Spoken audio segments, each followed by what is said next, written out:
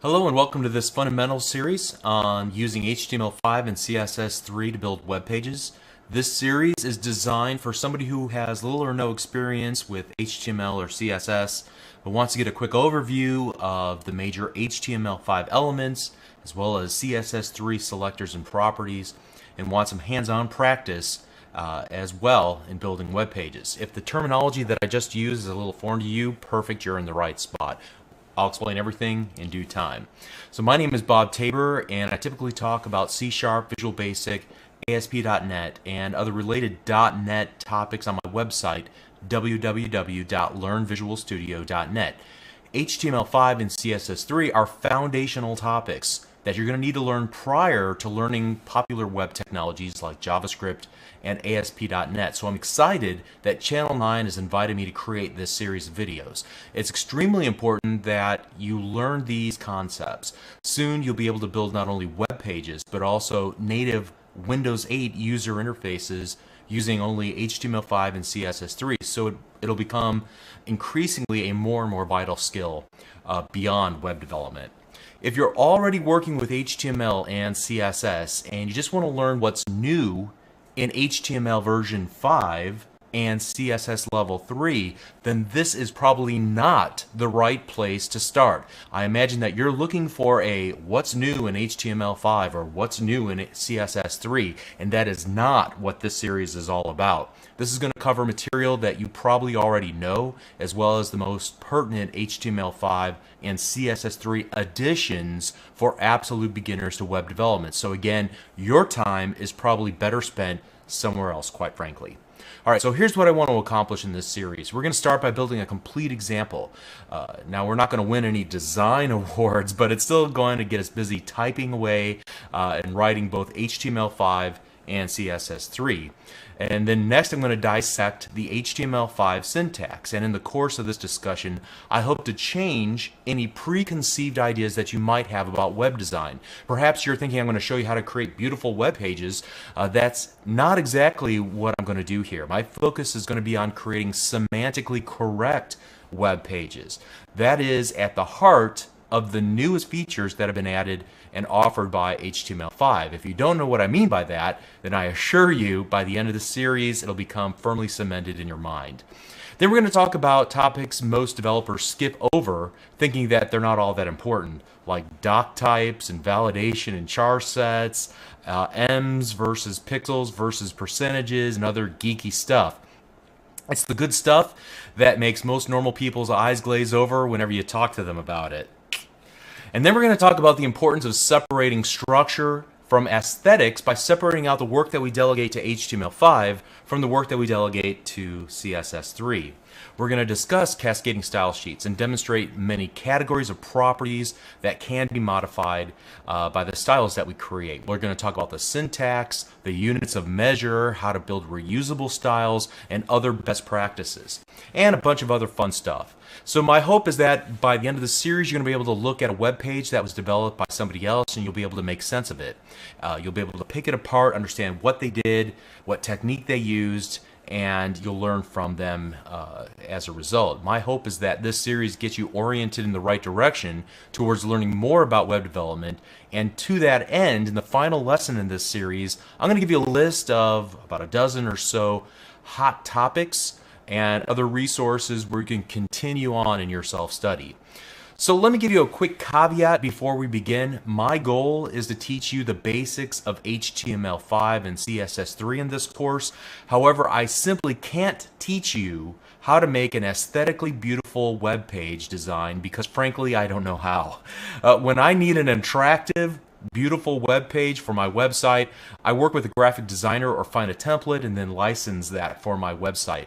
When I worked in corporate environments and built intranet applications using HTML and CSS, JavaScript, and ASP.NET, the company usually had a team of web designers that designed the web page background, the text, the images, and sometimes they did this by using a tool like Adobe Photoshop.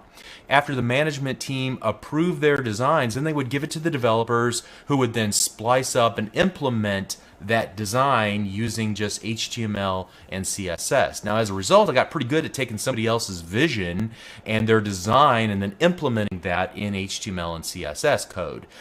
There are many courses, there are many websites, there are many books that would love to teach you how to become a graphic designer. That is not what we're going to do here in this series. You'll be learning from a decidedly developer-centric perspective, okay? Furthermore, this series is not meant to be an exhaustive reference for HTML5 or CSS3. Beyond the standards document that all web browser vendors are encouraged to follow, I'm really not familiar with any single best source for this information. I'm sure there's one out there, but what I usually do is I know that something exists, I need a little more information about it, and then I just go out on the internet and do a search on my favorite search engine. And fortunately, there are tens of thousands of websites that post HTML and CSS tips and tricks. And I generally purchase a book, or maybe I'll find a little cheat sheet on the internet that'll help me remember the syntax of a given element or what have you. These are all helpful, and perhaps in the comments below, you and your fellow students can exchange links for the best resources that are out there. Finally, there are many great tools that'll help you to author web pages. There are even free tools from Microsoft that provide many amenities as you create your code, including HTML and CSS hints as you type, a design view that allows you to get a quick preview of your web page without having to load it into a web browser, and a lot more. However, just to keep things extremely simple, I'm going to utilize two tools that I know that you already have installed on your Windows computer, no matter whether you're running Windows 95 or running the latest, greatest operating system. I'm going to be using Notepad, that's right, just Notepad, and Internet Explorer. I'm going to type the code into Notepad, I'm going to save the file, and then I'm going to open it up in Internet Explorer. Now, since this is a series of videos on HTML version 5, you're going to need a web browser that'll support HTML5. So you're going to need a relatively newer release of Internet Explorer. I'm going to be using Internet Explorer 9.0, and you should feel confident using version 9 or later if it's available to you. All right, after you finish this course, assuming that you are going to progress down a developer track and not a graphic designer track, I'd recommend following up by learning about JavaScript. And a great place to learn about JavaScript is my JavaScript Fundamental series, which is also free here on Channel 9. And then with my C# or Visual Basic Fundamentals series, also here for free on Channel 9. Then you should finally be able to move on to ASP.NET, and I have a number of great ASP.NET courses on my own website, www.learnvisualstudio.net. Please feel free to drop by and check it out. If you follow that path, you're going to be well positioned to build dynamic, data-driven websites for small business clients or work in an IT department as a software developer at larger enterprises. Again, I'll have more to say about where to go from here at the very end in Lesson 18. Okay, before we get started, the videos embedded on the webpage on Channel 9 are presented somewhat smaller than how I originally record them, which is in high def, 1280 by 720. Now, I'll increase the font size of the text that I type into Notepad. However, if the text seems obscured or difficult to read, then it may have to do with the speed of your internet connection. In that case, you may want to download the videos to your computer first and watch them there. Also, you should be able to watch full screen. Take a moment to make sure you can see where to download the code on the pages that you're currently viewing these videos from, where you can download the video itself, how to go full screen in the video's player controls, and so on. Finally, you are in control of the viewing experience. To get the most out of this or any video series, you should become an active learner. Type the code in yourself to build muscle memory and to force your brain to understand what it is that the speaker is attempting to explain. Pause. Rewind the video. Ask questions in the comments area below the video. Active learners always learn more quickly. Commit the time and you'll have these ideas under your belt in no time at all. Okay, so let's go ahead and get started. In the next lesson, we're going to build our first HTML5 webpage. That's pretty exciting stuff. I want to encourage you to get a plan in place to follow along and enjoy the entire process of learning. You can do this. It's fun, it's exciting, and we'll see you in the next lesson. Thank you.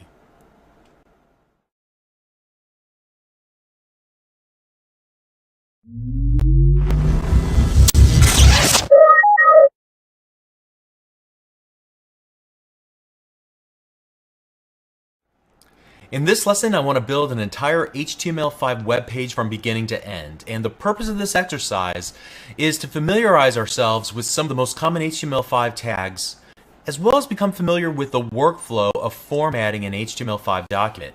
Now, my focus is going to be giving semantic meaning to the sections of our document by using HTML5 tags. I'm not going to worry about the aesthetics or the beauty of the final result. I'm going to worry about that beginning in the next lesson, okay? So let's go ahead and get started. Like I said in the introduction, I'm simply going to use Windows Notepad and then a version of Internet Explorer that can fully render HTML5 tags. And so that means I need to use 9.0 or greater. If you don't have Internet Explorer 9.0 or greater already installed, please stop the video, take a few moments to update to the latest version of Internet Explorer. Otherwise, you're not going to get the results that you would expect by trying to learn HTML5 in this series of lessons. Okay? So once you get to the end of this lesson, undoubtedly, you're going to have questions. Why did he do that? What does that mean? Okay, that's great. You should have unanswered questions once you finish this lesson. All those questions, I promise, they'll be answered throughout the remainder of this series of lessons. So don't get discouraged. I can't emphasize this enough. At this point in time, I need you to follow along and do exactly what I do in your copy of Windows Notepad. Please do yourself a favor and follow along by actually typing the code.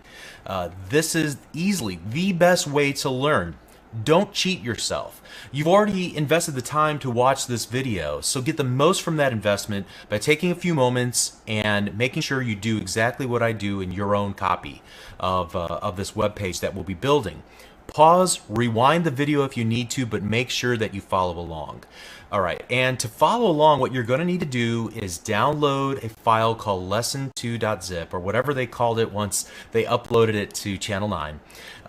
Download that file, and you should be able to see that there's a lesson 02 file inside of that zip file, and you'll have 3 subfolders: a before, an after, and then a work folder. And so the thought process is this: I have all of the files you need to begin this lesson here in the before folder. So in this case, I'm going to select all these files and copy them, and then I'm going to paste them in the work folder where I'll do the majority of my messy work, okay? And then at the very end, I'll copy my work out into the into the after folder, so that you can compare the work that you've done with the work that I've done, all right? And you can see how it all goes. So I would encourage you to follow that exact same process throughout the remainder of these lessons as you're following along.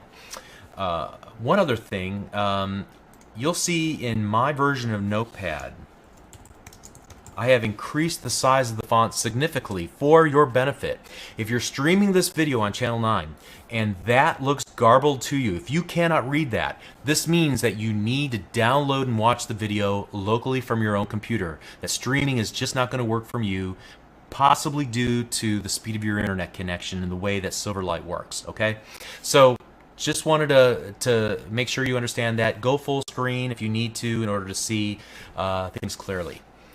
So with all of that, we've already copied our work into the work folder. I'm going to double click the before.txt file, and what I've created here are 2 articles, and I want to keep them on the same web page. I'm going to use this as the basis for the web page that we're going to create. These 2 articles are helpful because we get to format them, but also because they have some beginning information that every web developer needs to know. Now, I could read this all to you in a camera, which is going to be kind of boring, or you could just read it for yourself as you're working through this example, which I thought would be probably kill 2 birds with 1 stone.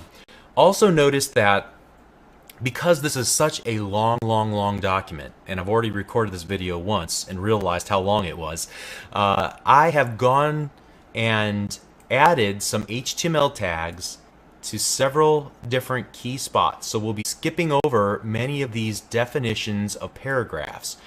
This tag defines an opening paragraph tag and a closing paragraph tag. We'll talk about that more a little bit later, but I just wanted to point out to you that I've already done some pre-formatting of this article for you just to save a little time, okay?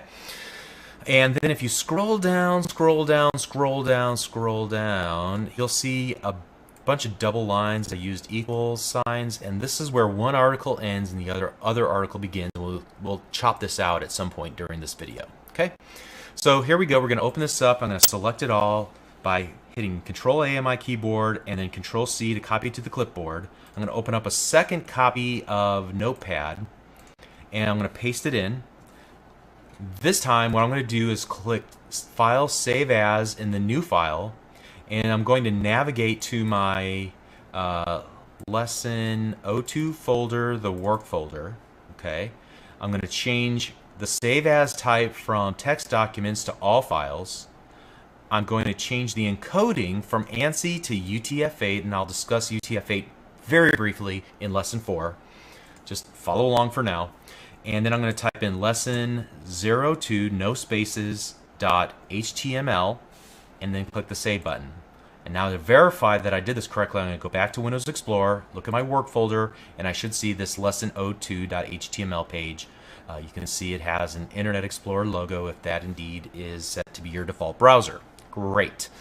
Okay, so we're on our way. If we were to try to open this up, you can see that since I've added some formatting, we get some paragraph distinctions here, but there's very little formatting involved, and now we're going to set our minds to adding the rest of the HTML5 required to make this a real web page. Okay, so let's go ahead and get started at the very top of the page. I'm going to use angle brackets. The angle brackets are right above the comma and the period key. They're used exclusively in HTML, and so you're going to need to become very familiar with those keys. You'll be typing them tens of thousands of times throughout the course of your career, okay? And so we're going to open one up. So let me just say this. The opening and closing of angle brackets represents a tag in HTML. Like you saw a little bit ago, you create a tag by giving the tag a name. In this case, that's a paragraph tag. Usually what you do is you create an opening paragraph tag and then a closing paragraph tag. They look identical except for the leading /. So this would dictate a paragraph, and anything in between those, the opening and closing paragraph tags, would be formatted as a paragraph in your document. Now you can create other things, other information inside of this. For example, if I wanted to put a hyperlink inside of it, I could do that. Click here, but never would I take this anchor tag and put it outside of the paragraph. That would be improperly formed because the paragraph tag started before the anchor tag. Therefore, the anchor tag must finish before the closing paragraph tag. All right, so this would be bad. This would be good. All right, and we'll talk about what all of these mean a little bit later. All right, so back up to the top. We're going to open up an angle bracket, use the exclamation mark, and type in doctype space lowercase HTML.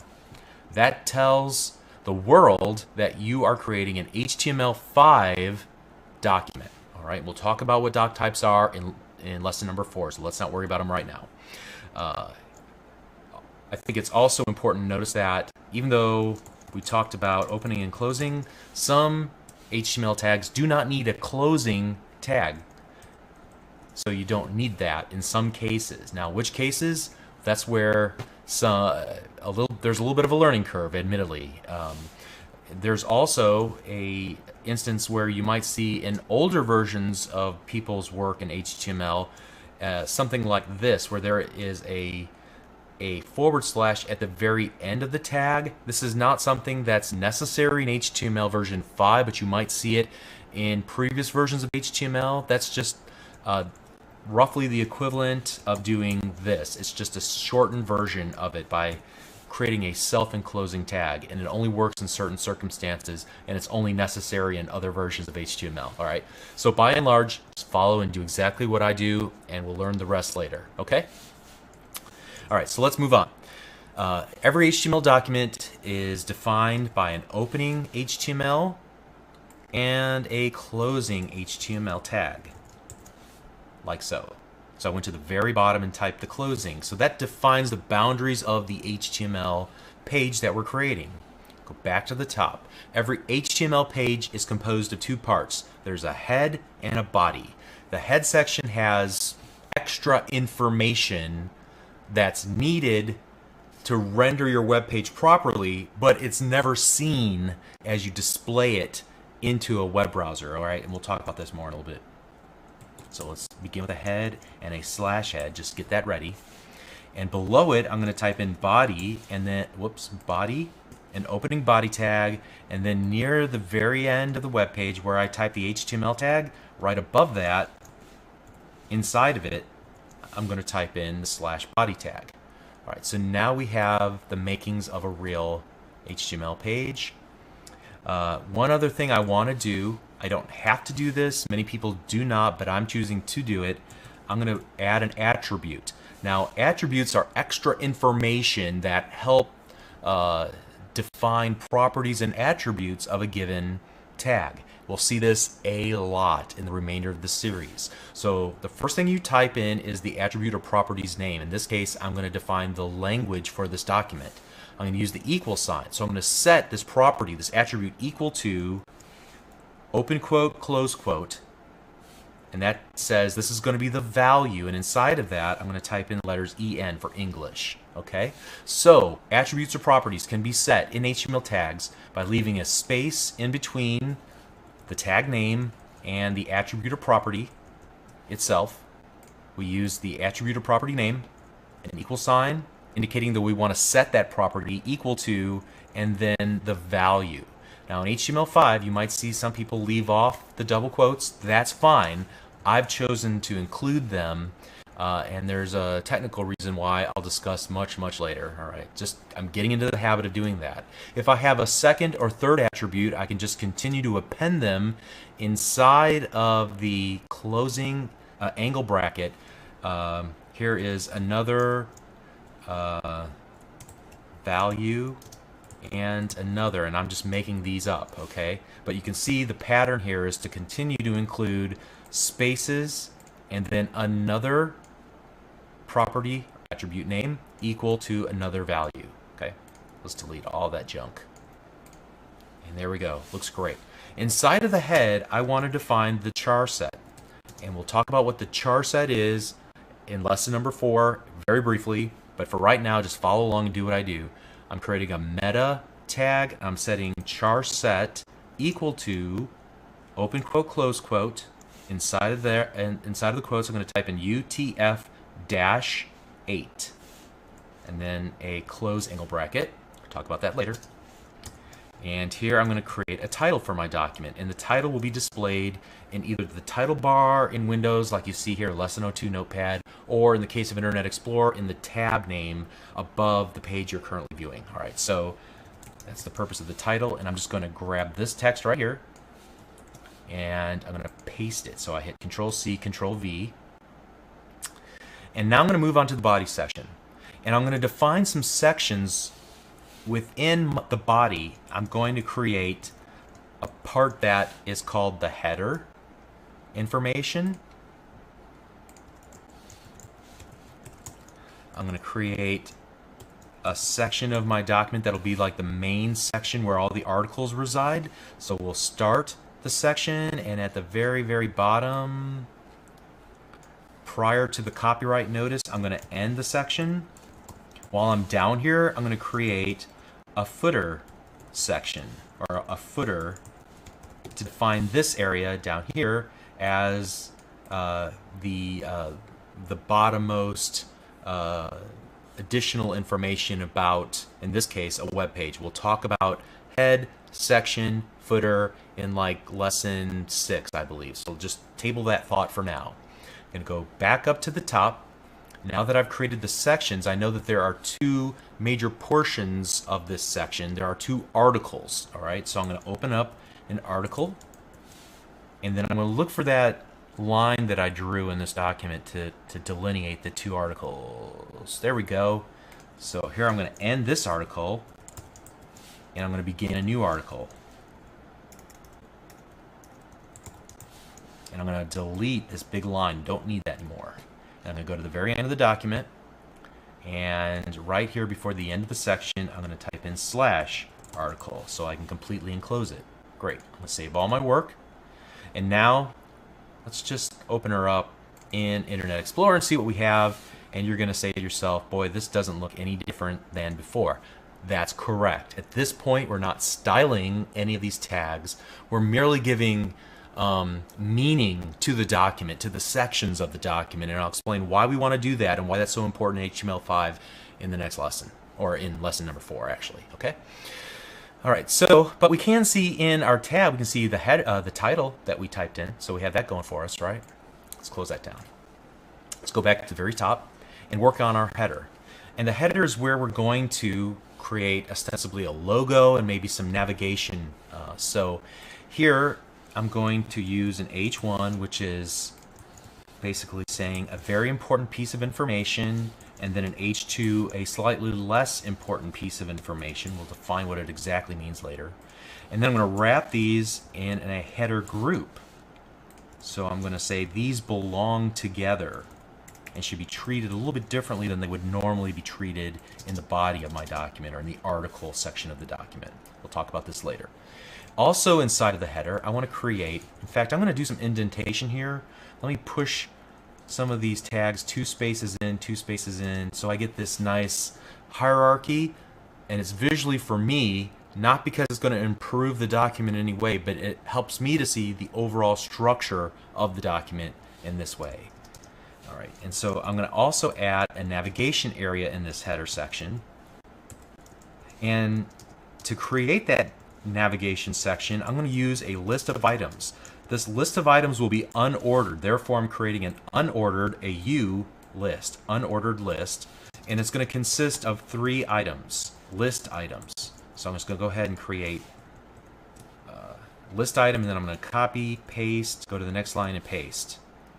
Also, so let's go ahead and just create home, about, and then contact. And so if this was the beginning of a larger website, we might have navigation to several different pages of our website. You've seen this hundreds of times through the websites that you visited, I'm sure.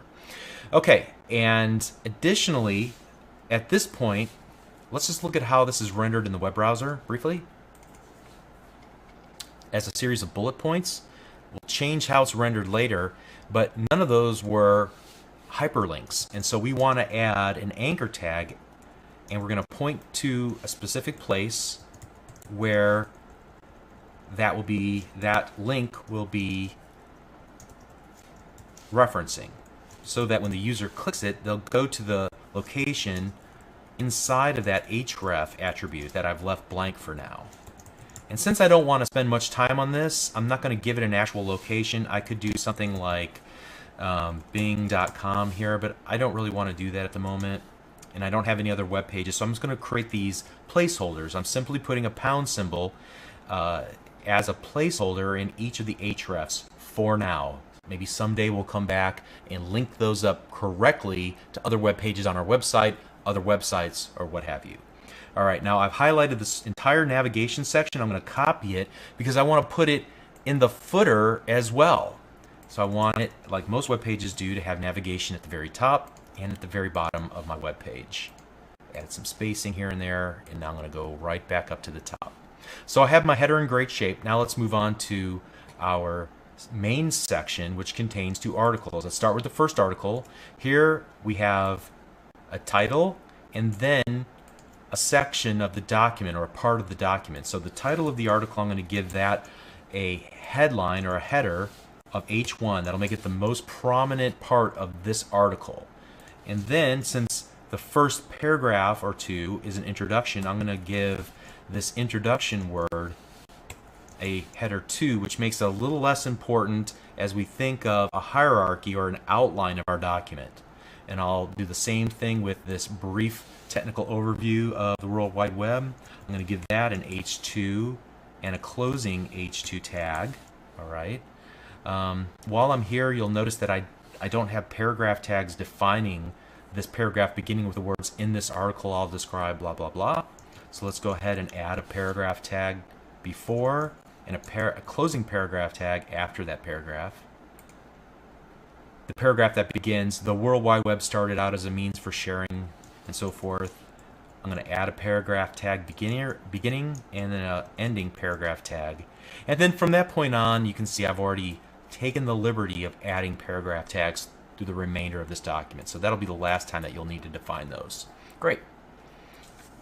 All right, let's scroll down to the next interesting part, which is you'll see something that starts with http message.gif. And here what I want to do is include an image inside of a figure. And a figure, if you think about books that you've read, it's something that's important to the discussion, but it's included outside of the paragraph for reference sake. It could be even included on another page and we're merely referencing it here.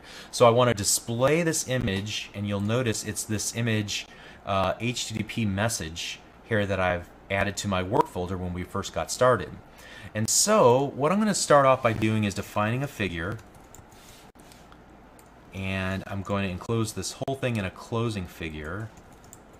And then what I want to do is start creating the image. So I'm going to go 2 spaces in, open angle bracket, img, space, and then I'm going to use this file name as the source property, src equals. That means where am I going to find this file? I'm going to set it equal to the file name on my in the same folder where you find the lesson 02 HTML file.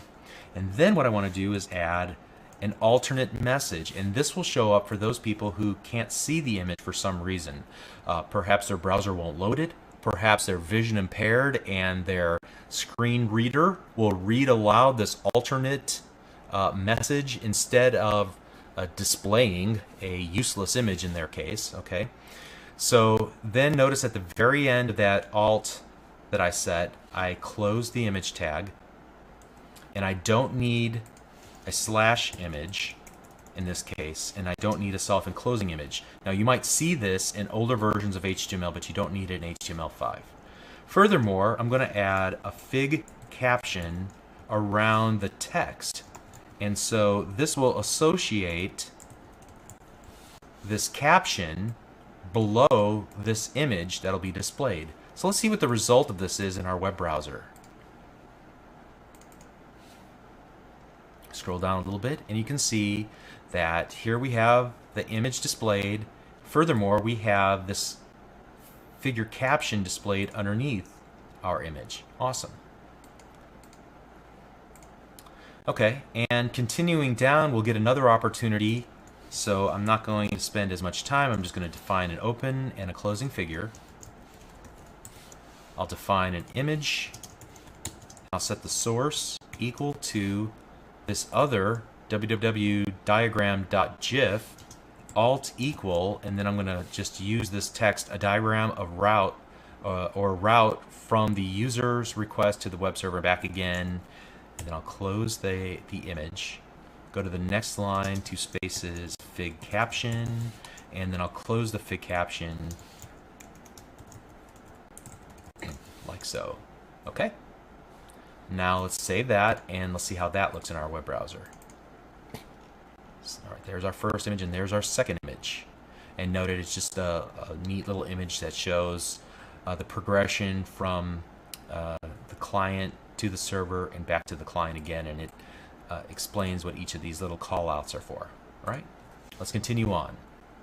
All right, what are domain names? I'm going to wrap that in yet another level down in our imaginary outline that we're creating for this document by giving it an H3 heading. So the H3 heading will be used to make it even less prominent than the others.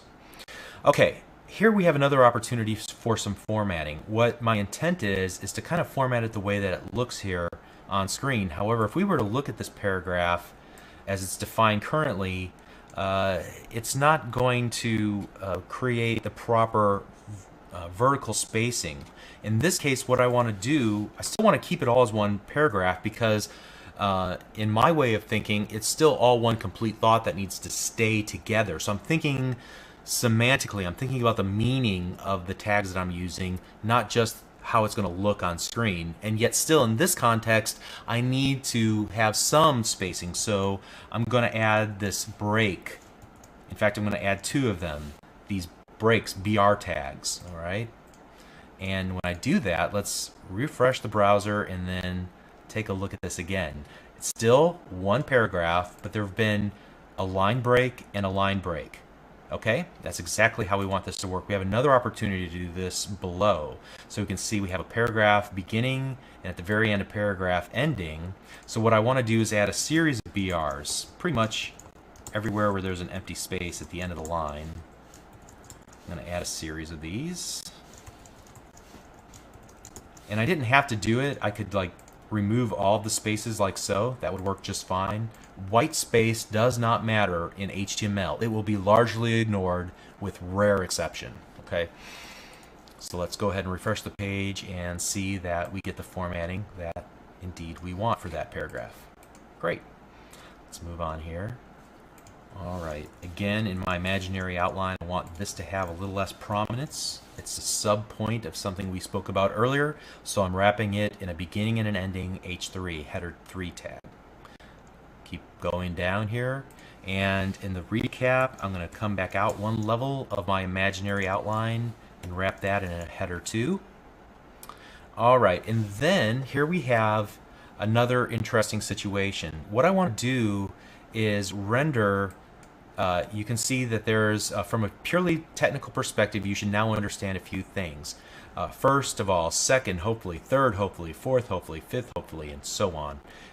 And what I want to do is create an ordered list of these items because they all need to be kind of understood together and in a certain order. So I'm going to create a closing OL tag.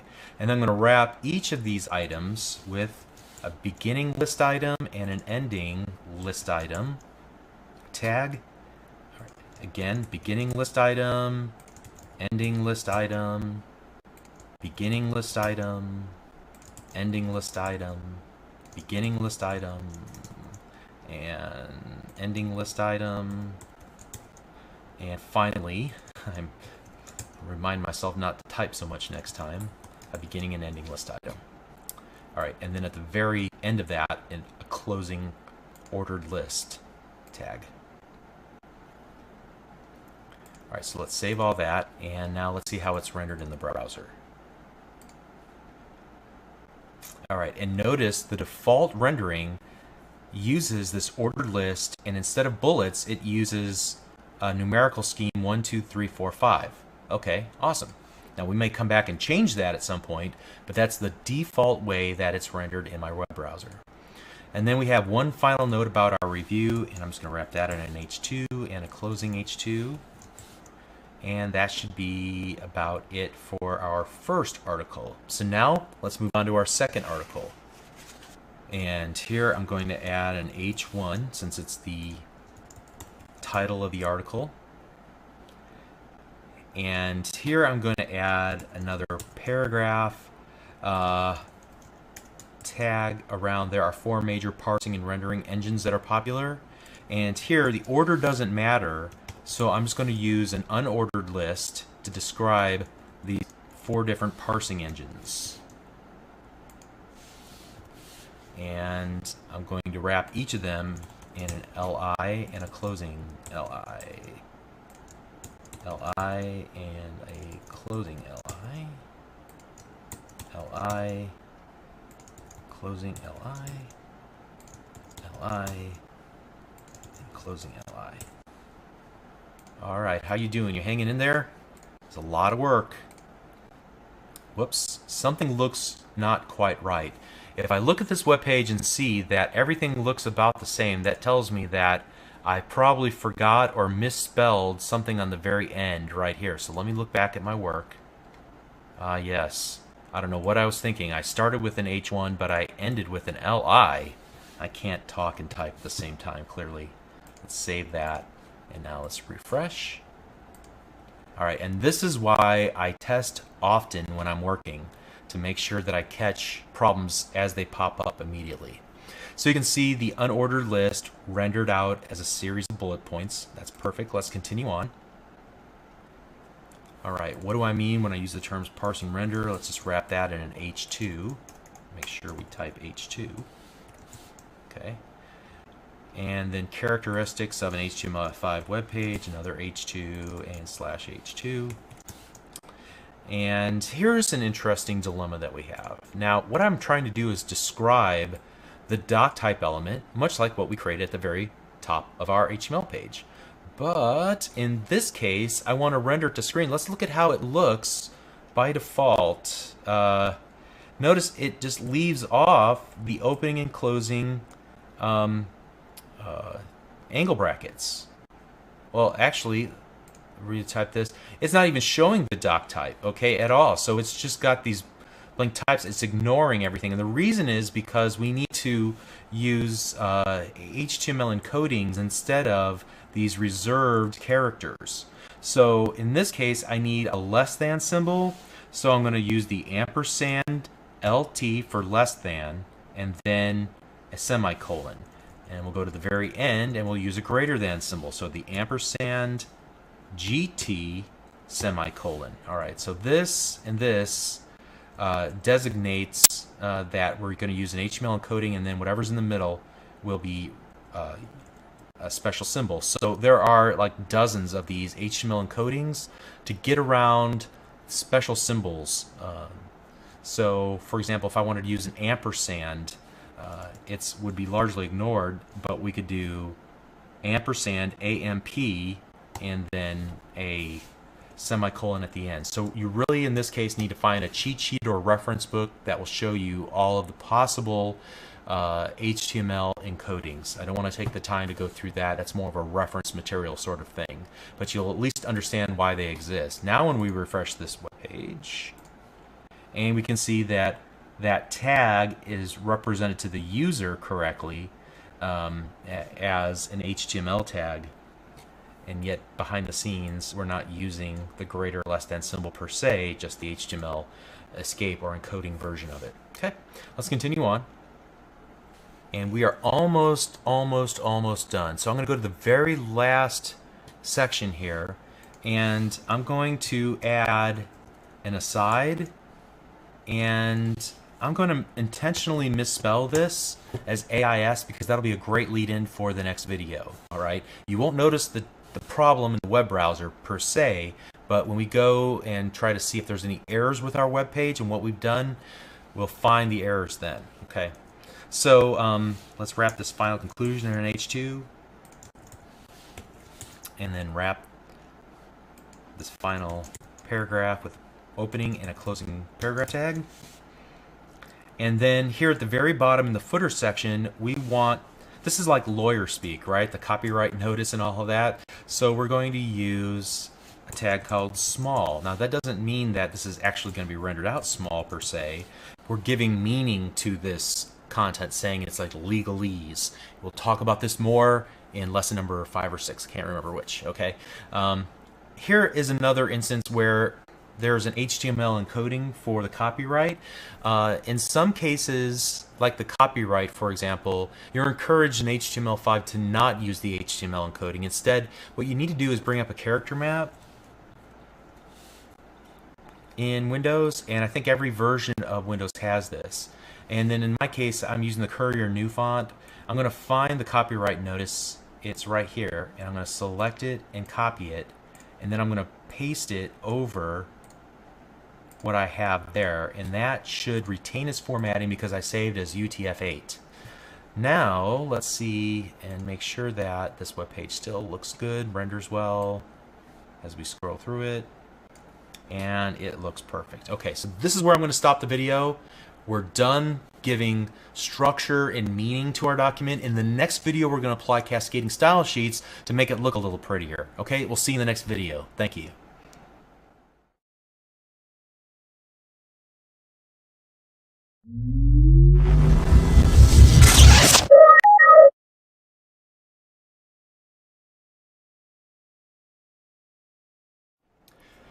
Okay, undoubtedly at this point you have lots of questions about HTML5, what we did, why do we do it. Like I said, that's great. Beginning in lesson number 4, we're going to examine virtually every single tag and concept that we added to the document in the previous lesson. Also, I'm sure that you were left completely unimpressed by the visual stylings, the design, the aesthetic quality of the page that we created.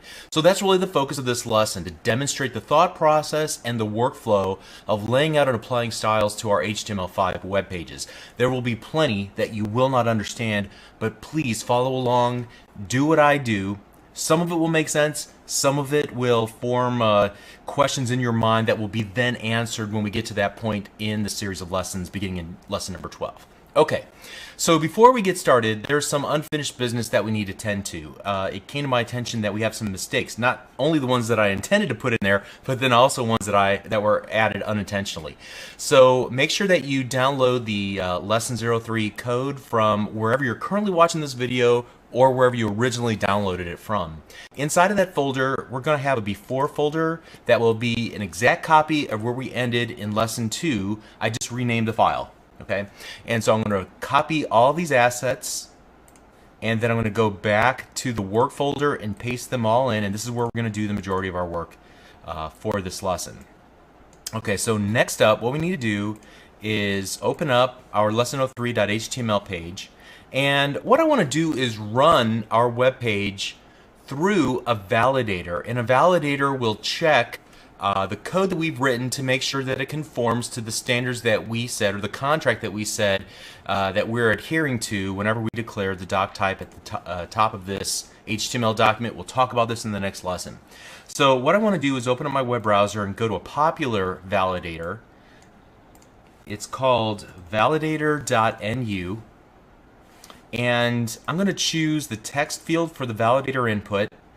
I'm going to go back to my document, hit Control-A, Control-C to copy the entire document onto my clipboard.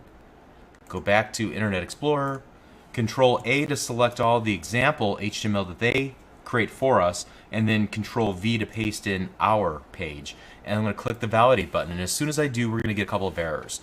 And so the first one, it gives us a line number and a column, and it kind of gives us a general idea of where and what the problem is. Now, unfortunately, because I have word wrap on, it's not going to be exactly in the line that it said it was in. However, I happen to know that the problem here is that I opened an H1 tag, but I didn't close the H1 tag. I just created another opening H1 tag. So if I add a / and click Save, that should fix that problem. We'll check into that one more time in just a moment once we make all of our changes. Now I'm going to scroll down to where the two articles kind of butt up against each other when one article ends and the other one begins, and I intended to put an HR, which stands for a horizontal rule, but it has a semantic meaning of separating two ideas or two unrelated items. And so we'll come back to the semantic meaning of HR much later in this series, but I wanted to include it here so that you can be exposed to it. And then I want to go to the very bottom of this document. If we were to look at the other error, this number 5, a stray end tag, AIS.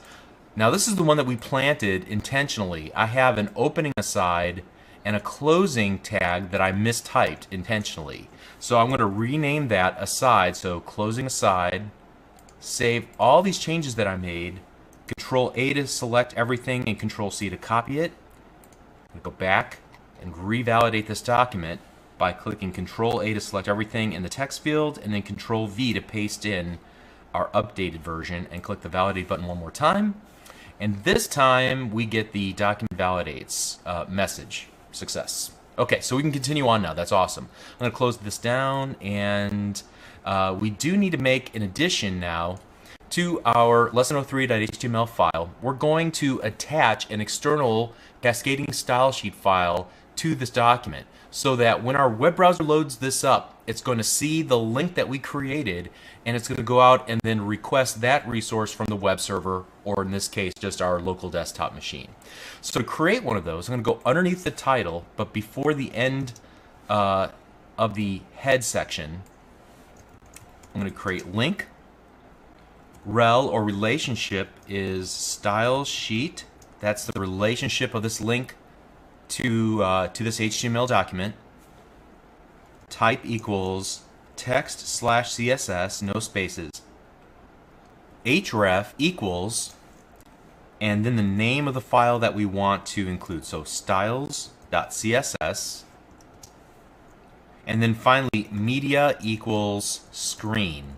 And we'll talk about media elements later. I'm going to save that, and now I'm going to open up a second version of Notepad. and I'm going to create the styles.css file. So just so we have something in there to begin with, I'm going to style the entire body, setting the font for the entire document. So I'm going to select the body. So I'm creating a CSS selector and say basically I want to change the font family to Arial. However, in case they don't have the Arial font on their computer, I'm going to say a worthy substitute would be Helvetica. And if they don't have either of those fonts, then any sans serif classification of font will do just fine. So now I'm going to File, Save As. I'm going to make sure to navigate to the appropriate folder, the Lesson 03 work folder. I'm going to change the Save As type to All Files, change the encoding to UTF-8, and I'm going to call this styles.css, and then click Save. Now, if we did everything correctly, I should be able to open this file and we will see a Arial, or rather sans serif font. And we do. And simply by sans serif, we don't see any of the decorative elements that we would normally see in the default font, which would be like a Times New Roman that has little flares off on the ends of the S's, and the E's look different and the A's look different. Okay, so we're working with an Arial font, and that much is obvious if you're familiar with fonts and typography. Great. Okay, so what we've been able to accomplish here so far is to create our first style. We have created a style by setting one attribute to a new value. Okay? And so now it's time for us to think about how we want to lay out our web page. In my mind, I've already given this a lot of thought. I want 3 distinct sections. There will be a head, there will be kind of the main area where all the text will reside, and then at the very bottom, a small footer. Now the head and the footer I want to be black with white text. In the main section, I want there to be white text with a black font. Kind of the chrome around the entire document, I want to be a dark gray color.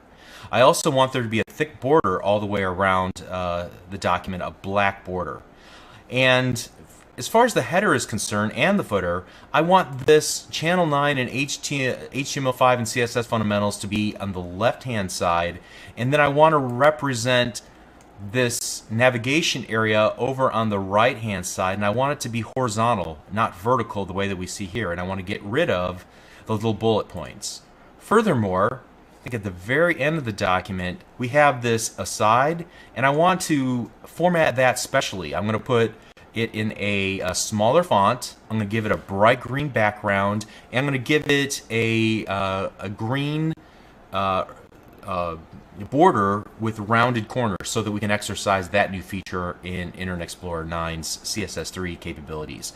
And the same would be true then with the footer area. I want this copyright notice on the left, and then again our navigation to be on the right hand side. So to accomplish all that, I'm going to go back to the body, and I'm going to add that dark gray color, which will provide the chrome around the background of the web page.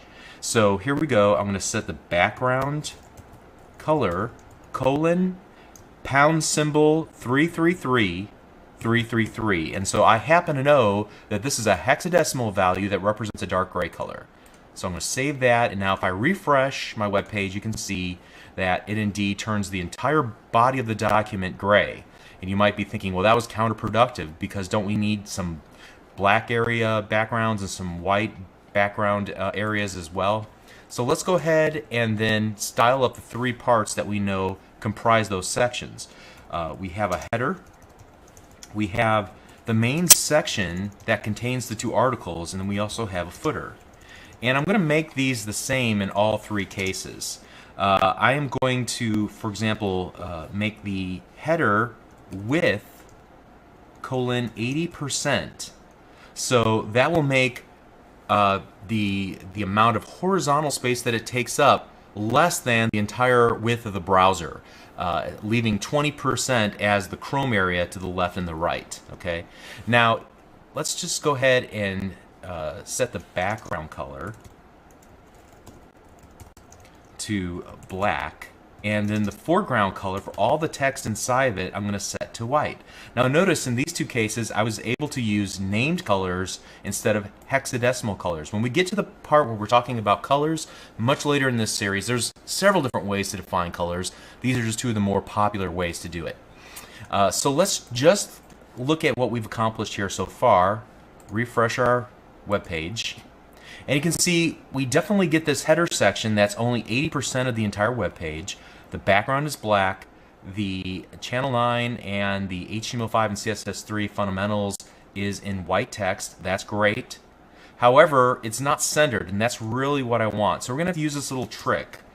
We're going to use margin dash right auto and margin left auto. And this is just one of many tricks that have been developed or have been realized over time to do things which would seem to be simple, however require a few extra steps in cascading style sheets. So here we have a centered area, and that's awesome. And I want to apply that same styling then to the section and then the footer as well. So let's copy most of this and just paste it in both sections. However, in the section, I want to leave the color alone and set the background color to white. And save this, and now let's refresh. Alright, so in a very short period of time, we've gotten a pretty nice little layout here. Great. So now we have some things like spacing, we have margin and padding issues, and so let's go ahead and spend some time figuring out what we can do here to clean up some of these sorts of things. First thing I want to do in the header was to add some padding around the inside of the header area because all that text was butted up too close to the edges here, and that makes me a little uncomfortable. So that gives us a little more spacing.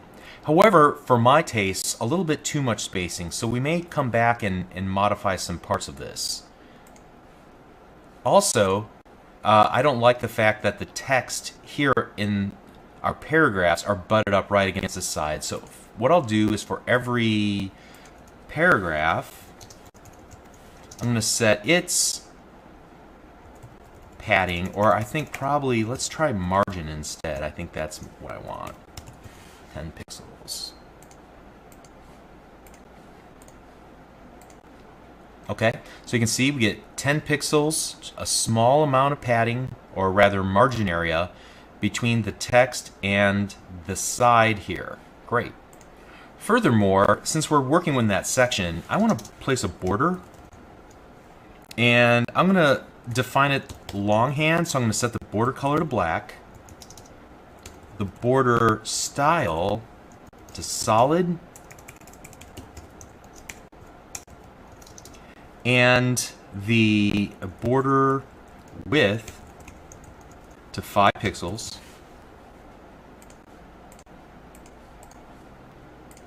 And now we get this nice thick border all the way around. Awesome. The next thing I want to do is focus on the H1s and the H2s and the H3s below. There's not a lot of differentiation between them, and so I'm going to set the default styles for each of those. Furthermore, this H1 doesn't look like this H1, so I want to standardize those sizes. So to do that, here I'm going to go arbitrarily here and just type in an H1, an H2, and an H3. And for the H1, I'm going to set its font size to 2 EM, which means 200% of the default font size for the web browser. I'll set the font size to 1.6 for the H2, and then the font size to 1.3 for the H3. So this basically says 60% larger than your normal font size and 30% larger than the normal font size. That's used in the rest of the document. Okay, so let's go ahead and refresh and see what that does for us. Alright, so now this definitely makes this much larger, and it makes the H2s considerably smaller and the H3s smaller yet. Great. Furthermore, if I look at this document, in both cases, I don't like how much vertical spacing there is between the H1 and what's below it and above it, so I'm going to modify that as well. In fact, I'm going to reset it, both the margin and the padding, to 0. And then I'm going to reset specifically the padding top to 10 pixels. So let's see what this does for us.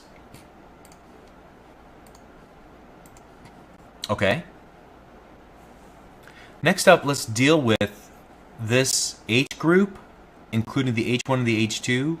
And what we're going to do is treat this whole area inside here as 100%. And so we're going to commit 70% of the space inside of here to this header group, and then 30% of the space to this group. Furthermore, we're going to move that all the way over here to the right-hand side. And so let's go ahead and work on that. So here we go, H group. And we're going to set the H group to a width of 70% of its parent. And then we'll float that to the left.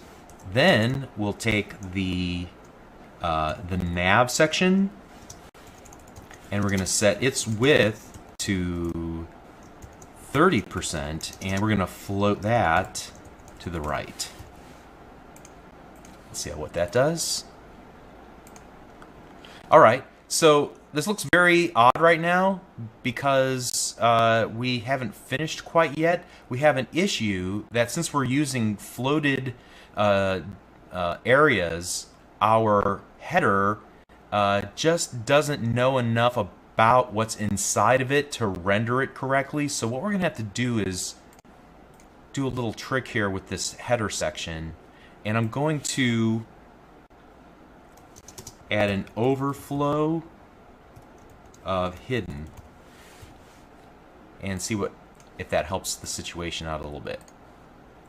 All right, and it does. Great. Let's go ahead and work on this nav section still. We're still not quite done with that. So let's go nav li, which means any child list item of the nav area. I'm going to float those left. Each list item will be floated left. And then for the nav unordered list tag, let's go ahead and set its list style type to none. That should get rid of the bullets to the left hand side of each of the list items. So now let's refresh. All right, almost done here. Not enough space. So let's put a little margin to the right hand side of each of these items. So let's go margin right 5 pixels. And let's refresh. And that looks a lot better. Great. All right, I'm still not really satisfied with this section. It just doesn't look good. So what I'm going to do is style just the H1 and the H2 that are inside of the H group. I'm going to try and remove some of the dead space, make it kind of collapse up against itself, and I'm going to change the way that this is rendered to make it all caps. It'll be a small version of caps. So to do that, let's go to the H group, and right under that I'm going to go H group H1. So any H1 contained inside of an H group, and let's set the padding top. Let's just zero that out and see if that helps. And then I'm going to also set the line height to 1 EM. So that should reduce the overall line height consumed by that header 1. So hopefully that'll pull everything up together vertically. Furthermore, I'm going to go H group H2, and we'll do something neat here. Text transform, spell it right here, transform, and we're going to put uppercase. Cool. And then we'll go font size 1.2 EM, so 20% larger than a normal font. And I'm going to go ahead and set its line height to 1 EM to reduce the amount of space it takes up vertically. And that should be all I need to do. Let's see what that gets us here. So you notice the workflow. I make a small change, I test it, make a small change, test it. All right, so I like that it's kind of pulled itself up a little bit more. Let me try one more thing on this H2. No, I think that's good. We'll leave it at that for now. That'll be good. One thing I'm not satisfied, however, is the amount of space that the header takes up relative to the amount of space that the section takes up. And I think there's a number of different ways to correct this. But if I were to add a padding around all sides, it would push everything out 5 pixels in every direction. And I think that'll be enough space to rectify this problem. So let's go back up to, let's find the section, and then I'm going to just padding 5 pixels, and by setting one setting, it'll set it to the top, right, bottom, and left all at one time. I could specify individual values for each, but not going to do it here. And you can see that that works. Everything lines up really nicely now. Great. Getting close. Hey, while we're here, let's go ahead and take care of this image. I'd like to push the images to the right-hand side. I'd like the text to flow around them. I would like also to have a drop shadow. So to make that happen, let's go ahead and right underneath the paragraph tag, I'm going to do an image. And inside of the image, I'm going to set the float equal to the right. So I'm going to make it butt up against the right-hand side instead of the left-hand side. Let me set a margin, and I'm going to specify each side individually, starting at top, and think about a clock. It starts at midnight and works its way around. So the top value, I'll have no margin. To the right-hand side, no margin. To the bottom, I want to put 10 pixels between the image and any text that might try to butt up to the bottom of that image. And then also the same to the left-hand side. Let's see how that works. Alright, so that works, and you can see we get some spacing here and some spacing here of at least 10 pixels. Alright, so that's good. Now let's work on that drop shadow behind it, and to create that, I'm going to just go box shadow.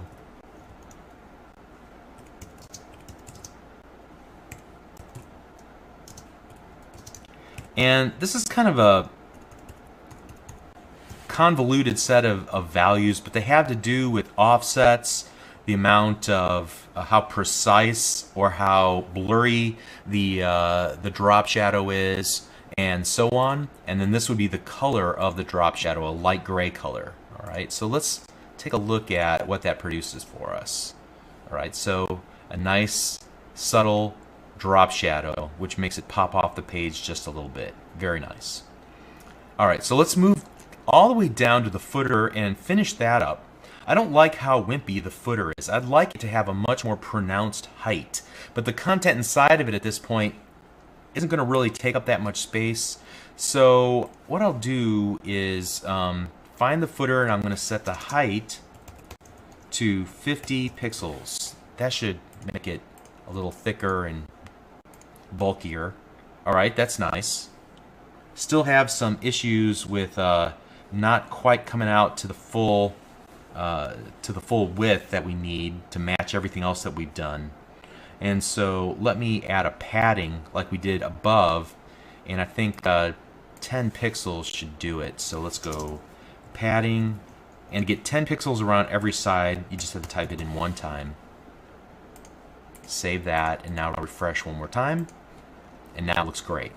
And there's probably more I could do to pull this section up more to the upper right hand corner. Doing so would probably affect how it works here as well, but I'm going to leave that alone. The final thing that I'm going to do is deal with this little aside area. If you recall, we're going to give it a smaller font. We're going to make it smaller than the rest of the text. We're going to give it a bright green background, and then a border with rounded corners. So that should be exciting. Let's go ahead right before the footer here and aside. And so I'm going to make this 80% of its parent, which will be the article, which would be the section. We're going to use that trick where we center it. So margin right auto, margin left auto. And we'll make the we'll set the the font size a little bit smaller, so we'll use 0.8 EM. Okay, so let's see what we get so far. Actually, let's do one or two more things and then let's take a look at it. Look at the background. And I happen to have a bright green background color here in hexadecimal. So you can do hexes in capitals or lowercase, doesn't matter. So EEFF99. Save that. Now let's see what we get. Go all the way to the bottom. Okay, so we're off to a good start. We need some padding, and then we obviously need that border with the rounded corners. So let's add padding to all sides, 20 pixels. And then we're going to set a border. And I'm just going to use some shorthand here. Instead of using each of the individual border properties like we did here, we can use a shortcut and just do 1 pixel solid and then give it a color. 696. And that would imply a second set of 696, but we'll just use a shortened form, in this case the hexadecimal color, the dark green color. Alright, so let's look at that. Awesome.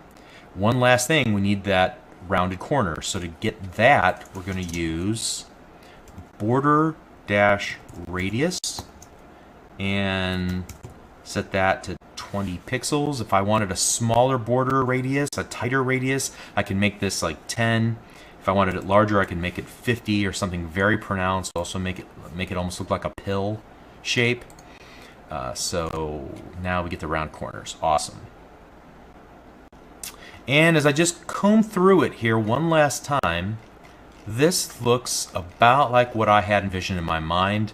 And you could continue tweaking for days and days. It's not the best looking web page I've ever seen, but it's certainly not the worst out there on the internet. So all good for at least one video. It served its purpose. It was a brief whirlwind introduction to cascading style sheets. I'm sure you have tons of questions. I used a dizzying number of CSS properties, and I didn't try to explain what all of the special characters like PX and EM and this just briefly explain the hexadecimal version of a color and things of that nature. All of that will be explained in due time when we get to those parts of the series. So let's go ahead and push forward into the next lesson so we can get started talking about HTML5. See you in the next video. Thank you.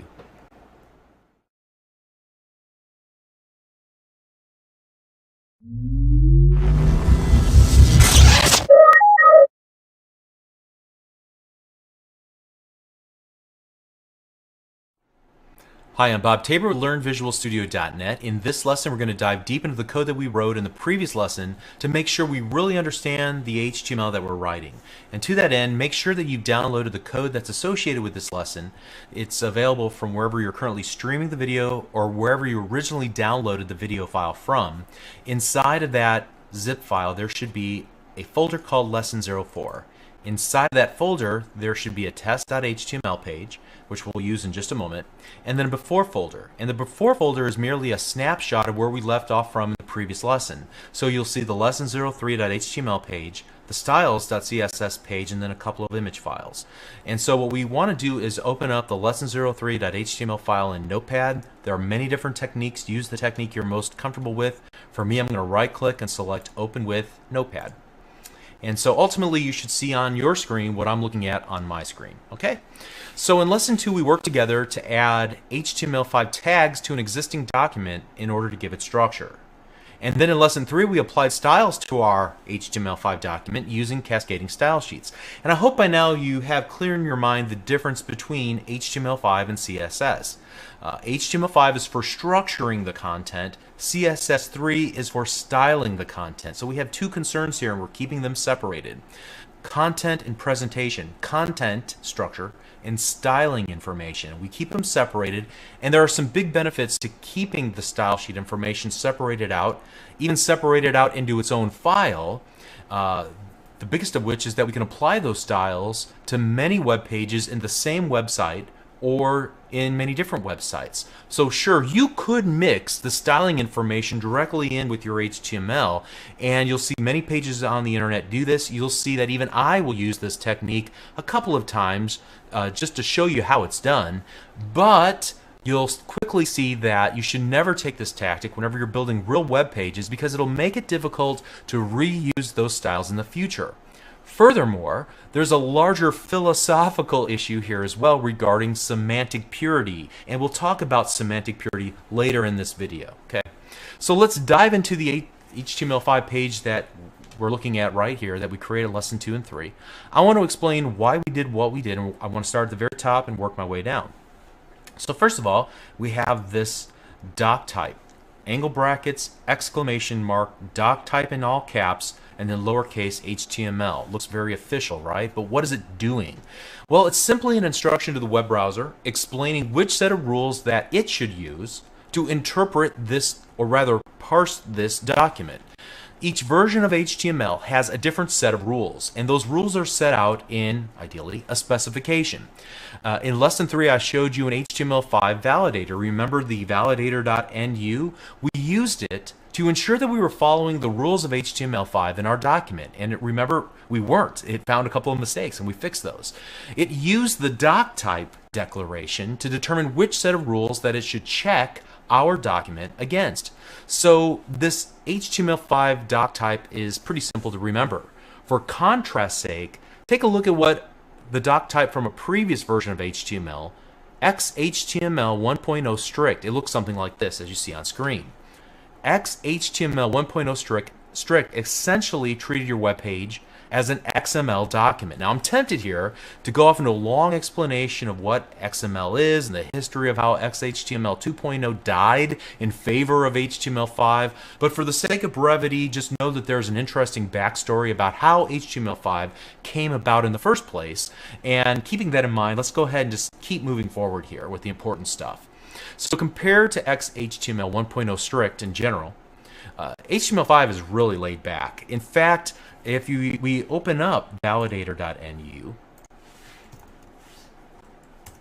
and we were to go to this validator input and set that to text field, and it gives you this little template here. Let's delete everything out of it except just the title and the doc type, like so. And if you click validate, that's all that's required in order to get this markup to validate as a valid HTML5 document. Okay, it's pretty crazy. So I guess the moral of the story is that HTML5 is extremely forgiving. In fact, the absence of hard and fast rules or syntax styling rules was one of the design goals of HTML5 in the first place, to not break the web. If it already is working in today's web browsers, well, allow it to keep on working. Don't do anything that would break existing web pages if you can help from it. So the practical result is that HTML5 is a very forgiving declarative language. It accepts many different syntax styles. And as an instructor, I would merely say, find a syntax style that works for you and stick with it. Now, what exactly do I mean by the words syntax style? Well, up to this point, I've only used one syntax style, the one that I'm most comfortable with. But ultimately, there are many different ways that you could write HTML5. For example, you can choose to use all cap letters or all lowercase letters whenever you're defining tags. Most people are going to use the lowercase, but I've seen it done both ways. Previous versions of XHTML require to use all uppercase, for example. Then there's the difference of how you set values to the attributes inside of given tags. For example, if I were to, on this div tag, set the class equal to important, I can choose to use double quotes around the word important or choose not to. I still recommend you use the double quotes around it. You can choose to use self-enclosing tags or to omit the enclosing tags. So in the case of a cell defined within a table, and we'll talk about that much later, you can choose to define cells just as a open close angle bracket TD, or you can include the closing /TD in order to define one specific cell. It's up to you. Again, most people, I think, if they're coming from a background in writing HTML, are more comfortable with including the enclosing tags. There's also the notion of self-enclosing tags. You can see there's a BR or a line break. You can either write it without the self-enclosing tag. In other words, at the very end, you see how there's a space / angle bracket. That's just another style. You can choose either styles. They both represent the same thing. So it's really up to you. Now, if you go out on the internet and you search around, you're going to find heated debates about which style is the best. I'm going to leave it up to you. Pick one and stick with it. You can choose the one that I use, which is very close to what you might see in previous versions of HTML, just because that's where I'm comfortable, what I'm comfortable with. Okay, so let's shut this down. Let's get back to this document. And at a high level, whenever we were creating the tags around our document, we started off by declaring an HTML tag. It sits almost at the very top, and it's closed at the very bottom. Furthermore, inside of that HTML, or children to that HTML tag, there were two major sections. There's this head section. So here's an open head and a closed head. And then there's this body, and then at the very end, or almost at the end, you can see where the body tag is closed. All right, so an HTML tag can include a head section and a body section. All right, these define the major boundaries of an HTML page. Now, you might find it interesting that even these are not required in HTML5. You can still create a valid HTML5 document without these, like we saw just a moment ago.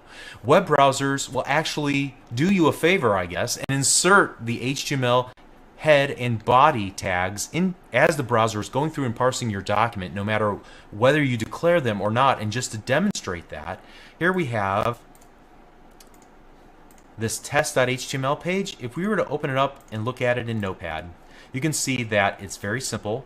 We've just included the word hello world inside the title, and I've added a paragraph, hello world, in the body. If you were to open it up in Internet Explorer by double clicking it, it's a very simple web page. What's interesting about this is if we were to go to the options over here on the right and select F12 Developer Tools, and then make sure that the HTML tab is selected here in the F12 Developer Tools, it shows you kind of an outline for the document as it parsed through it, interpreted it, and as it begins to render it. And so this is how Internet Explorer sees our document. Notice that it inserted an HTML, a head, and a body. And we can drill in and see that the head owns the title, and the title owns the word hello world, which we see on our tab. And then the body owns a paragraph, which has the word hello world, like we see right here. And even as we select it, it puts a little line or a little box around it, okay? So the moral of the story here again is that even if you don't insert these yourself, the web browser will typically add them for you. Now, we can just skip the HTML, the head, and the body tags, but it doesn't necessarily mean that we should leave them out. Just because you can do something doesn't mean you should do something. I think there's a couple of reasons why I'd recommend that you explicitly continue to add the HTML, the head, and the body tags even in your HTML5 pages. And the first reason is because we're really in a transitional phase right now. Some people know HTML5, but I'm guessing the majority of people out there aren't familiar with it just yet. So to avoid confusion, keeping these main structural elements in place might actually be good for people who are trying to understand your web page and as they continue to make changes to it or work on it in some capacity. Furthermore, there are some helpful attributes that can be added to these tags to perform some helpful tasks. So take, for example, our HTML tag at the very top. I've added an attribute called lang for language, and I've set that equal to the letters EN for English. It's there to help search engines or other tools like speech synthesizers, spelling or grammar checkers, or help the browser select the correct font glyph for a given language. So do you have to use lang equals en? No, not necessarily. However, it's considered by some people to be a best practice. And therefore, to use it, we have to include the HTML tag here as we define our web page. So to summarize, I'd recommend you continue to use HTML head and body tags, even though you and I really know that we don't need to add them. It's still considered a good practice, okay? Okay, so as I said a moment ago, an HTML document has two parts, the head and the body. The head contains information about the body of the document. The body contains the HTML that will be parsed and then ultimately displayed by the web browser. The head can contain a bunch of different things. Now we've seen here that it contains the title and it contains a link to our style sheet, but it can also contain a meta tag. The head is pretty flexible. In fact, it can contain entire style sheet definitions, JavaScript or links to external JavaScript files, and multiple meta tags. So first let's start with this meta tag at the very top. This particular meta tag deals with the char set. So meta char set equals UTF-8. So what are meta tags exactly? Well, the term meta is used often in information technology. It merely means extra information that adds context about something. Okay, in this case, meta tags in HTML add context to the HTML document. So then, what is the char set and why is it set to UTF-8? And what context does that give to our HTML document in this specific case? Well, unfortunately, this is a pretty complicated topic. Again, I'm tempted to go off into a really detailed explanation because I find it fascinating personally. But let me merely direct you to this article for more information. It was written by the owner of a company called Fog Creek Software. Here, let's turn this off. And his name is Joel Spolsky, and he wrote an article called The Absolute Minimum Every Software Developer Absolutely, Positively Must Know About Unicode and Char Sets. No excuses. All right, so at any rate, most professional web developers recommend that you include the char set declaration. At a minimum, you should at least understand what it is and why it's important to have it there and what the history of it is. And this is one article that would help you determine that. They also recommend that you make sure that you're saving your documents using UTF-8 and that your server is set up to serve UTF-8. So as we saw in Notepad already, whenever we're saving as, we want to make sure to set the encoding to UTF-8. As far as the server is concerned, each individual software, whether it's Internet Information Services on Windows-based servers or Apache on Linux-based servers, you just have to make sure that the server is set up to correctly serve UTF-8 documents. So ultimately, if your international users ever report seeing these weird characters in their web pages, like black diamonds that have a question mark, a white question mark in the middle, you may have to investigate this further and see what's wrong with either your declaration, the way you've saved your web page, or the way that your server is set up to serve out those types of files. Okay? Okay, so what other types of meta tags could be added instead of or in addition to the char set UTF-8? Well, take a look on screen. I've got a couple of examples here. We have a description, keywords, an author, a revised, and then also a refresh. And so some of these are used purely for SEO purposes. For example, description just allows you to explain the purpose of this given web page. Same thing with keywords, what keywords are closely aligned to this web page, so that if somebody's searching for it, the given search bot, engine bot, might use this to help determine your ranking. There's also information about who originally authored the web page, the last time the document was modified in any way. And then there's this HTTP equiv equals refresh content equals 60. Basically, this just says that the information on this web page could change potentially often, and so like a news website, for example, and so you should continue, the browser should take that as a cue to refresh the web page automatically every 60 seconds. Okay? So next up, we have the title. We've already talked about this. The title is simply the text that you want displayed in the web browser's title bar or in the tab's title area. Okay. Then we have this link, and we've talked about it already in the previous lesson. It was fairly simple to understand. All the attributes of the link element are basically rel, which is the relationship. So what is the relationship of this link document to this document? In this case, the relationship is that it's a style sheet. Secondly, the href is where you can find this style sheet or this external file.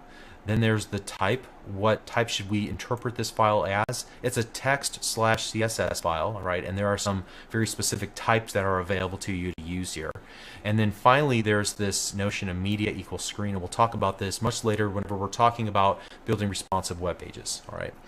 So when you think of the head section, think simply additional information about the document, even referenced inside of the document, but not necessarily displayed within the browser itself. All right. All right, so next up is the body, and you can see that takes up the lion's share of our file. And I'm tempted to talk about the body tag and what goes on inside of it. However, we're going to be spending really the next 7 video lessons on this topic. So let me just talk about the goings-on of the body tag at kind of a higher level. I've used up to this point the term semantics or the term semantic meaning a couple of times so far in this video series. Simply put, when I use the term semantics in relation to HTML5, I'm talking about the implied meaning of a part of the HTML document so that a machine, or I suppose even a human reading the code, could interpret the subject matter going on inside of those HTML tags, okay? So the hope is that by being one of the first generation of web developers to mark up our web pages using these rich semantic tags, we're laying the groundwork for developers to add semantically smart software to interpret our web pages. So, for example, search engine spiders or screen readers for the visually impaired, and maybe other ideas that in 2012 I can't conceive of, but the next generation of developers have this rich foundation to build on top of and be able to extract pieces and parts out of the documents that we mark up in this manner. So, for example, by adding a nav tag to our web page, a visually impaired person could theoretically go directly to that part of the web page using a special key on their keyboard and more easily navigate our entire website. Or a search engine bot could skip all of the design chrome around of a web page and go directly to the main articles or sections of the web page more accurately. And these are just some of the examples, again, that we can conceive of today. Over time, it's possible that by embracing the notion of adding semantics or meaning to our web pages, it'll pay off in a big way long term. I'm going to have more to say about this as we continue through this series, but for now, when you hear me say semantic meaning, you'll know everything that I'm implying by that. Okay? All right, so let's move on and talk about HTML5 browser support. So HTML5 is relatively new, right? So it stands to reason that older web browsers are unaware of the newer tags that have been added to HTML5. This is why I want to work with Internet Explorer 9.0 or greater in this series of videos. Still, we know that it takes time for people to upgrade their web browsers, and some people may never upgrade. So what are you going to do about that as a web developer? Should you avoid HTML5 altogether and only code HTML 1.0? Well, all I'm going to say is that in this series, we're going to talk about HTML5 and CSS3, the number of issues and workarounds that you could employ to try and make HTML5 and CSS3 effects work inside of older browsers could easily make up a series of lessons on its own, and I'm going to leave that to somebody who's much more knowledgeable and talented than I am in that area. I would just say that if you're learning HTML today and you don't have a deadline in the near future for a project that has to work on every single web browser ever created from the beginning of time, then please focus on HTML version 5. The world will catch up with HTML5 eventually, and you'll be positioned well at that point. And frankly, most browsers will ignore tags that they don't recognize. So usually, even if you look at an HTML5 page in an older web browser, it's still going to look probably okay. It may not always look nice, but it'll usually render at least to some extent. Okay? If you really want to know how to make the new HTML5 tags work in older web browsers, then you might want to do a quick search on the internet for a JavaScript file called HTML5 shim that brings many HTML5 features to older web browsers. Okay. Furthermore, you might want to learn more about the notion of progressive enhancements. It's a style of building websites that begins with keeping older web browsers in mind during web development and then progressively enhancing, but not requiring, new features like those in HTML5 for the page to render properly. So if the user happens to be using a newer web browser, then great, it'll all work and they're going to be able to take benefit from the enhanced features that you've added in. But if they don't have a newer web browser, then they can still count on the page to render itself and to be useful to them in some way. And Wikipedia is a great starting spot for learning more about the notion of progressive enhancement. There are other features of HTML5 that we're not going to talk about in this series. So in this series, we're going to be spending most of our time talking about semantic tags. We're going to spend time with the new tags that allow you to create forms to collect information from users and a lot more. Then at the very end of the series, I'm going to briefly talk about the HTML5 canvas, SVG, or in other words, scalable vector graphics, and then also embedding video using HTML5. And there are some other features that allow developers to do cool stuff, like create offline applications or to save data in a browser-based database and a lot more. However, I'm not going to be covering those in this series. I'm also not going to be covering some CSS Level 3 improvements like CSS3 transitions, which allow you to animate portions of your web page. So when you use that in conjunction with the HTML5 canvas and a little bit of JavaScript, you could conceivably create simple games that replace Flash or Silverlight plugin content.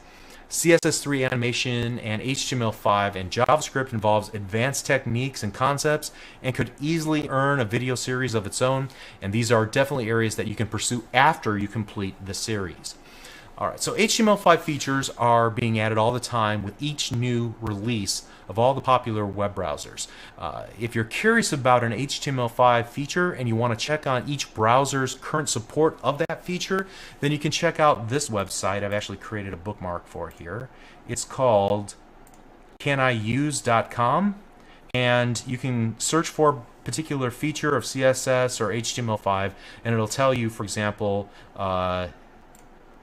what's supported by each given web browser and which version. Okay? Now, if you're curious about the single best resource for learning everything there is to know about HTML5, there's a few places you could look. First of all, there's a version of the HTML5 specification that's intended for use by those who are creating web browsers. You might see the term user agents. That simply means web browser or some tool on the client that can interpret a web page, okay? But the version of the specification that I would recommend and refer you to is intended for web authors, or rather web developers like you and me. And so let's take a look at that. And let's go to, yes. So the URL might change. It's currently, as I record this video, www.w3.org/tr/html5-author/, okay? And this is called the HTML5 edition for web authors. I'll be using draft version 29. However, there might be a newer version by the time that you begin watching this video series. I anticipate that there are very few differences between what I'm looking at and what you're looking at. I'll talk about that a little bit later. But I'm going to be using this website often, and I'm going to be calling your attention to select passages as we go throughout this series. All right, so you might want to bookmark this or somehow get to it very quickly because we're going to be using it often. Okay, so let's go ahead and stop right there. We're off to a great start. Now we're going to start getting deeper into the details of HTML5 beginning in the next lesson, so we'll see you there. Thank you.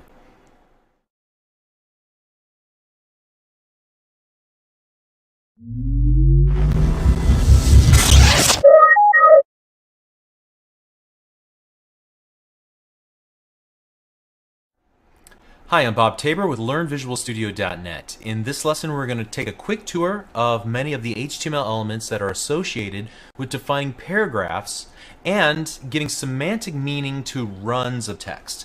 So as we're getting started, it's important to remember what I said earlier. Even though your tendency might be to think about the presentation, or in other words, the aesthetics of the web page, you need to think about HTML in terms of semantics. In the case of paragraphs and text, it's the difference of thinking about a particular run of text in a paragraph as being important rather than merely bold or underlined. Do you see the difference there? In one case, I'm thinking about the intent of the run of text. It's important. In the other, I'm thinking about its formatting, its presentation. So therein lies the key difference. The same would be true when we use paragraphs in lesson number 2. You might recall that I had this running dialogue with myself. In fact, let's go ahead and take a look. I have it right here. Let's look at the after folder. And I was specifically talking to myself about this section here. We have a paragraph defined here, and then another paragraph defined right here, where we're including some URLs or IP addresses. And the internal dialogue I had as I was vocalizing it was that I really wanted to put a paragraph kind of to surround all of these things, but yet I needed this vertical spacing so that conventionally it would look correct on a web page. So the way I solved it was to use a paragraph around all the highlighted text you see there, but then to use line breaks because that's the semantic purpose of the line break. So I hope you see the difference there in my way of thinking. I'm looking at the structure of the content merely in terms of vertical spacing versus about thinking about things as complete thoughts. And the complete thought argument won out, and that's why I wrapped the paragraph around the entire complete thought and then used the line breaks conventionally to add some spacing in between. You see? So I'm keeping thematically complete ideas together as one unit. All right, so once you get that distinction down, moving from merely presentation onto semantics, it'll become easier and easier to understand the purpose of each of the elements that we look at in the specification. So I want you to recall from the previous videos, the last video, that we were looking at the specification here.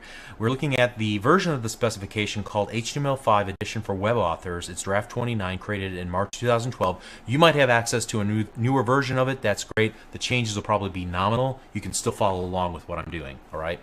And I encourage you to do that. But if you scroll down on this document, there will be a table of contents, and it's a pretty intense a table of contents with a lot of level of indentation, which is awesome. So the way that I choose to use this is to, in Internet Explorer, hit Control F on my keyboard to open up the Find toolbar, and then I can search, for example, the strong element, and that'll lead to the link that I can right-click and select Open a New Tag, specifically talking about the strong element as we address that in that section of the video. So now I can learn about its definition and see some examples of strong in use. We'll come back to strong in just a little bit. This was just a quick example. That's how I'm going to use it. I'm going to right-click on each of these individual items in order to learn more about them, and we'll use that as a style of walking through each of the tags that we're going to cover in the next 4, 5, 6 lessons. Okay? So as we get started, please note that I'm merely going to show you what I consider to be the most important elements with respect to paragraphs and giving semantic meaning to runs of text. We've already seen some of these in action from lesson number 2.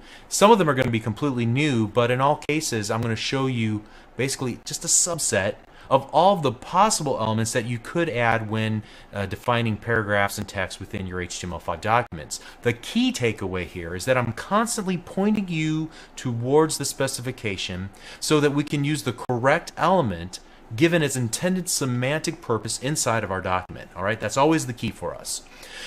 Okay, so let's start with the basics. Remember, you want to use Control F in the find bar, and what we're going to do is look for the word paragraphs. That should lead you to 3.2.5.3 entitled paragraphs. We're going to open that in a new tab, and we just want to understand what is meant when we use the term paragraph. And the definition here is great. That's why I wanted to start here. A paragraph is typically a run of phrase and content that forms a block of text with one or more sentences that discuss a particular topic, as in typography, but can also be used for more general thematic grouping. For instance, an address is also a paragraph, as is a part of a form, a byline, or a stanza in a poem. And we'll see good examples of each of these in just a moment. In fact, let's do this. Let's get rid of that and go back to our table of contents, Control F, the P element, where we'll see some good examples of the paragraph tag in use. All right, so here are some good examples. We can see a traditional paragraph, a couple of sentences kept together like we would read in a book or a magazine article. All right, but then we can also see the use of a paragraph in the creation of a form which we would use to collect information from a user. One paragraph for the name, one paragraph for the address. All right, so we're keeping these collected but thematically separate from each other. Even though they're two fields in the same form, they're still separate fields. All right, the same is true of a poem. Here we have a stanza of a given poem defined by an opening and closing P paragraph tag, and then for each of the individual lines of the poem we're merely using the line break tag, which we'll get to in just a little bit, so let's hold on to that thought. And then we have some uses and abuses, some examples, and that's very helpful. But structurally, the paragraph tag represents a complete thought, a grouping of sentences or ideas together, but the specification also uses a typography term, a run of phrasing content. It also uses the word thematic, indicating that it can be used beyond a simple textual paragraph, as we saw some examples of just a moment. And we'll see another one of an address here in a little bit. So that brings us to the next idea, which is the line break tag, or the BR element. All right, and I'm going to right click and select open a new tab, and you can see the BR element represents a line break. And let's see, if we need a break in the thought of a given paragraph, and yet the break is merely conventional in nature, then we can use the line break. And a great example of this is a address. We already saw that a paragraph can be used to define an address, but here we see an address created, and by convention we use these BR elements, the line breaks, because that's how we normally visually see an address. Even though it's still one complete thematic thought, we still use these tags to split it up into their own vertical lines, because conventionally that's how we use it. And then below that, it gives us some correct uses and abuses of the BR element. So just to recap, addresses in poetry represent good uses, while using it to separate thematically new thoughts is wrong, because this is the domain of the paragraph element. Now, I just finished saying, don't worry about presentation. However, it's hard to ignore the default formatting of the paragraph tag. We saw it just a moment ago when we were looking at the work that we did in lesson number 2. The default style sheet will give essentially one carriage return for a line break item, and 2 carriage returns for a paragraph tag. But that's in this particular odd instance, that's what the BR is used for. It's used to create a single carriage return, essentially, to give some visual separation. So some of these tags kind of cross between visual and semantic, but that's still the semantic value of it, the purpose of it. Okay, let's move on. Talk about formatting the text itself, giving semantic meaning to the text. And so to do that, let's start with the strong element. And I see it right here, so I'm just going to right click it, but you could type in the strong element to the find and then open it in a new tab. And you can see the strong element represents strong importance for its content, like a warning message, for example. Now, that's in contrast to, if we take a look, let's look at the B element and open that up in its own tab.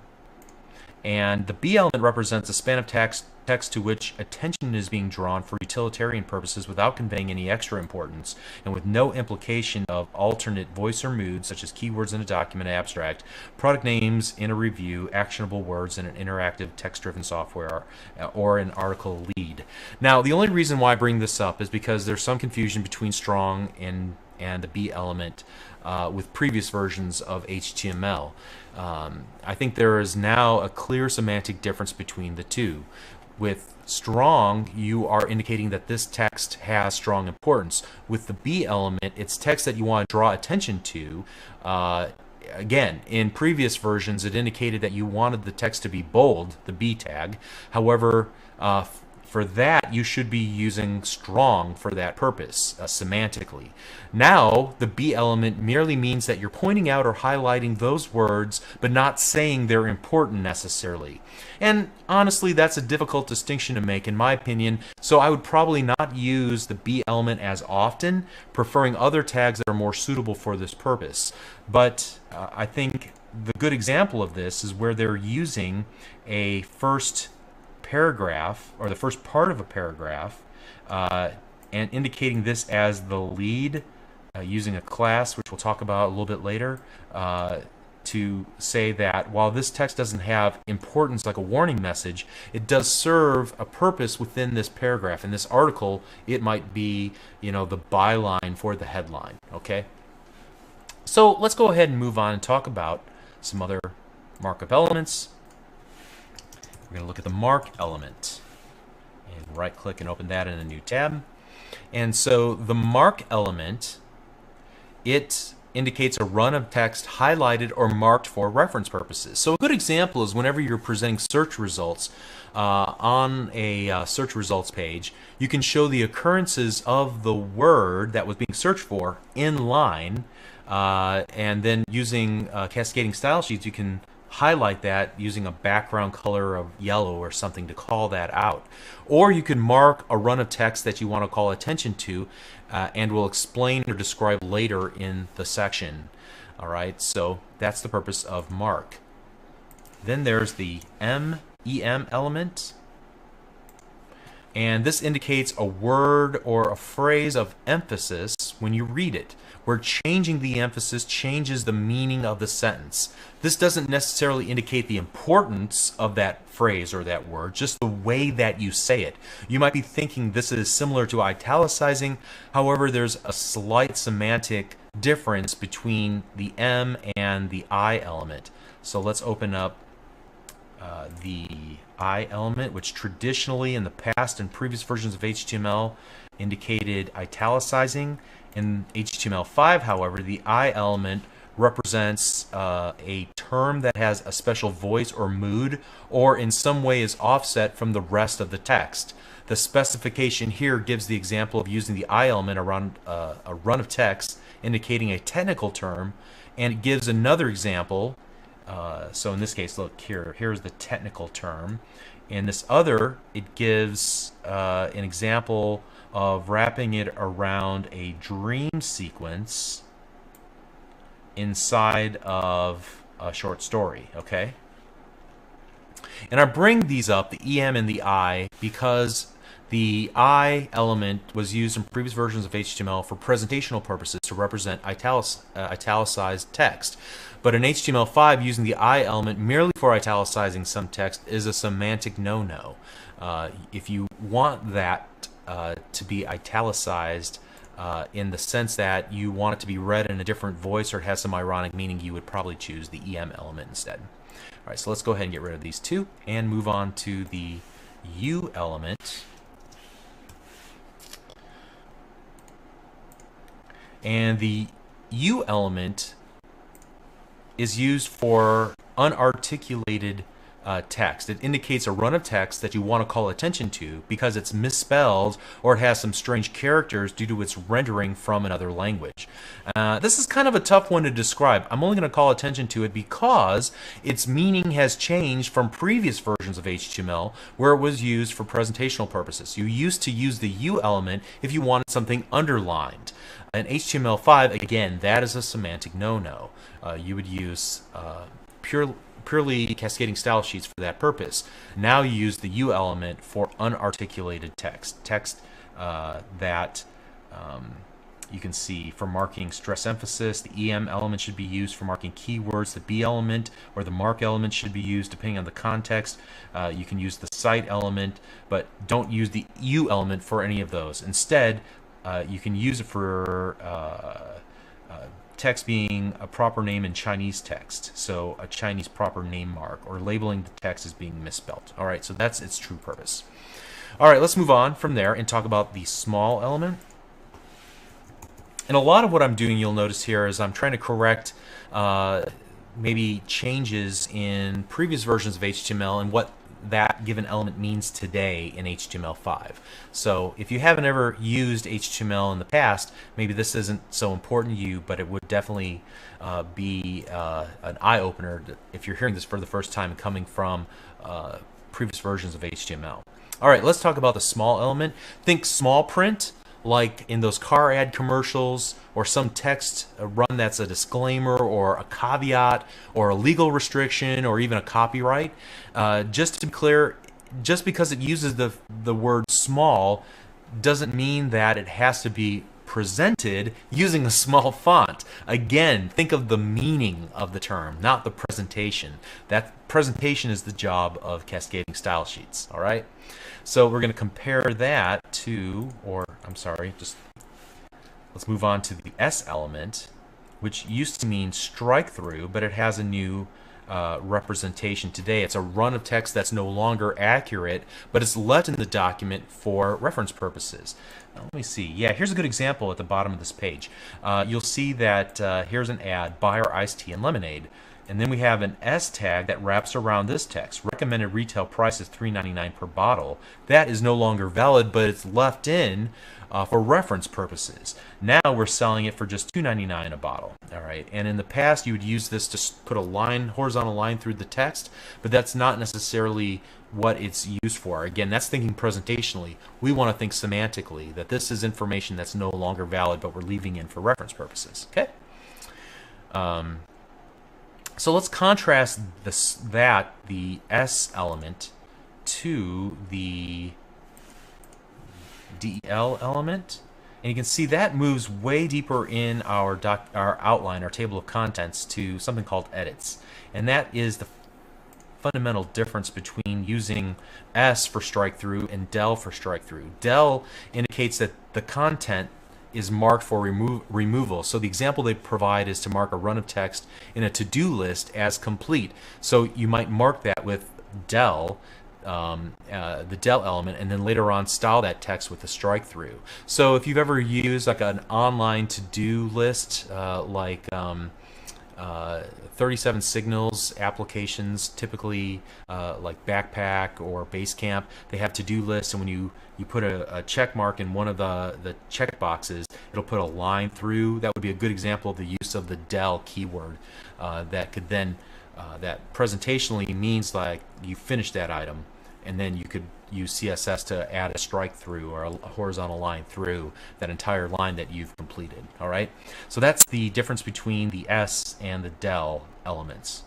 And like I said a moment ago, the DEL element really belongs in a separate section of the specification called editing, like we saw back here. It's used for web applications and content management systems. However, I added here because of its similarity to the S element, like I said a moment ago. All right, moving on, let's talk about the cite element, C-I-T-E. And so if you're working on technical papers or a research paper, you might want to use the cite element. Let's open that up in a new tab. And so the cite element represents the title of a work, a book, a paper, an essay, a poem, a score, and so on. This can be a work that's being quoted or referenced in detail. So you use this to identify the title of a work that's being quoted, perhaps in a nearby block quote section. And you can see some examples of this, I believe, here. Well, they don't have a block quote here. But you can see how we're citing specific books, comics, tracks from albums, and so on. Here we are citing a Wikipedia article. All right, so it needs to be used in conjunction with perhaps a block quote. So let's look at that. Let's close that up, and we're going to see a more complete example here. And so the block quote is a grouping element used for quotations from another source. Let's scroll down to find the one that has a good cite in it. There we go. So you would then often cite the source inside of the block quote using the cite element that we just looked at a moment ago. The cite can also be used outside of the block quote to call the user's attention to the block quote from, say, a paragraph. Let's see. Yeah, here we go. Take a look at this example. Here we're citing Sonnet 130 and then using the block quote element with a cite property or attribute set to where we pulled this from originally, a web page on some fictitious example, all right, where we have then the actual sonnet being quoted in the block quote, all right? And so again, here's another example of a block quote. Then in the caption of that block quote, we're citing the specific articles and citing the magazine or the professional publication where it was originally published. All right, so just keep in mind that block quote and cite sometimes work together and are used whenever you need to reference in a more professional context other websites, documents, books, music, whatever the case might be from around the world. Okay. All right, and then let's move on to the code element. And that kind of takes us in a whole other direction. And you can see the code element represents a fragment of computer code. And so a good example of this as we scroll down is this section here where we are defining a run of text as code, specifically code, and we're going to use the class element to say that this is Pascal programming language. Now this is optional, and there is nothing here that would prevent us from putting any language, even something that's not really a programming language. This is probably more for presentational purposes, to format this different than, say, C# or C++ or Visual Basic Code. Okay, but at any rate, we're using this this element, code element, again around a run of text to indicate its semantic meaning, that this is code and it should be interpreted as such for presentation purposes. There's also this pre-tag, which we're going to ignore mostly for now.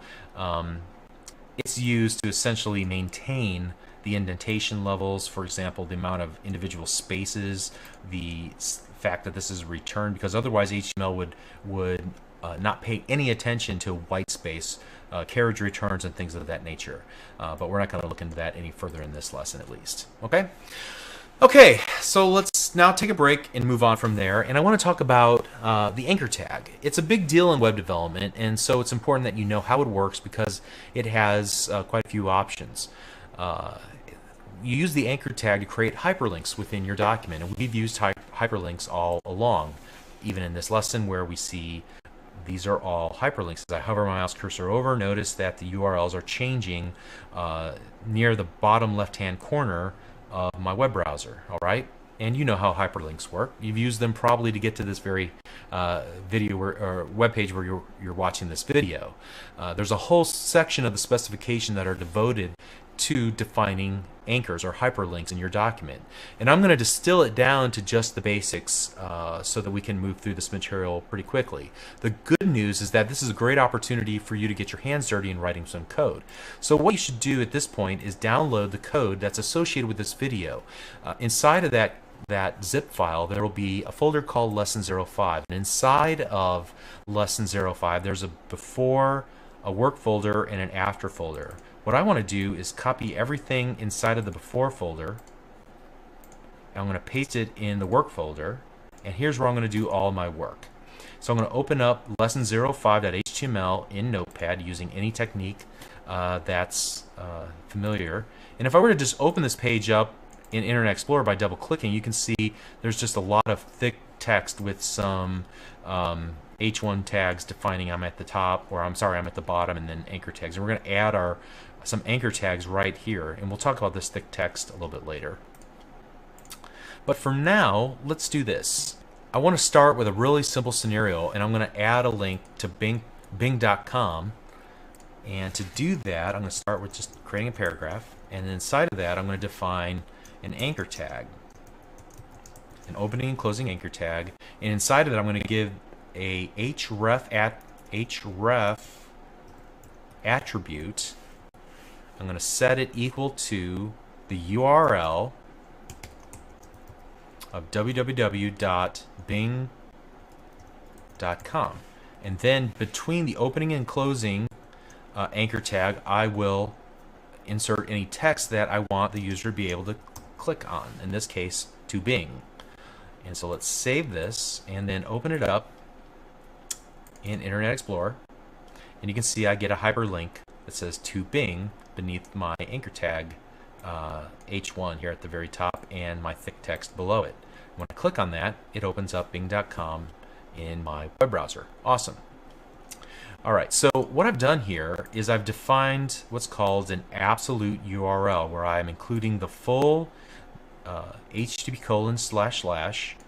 I'm also including all the first level, second level, and third level domain name. All right. There's also the idea of a relative URL. So in this case, let's create a reference to another page. In fact, this page will be just another.html. which is akin, I guess you would say, it is a sibling to the lesson05.html page inside of the same folder. And so to create this relative URL, I'm going to start with the opening and closing anchor tag, and then href equals, and then I'm merely going to use the name another.html. And then here inside of, or between the opening and closing anchor tag, I'll just type in another to another HTML page, like so. Save this. Now let's go back and refresh our page. You can see we get this link to another HTML page. When I click on that, it opens up the another.html page. It's in the same folder as my lesson05.html page, and I merely added before you even before I recorded this video, I created that page, added the link back to this lesson05.html page, so we're able to return here using a return hyperlink. Great. There's a bit more to this story. If you take a look at this folder where I'm doing all my work, the lesson05.html page that I'm currently typing in, we've already looked at another.html. There's also a subfolder called subfolder, and inside of the subfolder there's a subfolder.html page. So what if I wanted to create a relative hyperlink from this page to the page that's inside of my subfolder? Well, to do that, let's go ahead and add another paragraph tag, and then inside that href equals, and here I'm just going to type in the word subfolder, since that's the name of my subfolder, slash then the name of the file that I want to reference, subfolder.html.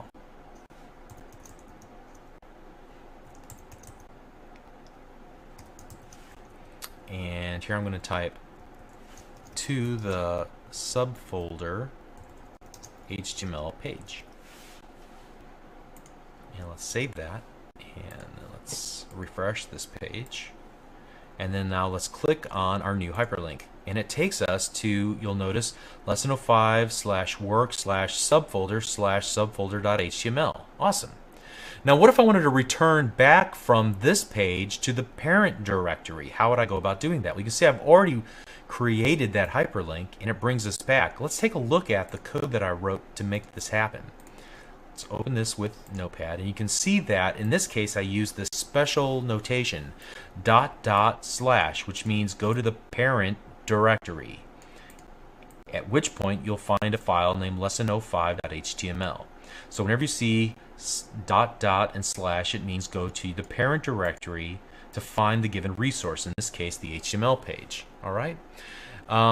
And we're going to come back to this notion in just a little bit. We'll talk about relative URLs and give a quick overview before we finish up. But one thing I wanted to show you is that up to this point in our page, every time I click on the to Bing hyperlink, it opens the hyperlink in the same tab in the same instance of Internet Explorer. But what if I wanted to open this up either in a new tab or in a whole new window? Well, I can accomplish that by adding an additional attribute called target. And there are a number of different target values that I could put here. The one I'm going to use though is blank, which means open up in a blank window essentially. All right.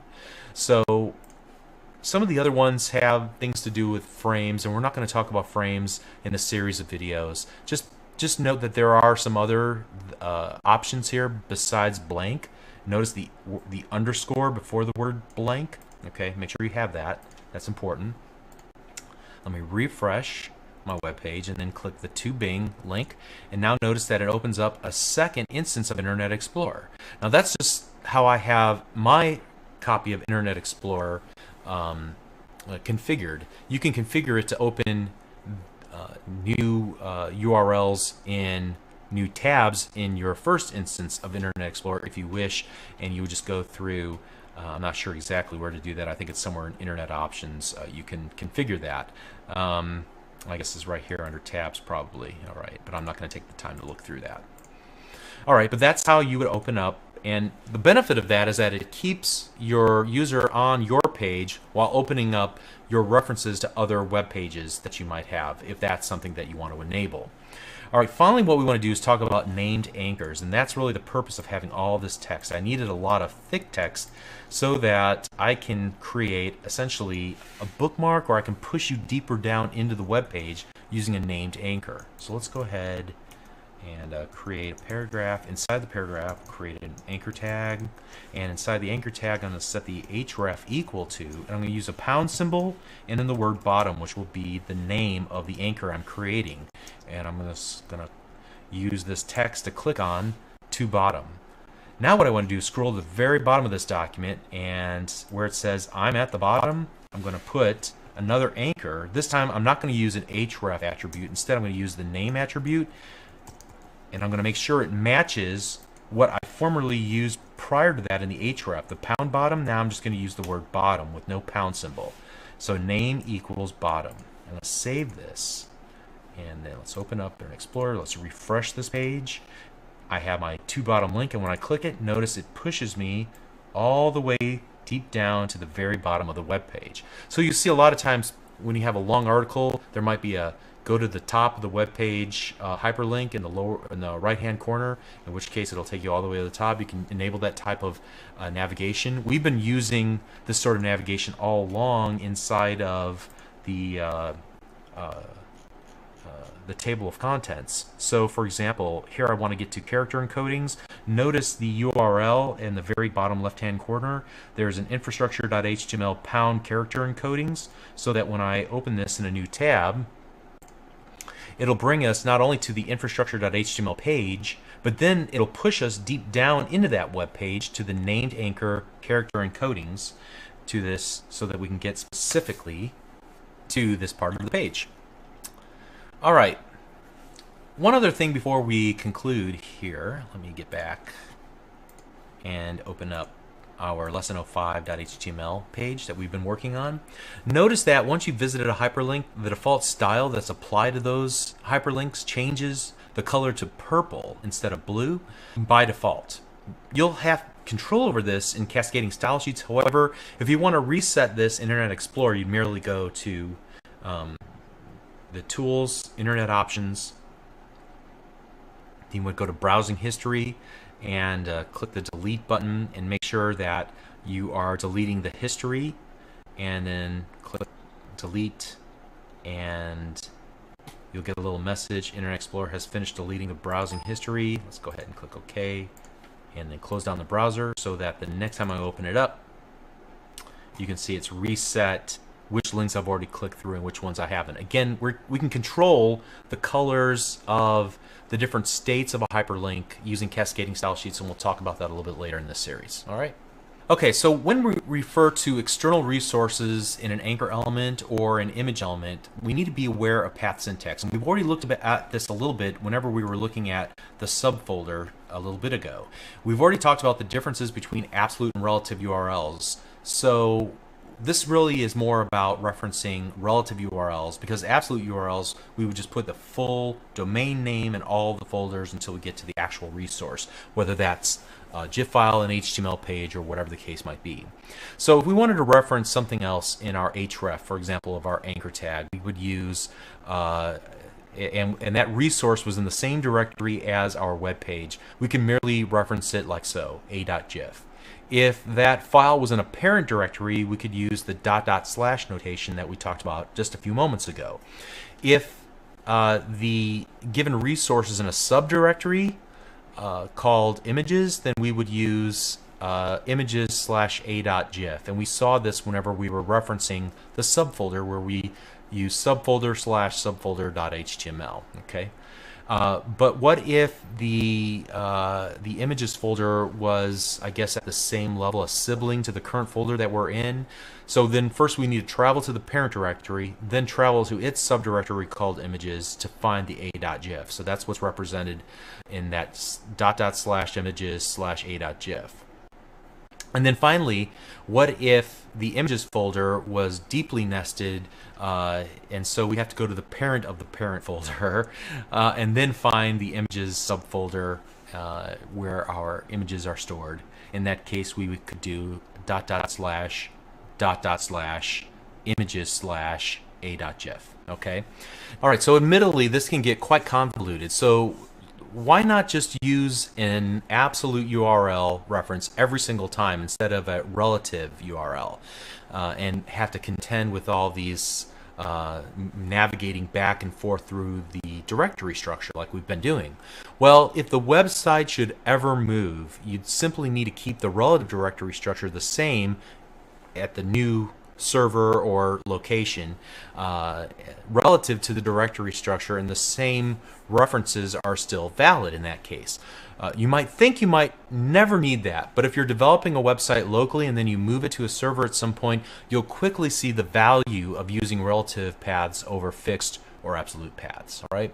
Also, when it comes to the URL itself, some characters have special meaning or must be encoded in some way so that they're properly routed to the correct resource on the web server. This process is called URL encoding. The best and the most frequent example that you're going to see is whenever somebody has a space in a file name used in a URL. You have to convert that space character to one of two things, either a plus symbol or the %20 ASCII code. The percentage is an escape sequence to indicate that it's an ASCII value, and then the two digits that follow are hexadecimal values that indicate what kind of ASCII character. In this case, we're representing a space character with the 20. Now, there are dozens and dozens that you can find in any reference for URL encodings, but only a handful are really used frequently. So what I'd encourage you to do is just search for the term URL encoding in Bing.com, or check out the Wikipedia article that you see here on the screen for more information about URL encodings. Also, you've already seen the pound symbol used in a URL to indicate an anchor, a named anchor, deep into the body of a web page. Throughout this series, I've pointed you to specific sections on various pages in the HTML specification using the pound symbol. So I might give you a URL like this, and I'm just going to paste it in to the location bar in Internet Explorer. It includes not only the HTML file, but then also a pound symbol. And again, this allows me to deep link inside of the web page to the specific element or item that I want to call your attention to. So, but there's also a way to send name-value pairs in the URL, and that's called a query string. You're going to learn more about query strings whenever you learn ASP.NET as a means of maintaining state or passing values between two web pages. So you're going to see this type of URL often. Take a look at the URL on screen. www.whatever.com/default.aspx, then there's a question mark, and then a val1 equal hello, and then an ampersand, and a val2 equals world. So let me explain what each of these things are doing. You can pretty much, for the most part, ignore everything up to the question mark with regards to query strings. It's everything after the question mark that is a query string. The question mark clues you into the fact that we're querying, and so everything after that is a query string. And so we have a series of name-value pairs. The name of an attribute or property is, in this case, val1, and we set it equal to some value, hello. And then to designate that we need a second set of name-value pairs, we use an ampersand symbol, and then val2 is the name of the second attribute that we have set a value to, and then equal sign to the value of world. All right. So why you might ever want to do that, again, once you get into more programming topics where you need to pass values from one web page to another, and it might be information that would be then used to look up something in a database, you'll see the value of that. But for now, just note that everything after the question mark is considered a query string, and you'll see those URLs often whenever you're looking throughout the internet. Okay, so that's all I really have to say about URLs and hyperlinks and anchors and the difference between relative and absolute URLs and so on. But this topic will come up again briefly whenever we talk about the source attribute of the image element a little bit later in this series of videos.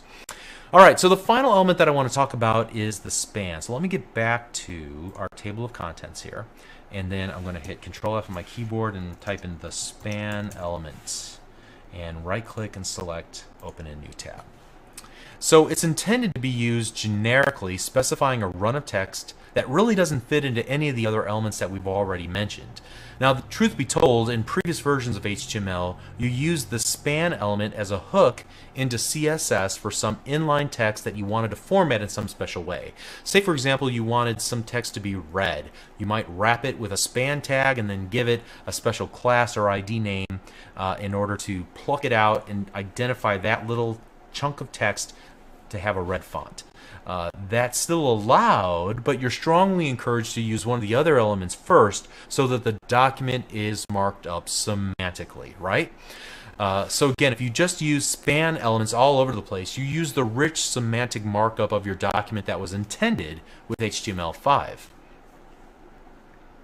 And so you can see some uses of the span tag throughout this document, and it uses kind of a code example, and it's identifying some items as keywords for the C programming language, some items as I guess identifiers like J, and identifiers like I_T3 and so on. Okay, so that would be the use of the span in this case, where there's no other semantic markup element that would allow you to identify given elements of this code example, some as variables, some as keywords, and so on.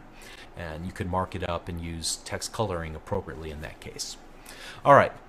Now, using the class attribute, like they use here in the as they demonstrate here in the specification, it does provide you some level of meaning to your span tags. However, since you're the one making up the values in the class attribute, other applications wouldn't be able to interpret that class attribute's value the way that they would be able to interpret HTML5 markup that's defined in the specification. The class attribute is useful for cascading style sheets, but not a screen reader, for example. The screen reader doesn't know what you mean by ident or keyword and so forth. Okay? But if you see other people's code, especially code that's written to target versions prior to HTML5, you'll see this used quite a bit, and as well as its sectioning equivalent, the div tag, and we'll have more to say about the div tag in the next lesson. Okay, finally, before we wrap up this lesson, I want to talk about the attributes that can be added to each HTML5 element. And there are a few global attributes that apply to many elements. Here in this case, I have a span tag on screen, you can see, and there is, first of all, a class attribute equal to storyline, and then an ID equal to first story header. In this case, I have two attributes, a class attribute and an ID attribute. Now, I've used a span tag, but I could have used any element here. These are, what I'm about to show you are global attributes. They can be used on any attribute defined in HTML5. I've added a class and an ID. An ID is typically used as a unique identifier that I can add to each element if I so desire. The ID attribute is typically used for client-side scripting, for example, whenever I use JavaScript, so that I can access one item programmatically. It can also be used with cascading style sheets by referencing just the ID. So the ID attribute is completely optional, but if you do choose to use it, each ID must be unique on a given page. Similar to the ID is the name attribute, which is typically used on the server side to process form data.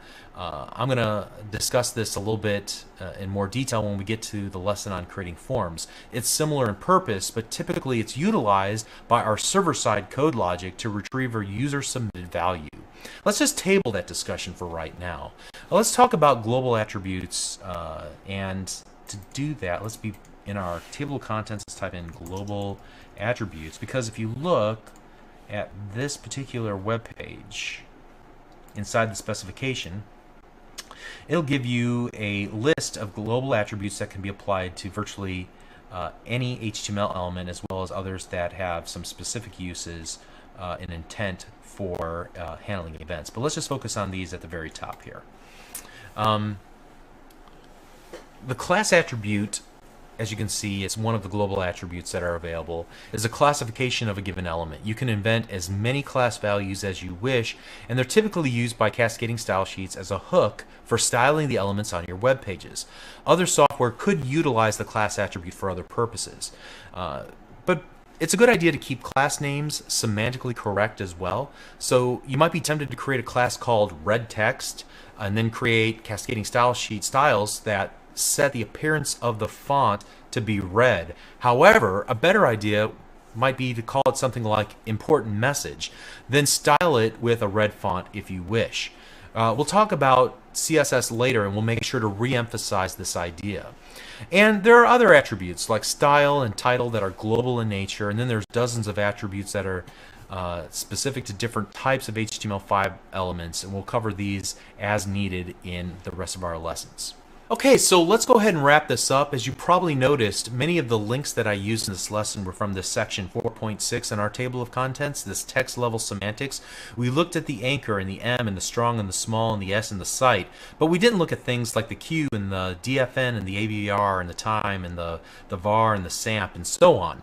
All right, so there's still a lot of work for you to do on your own. Go through each one of these and make sure you understand, or at least read through, what the semantic value is for these. So when you face a situation where you need to add some semantic markup inside of your paragraphs, you can give them the rich meaning that they deserve with HTML5. Okay? So in the next lesson, we're going to look at structural semantics. It's extremely important. Make sure you watch the next video as well. We'll see you there. Thank you.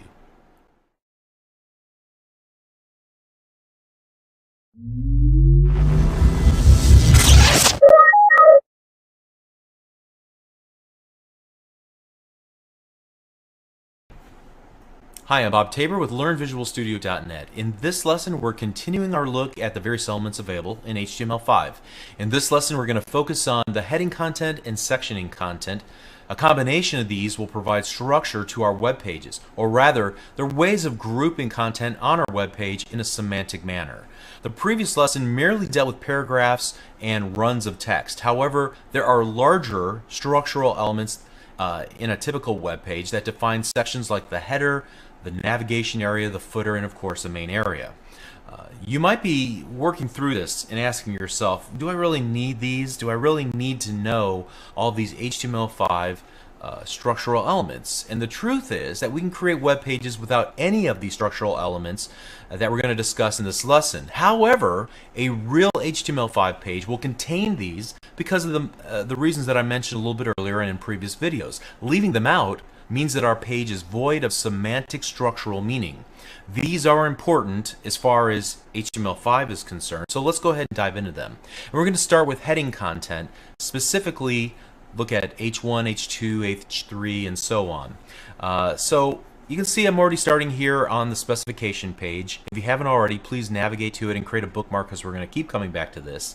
And you'll recall from previous videos the technique we use is to hit Control F on our keyboard to bring up the find toolbar, and here I'm going to type in the H1 comma, and that'll get us close enough to this title called the H1, H2, H3, H4, H5, and H6 elements. I'm going to right click and select open in new tab, and these heading elements define the headers of the various sections in our documents. So here we have a series of ranks. H1 is the highest rank and H6 would be the lowest rank. So for example, H1 would be the subject of a section, H2 would be subsections that belong to the H1 section, and so on. So you can think of a hierarchy or kind of an outline where you have up to 6 levels of hierarchy or indentation or whatever, what have you, okay? Actually, there's a way to get more than 6 levels with sectioning, but that's kind of an advanced concept and I don't want to talk about it right now. So these are the ways that you describe the various sections that we're going to define using sectioning content elements in just a bit. So I created a really quick example of this. Make sure you download the code from wherever you are currently watching this video or wherever you originally downloaded this video. There should be a zip file that has a folder called lesson 06. If you open it up, there's just one file in it, and if you double click it, you can see an example of using an H1, H2, H3, H4, H5, and H6. We can look at the source for this file, and there's really nothing up my sleeve here. It's fairly simple and straightforward. I think it's interesting to note that by default there's a style sheet applied that makes the H1 a very large font and the H6 a very small font, and each of them in between are various degrees. Okay, but again, you style this using cascading style sheets. You typically never just adopt the default style sheet if you're going for a highly stylized web design. All right, but at any rate, semantically, what we're indicating here is a number of ranks and a hierarchy for our content. Okay, so let me go ahead and close that down and get back into our web browser. So let's talk about sectioning content elements. We use these in lesson number 2, and they're tags like the header. So let me start off by doing this. The header element, and I'm just going to right click and open that in a new tab. Then we're going to type in the footer element, and I'll right click and open that in a new tab. And then also the nav element, and open that in a new tab. All right. All right, so before I discuss what each of these are and why they're important, we need to know that they can be added in any order within our document. In fact, a footer can appear before the header because we're interested in the semantics, not necessarily the order of how these elements appear visually on the web page. If we take a look at the header element here on our page, we can see that the header element represents a group of introductory or navigational aids. So we used it in our example in lesson number 2 as the very topmost section of the web page, but it could be used in other sections on the page if we wanted to indicate that it will contain important information for that given section. So you might think of an example of a blog. You might have a web page that has multiple blog posts on it. It might contain, each of those individual blog posts are contained in a section, and each individual blog post might have a title and author, how many likes it got, buttons to various social networks, and so on. So you might, in that case, have a couple of different headers. One header for each of the blog entries on that given page, and then another header section at the very top of the web page itself. Similarly, we can look at the footer element, and the footer element represents a footer for its nearest ancestor sectioning content or sectioning root element. A footer typically contains information about its section, such as who wrote it, the links related to related documents, copyright data, and the like. So in our example in lesson 2, we used it at the very bottom of the web page. But here again, going back to that blog example I spoke about just a few moments ago, you might have several blog posts on a single page, and you might have for each of the individual blog post sections, you might have a little footer with the date that it was written, the author, the pingback information, the ability to add comments, and so on. And then there's the nav element. And you can see it describes the nav element represents a section of the page that links to other pages or to parts within the page, a section with navigation links. So we might typically think of the navigation in terms of a menu at the very top of each page of a website and possibly at the very bottom of every page as well. However, if you had links on the page that push the user deeper into the web page, kind of like we have here, with using named anchors and so forth as a form of bookmarks, or any sub-navigation on the page, you would use a nav tag to indicate that regardless of where it appears on the given page or whether it's in a header or footer or not. So we said that these tags, the header, the footer, the nav, can appear in any order. It's relative to their meaning within the given document. Furthermore, they can appear multiple times, again, if it makes sense semantically to do so. So, for example, a page that lists multiple blog posts is a good example of that, where we were able to use, or at least conceive of how we would use the header, the footer, and the nav multiple times on a single web page. But let's not worry about that too much. If we keep our pages simple, this really won't be an issue, at least not right away. So, but here we can begin to see the value of defining our markup in terms of semantics, so that a screen reader can skip the header, the footer, and the navigation areas and go directly to the main sections, like the articles on a given web page. So next up, let me shut all these down. Let's talk about the article element, and let's talk about the section element.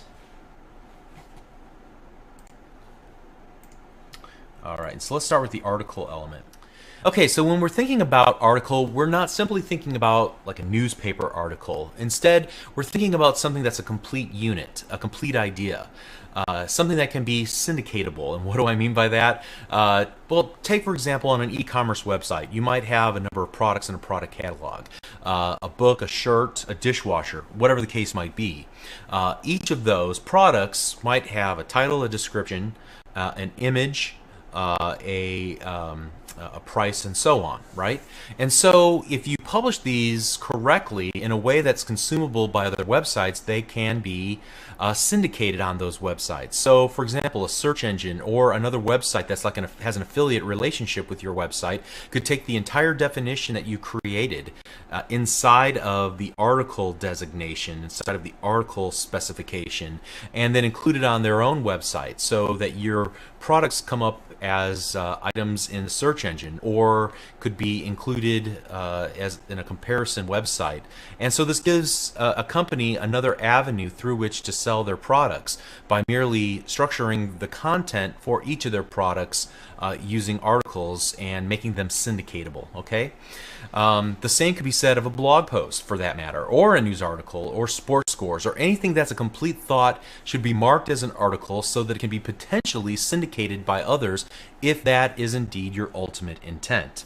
Now, the sectioning element, as we see here, there we go, the section element has a different intent. You can see that the section element represents a generic section of a document or application. A section in this context is a thematic grouping of content, typically with a heading. All right, so it is generic in nature, but it generally represents smaller pieces of a larger component. So for example, while an article might be a big picture idea or thought, a series of sections could define individual parts of the article. Now, of course, this is relative. Conversely, a section could contain articles, if that semantically makes sense. Sections can contain other sections. So just like I said about the header, the footer, and the nav appearing multiple times in a document, the same is true with an article and a section. And this might sound crazy, but a section can contain articles that can contain sections, okay? And so at this point, I've created a couple little graphics to help smooth this over. This first image that you see on screen, it closely resembles the layout for the project that we worked on in lesson 02, where we have a section with a couple of articles inside of it. At the very top and bottom, we have a header and footer. Each have a nav section inside of it. Okay, so that's a pretty straightforward, and we see how we have a section that contains articles. Let's look at an alternate version of this in a second image here. Our header and footer look exactly the same, but inside of our section in the main area, we have an article and then a second article that has some subsections defined inside of it. So in this case, we have a section that has an article that contains two sections. Okay, and then let's look at a third example here where we have a header and a footer by themselves, and then a nav section that's not part of the header or the footer. Inside of the main area, it's called the article, and the article has a header and a footer with two subsections inside of it. And there are literally probably no end to the combinations that we come up with. These are just some ideas to kind of illustrate the things that we've been talking about. So the real question at this point is, what is all this accomplishing? Well, it allows a scenario where each article is syndicated to multiple websites and you want to retain the semantic meaning of the headings and the paragraphs and so on. Now, the site compiling the articles might define a different styling, but it can use the entire section in its entirety. Okay, a lot of time is spent on in the specification explaining some of these scenarios, and they're a bit on the advanced side, advanced use cases. But all I'll say about it for now is that each section that you define essentially restarts the hierarchy of headings so that you can have more than just six headers. So for a full understanding of the notion of outlines and how the sections reset the styles associated with the various headings, take a look in our document here at creating an outline and spend some time reading this over. You never see outlines, but it's just how web browsers are supposed to interpret the scenarios that I just described. And this might help you come to a better understanding of the relationship between sections and headings if you need those for a complex page structure. Okay, so moving on, let's take a look at the aside element. And this is another structural tag that has meaning. It's used to define any part of a document that doesn't belong directly in the paragraphs, but supplies some additional information. So it could be skipped over. It might define a marketing message, a pull quote, a did you know section like some books have, or what have you. And if you take a look at this example, you can see the use of the aside for a pull quote. Here we have a paragraph of text and another paragraph of text, and in the middle of it we have an aside defined. And in this case, the aside is merely used to draw the reader's attention deeper into the article, so to provide some visual interest to the article and highlight the most important quotes from the article. All right, so let's move on to the div element.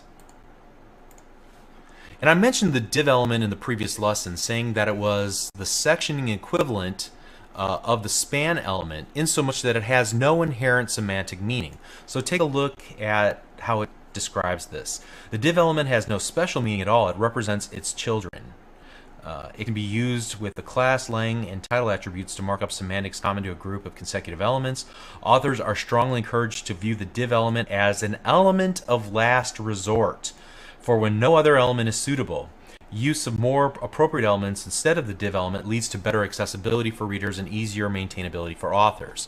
Alright, so we're saying this section of content defined inside of a div tag belongs together, but it really doesn't fall into any of the other semantic containers that we might have available to us in HTML5.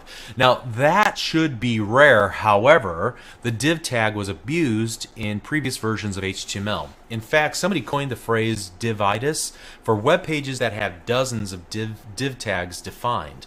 The reason people used so many div tags was for page layout. The div provided a way to get some advanced layouts without having to resort to tables for page layout, which is another semantic no-no. However, in doing so, they merely replaced one bad habit with another. So, should you use the div element in HTML5? Well, the specification, as we just read, says that it's the section and container of last resort.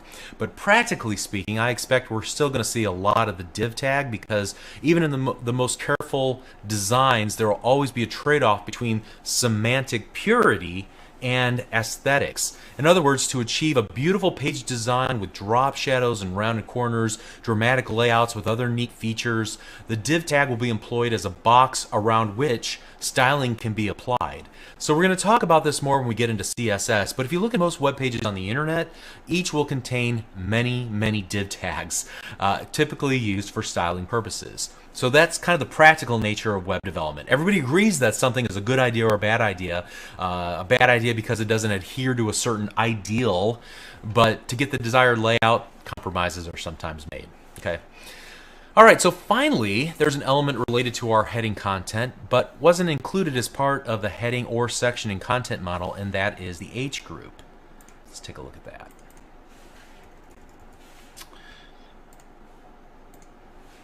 So the H group, or the heading group element, represents the heading of a section. The element is used to group a set of H1 through H6 elements when the heading has multiple levels, such as subheadings, alternate titles, or taglines. So the heading group is a new tag that's meant to treat multiple heading tags as a single unit. Sometimes the H1 tag is used for a company name to be displayed besides the logo, and then the H2 is used or intended to be used as the byline or some type of phrase to describe what the company does. In these cases, you can group them all together to be represented as a single entity, not as a hierarchical elements the way that you normally use the H1 and the H2 and so on. And they have a good example of this. You can see here we have an H group where we have a perhaps an article or a book, and then so the book's official title, and then a byline or a secondary title, as you can see it described as here. Okay, so I think I covered most of the elements used for sectioning and heading purposes. I think conceptually the hard part is over. We'll merely add to the elements that we're going to cover for adding things like images and lists and tables and forms and so on. But I want to emphasize that what I talked about in the last two lessons, as well as this lesson, may seem like pretty heady stuff, but honestly, I wouldn't sweat it a whole lot. If you make a mistake and you use the wrong tag, chances are your pages are still going to look correct on most web browsers. The worst that can happen is that semantically, your page loses a little bit of value, a little bit of semantic meaning. We could have just ignored lessons 5 and 6 for the most part, but I think you missed the heart of HTML5 if you skip these new tags that have been added. You might ask, well, what's the purpose for all these tags? Well, hopefully we've been answering what the purpose for all these tags is all along, so that you get a strong sense of meaning and semantics whenever you're thinking of using HTML5. Okay, so like I said, I think the hard part's over. It's all downhill from here, just learning new tags, but hopefully firmly ensconced in your mind is that difference between the semantic meaning and its representation or its aesthetic representation within the web browser. Once you get past that hurdle, it's all pretty easy. Okay, so we're going to continue on the next lesson. We'll see you there. Thank you.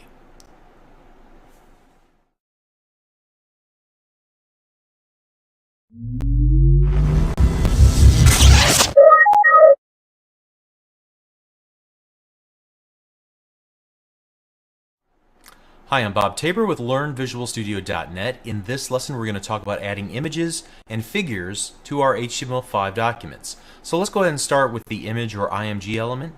And just to remind you, we're looking at a version of the specification called HTML5 Edition for Web Authors. And I'm just going to scroll down to remind us that we're searching on the table of contents. I'm going to hit Control F on my keyboard to bring up the Find toolbar. I'm going to type in the IMG, and that'll bring us to a section of the table of contents specifically related to the image. Notice that unlike many of the elements that we've looked at up to this point, there's a lot to the image, as we can see clearly from the amount of the indentation levels, the amount of content that is contained inside of the IMG element. But let's go ahead and just open it up in a new tab. You can see there are a number of attributes that are specific to the IMG control, like the alt and the source. And we'll talk about those in just a moment. In its basic form, you simply need the following to define an image. So the IMG source attribute equals, and then the alt attribute equals. So it simply has two requirements: a valid source attribute that points to an image file using a URL, and then an alt attribute which describes the image for those who can't process image or those who have image loading disabled. So here again, a nod to screen reader software for those who have limited or no vision capabilities. The alt value would be read aloud in these cases, describing the content of the image to that person that's visually impaired. There are other optional attributes allowed in HTML5, including a width and a height, for example, allowing you to specify the image's width and height in pixels. Now, here's where the presentation overlaps with semantic meaning. I would recommend that you handle the sizing of your images purely in CSS. However, you're going to see plenty of people defining image elements with width and height, and certainly it is allowed. Sometimes if the image can't be loaded for some reason, an empty placeholder will be represented by kind of a large box with a little icon in the upper left hand corner with a little X through it. And if you have the width and the height, then it will use that to size that empty box appropriately. So there is a pragmatic rationale to their existence, because it might help with the formatting of the rest of the page if you're relying on the size of that image to help format the rest of the page relative to that image. But I still think, despite that advantage, you should opt to keep things semantically clean and keep all your presentation information, including the size of the images, in your cascading style sheets. Okay, and we'll show how to do that much later. Now, with regard to the source attribute, you can set it to any valid URL that resolves to an image file. And the same rules that we talked about in lesson 5 about URLs apply here as well. So I'm not going to take the time to reiterate them. It's common to keep all images in a separate folder for easy management, something like /images or /creative. Just keep in mind then that most likely you'll see something like this whenever you're looking at other people's source code. So src attribute equals images / my.gif, or source equals .. Remember, that means go to the parent directory and then the images directory my.gif. Okay? Now, moving on, in some cases we want to use an image in an academic context where it's important to annotate the source or provide a caption and then reference the specific image or textual resource like a table or a quote in a paragraph. In those cases, you can use the figure. So let's go ahead and look at the figure element and open that up. And since I'm right here, I'm going to go ahead and open up the fig caption as well, since we'll talk about that in just a moment. So if you take a look at, first of all, you can see the figure element represents some flow content optionally with a caption that's self-contained. It's typically referenced as a single unit from the main flow of the document. It can be used to annotate illustrations, diagrams, photos, code listings, and so on that are referred to from the main content of the document, but that could, without affecting the flow of the content, be moved away from the primary content. For example, to the side of the page, to dedicated pages, or to an index. All right, and so I think a good example of that, I think they have one here. Okay, so you can see on screen that I have a snippet out of an HTML page with image source equals welcome.jpg, and then I created a fig caption, and we'll talk about that in just a moment. But the figure is the collection of the image itself as well as a caption in the fig caption. So let's go ahead and take a look at that. We already had the web page open. You can see the fig caption represents a caption or legend for the rest of the contents of the fig caption element's parent figure element. So basically just a caption or a legend for the contents inside or in the remaining portion of the figure that's apparent to the fig caption. All right, in this case we just happen to have something called a caption for the image, and then I have some small copyright information as well. So a figure is used to include photos, illustrations, code, diagrams, listings, and so on without affecting the flow of the document. It can be moved to its own web page, or it can be moved away from the place where it's referenced. And so if you take a look on this page, you can see in this example another example of where it's used with code. Here we have a figure that includes code, and we have a caption that calls it listing for the primary code interface API declaration. All right, so that's an interesting way to use it. And the fig caption element represents a caption or a legend for the rest of the contents inside the figure, just like we see here. Okay, so besides working with simple images, we also talked about figures and captions in this lesson. Let's keep moving forward. This is a very simple concept. Let's not spend more time on it than we need to. In the next lesson, we're going to work with lists and other groupings of content. We'll see you there. Thank you.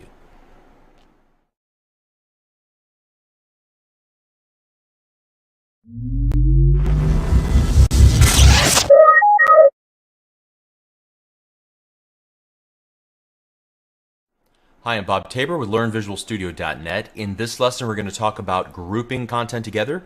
We'll start by talking about lists, which are simply groupings of individual list items. And then we're going to broaden the scope and look at grouping the way that the HTML5 specification understands grouping. And we're going to look at all sorts of groupings. Some we've already looked at, just didn't realize that we're actually looking at a group. And then others that'll be completely new to us. All right, so let's start with talking about lists of things. And there's three different types of lists in HTML5. There is the unordered list, the ordered list, and then the definition list. So we always need to start with the specification to see what it says about the semantic meaning of these tags. So again, I encourage you to go to the address. You should already have this bookmarked, but we're looking at the version of the specification called HTML5 edition for web authors. We're going to scroll down and search through the table of contents by hitting Control F on the keyboard. And we're going to start by looking for the UL element, and that'll get us close to not only the UL element, but also the OL element and the LI element. And so let's start with the unordered list, or the UL element. It represents a list of items where the order of the items is not important. That is, where changing the order would not materially change the meaning of the document. They have some good examples below. Notice this first one, I've lived in the following countries, and then we have a UL and a number of individual list items. Now, one little stylistic thing I want to point out here, notice that they don't use the enclosing /li element. Again, not required in HTML5 for certain items like the list item. I still feel like it's good practice, so I'm going to encourage that when you're writing code, but you don't have to. But changing this list of items does not materially change the meaning of the list. You still have lived in all these countries, regardless of whether you list Switzerland before Norway or Norway before Switzerland, okay? So that's essentially what they mean by that. Compare that to the OL, the ordered list, where items have been intentionally ordered such that changing the order would change the meaning of the document. All right, and so a good example here would be I've lived in the following countries given in the order of when I first lived there. So now we have imposed on this list a meaning to each of the individual items. We're changing the order of the items would change the meaning of the list. And so you can see that in this case, Switzerland comes before UK, before US, before Norway, because we're looking at them in a specific order, the order of when I first lived there. The list item element itself is pretty straightforward. There's not a whole lot to it. Notice that it can be used in an OL, a UL, or a menu element, which we're not going to talk about in this series. And it just gives some additional examples of individual list items. But I think the best way to get this concept under your belt is a little practice, right? So you should be able to download the code that's associated with this video, either from where you're currently streaming the video or from where you originally downloaded it. It should have a folder inside that zip file called Lesson 08. Inside that folder, there is a before, after, and a work folder. In the before folder, there's some opportunities for improvement to the HTML file that I have in there. So I'm going to right-click and copy that, and then go back to the work folder and paste it in, and this is where we're going to do our work. I'm going to open it up in Notepad, use whatever technique you're comfortable with to open it up. And you can see that I have sets of list of items and then some other stuff that we'll get to later on in this lesson. But first of all, we're going to start off by creating an unordered list, because this list of names, you know, although you and I might be used to hearing these names in a specific order, if you're old enough to remember this. However, changing the order doesn't change the fact that each of these people are in the list, okay? And I'm going to go ahead and create an OL. So notice I'm going to start with a beginning and an ending OL for ordered list. And note that I'm just using my space key on my keyboard to create two spaces. This is purely for aesthetic purposes. As I look at the code, it's definitely not necessary. HTML5 will ignore the white space for the most part. Now we're going to look at the pre-tag again here in a little bit, and we'll see how that would affect our use of white space. But I merely do this indentation for my own readability, so I can see kind of the hierarchy or the ownership of the list items and its parent, in this case the ordered list. And I'm just wrapping list items, an opening list item and a closing list item around each of the items. And what I want to do is save the work that we've done with the UL and the OL. I want to open it up in Internet Explorer and just look at the default, the way that it renders with the default style sheet in Internet Explorer 9.0. The unordered list is rendered by default with just a series of bullets, whereas the ordered list is rendered with a series of numbers. Now, we're going to learn later in this series of videos how we're going to change that, the bullets or the leading character, I guess you'd say, in front of each of these list items using cascading style sheets. And there are a number of options that are available to us there. But this, again, is the default way that it renders in the browser.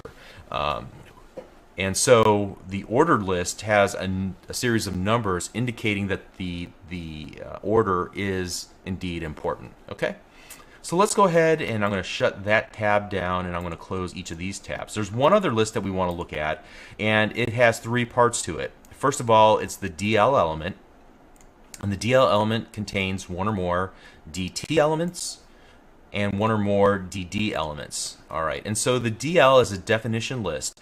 The DL element represents an association list consisting of 0 or more name value groups, a description list. Each group must consist of one or more names followed by one or more values. Within a single DL element, there should not be more than one DT element for each name. Okay, and so we can see some examples that they've used here. Within a given DL element, there is a series of authors, maybe, for example, in a book that's been written, as well as a series of editors, which in this case, there's only one editor. But at any rate, it designates the term authors and the description next to it using a series of DD, or definition description elements. Okay, and so that's really the difference between the two. The DT element represents the term or the name part of a term description group in a description list, and the DD element represents the description, the definition, or the value part of a term description group in a description list. And so anytime you need an association between some notion, some idea, and a series of individual list items that are associated somehow with that notion, you want to potentially create a definition list using a DT for the definition term, and then a series of DDs, definition descriptions, for each of the individual items. All right, and so let's put that into practice here. I have, again, in this lesson 08.html, a couple of terms and their definitions. And so what we're going to do is just wrap a single DL around this entire block. Even though they're really not related, perhaps I have some article I'm working on where I want to create an area where it uses, it defines terms that were used in the article, maybe in a call-out section, and I'm going to go ahead and create the definitions for each of those items. So I'm just wrapping each of these in a series of DTs and DDs. So in this case, autodidact is defined as a self-taught person, whereas utilitarianism, another definition term, it has two definitions. The first one, let's go ahead and then the second one starts here.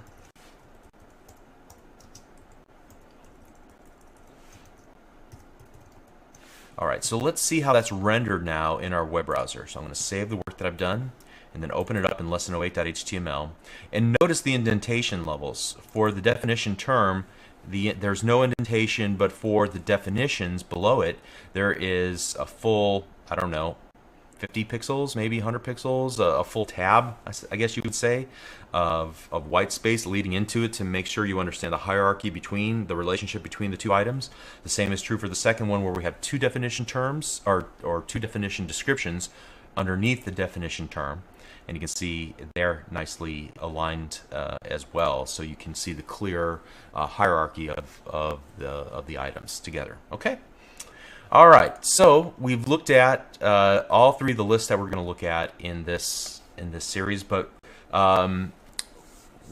you know, at a high level, again, we're talking about groupings of items. In this case, we're looking at groupings of list items. But the authors of the HTML5 specification understood the concept of grouping in a more macro sense. And if we can see this, let's close all this down. Here we are in where we were working with the OL, the UL, the LI, the DL, the DT, and the DD. It's all from this grouping content area here in the documentation. And you can see that there are several additional groupings.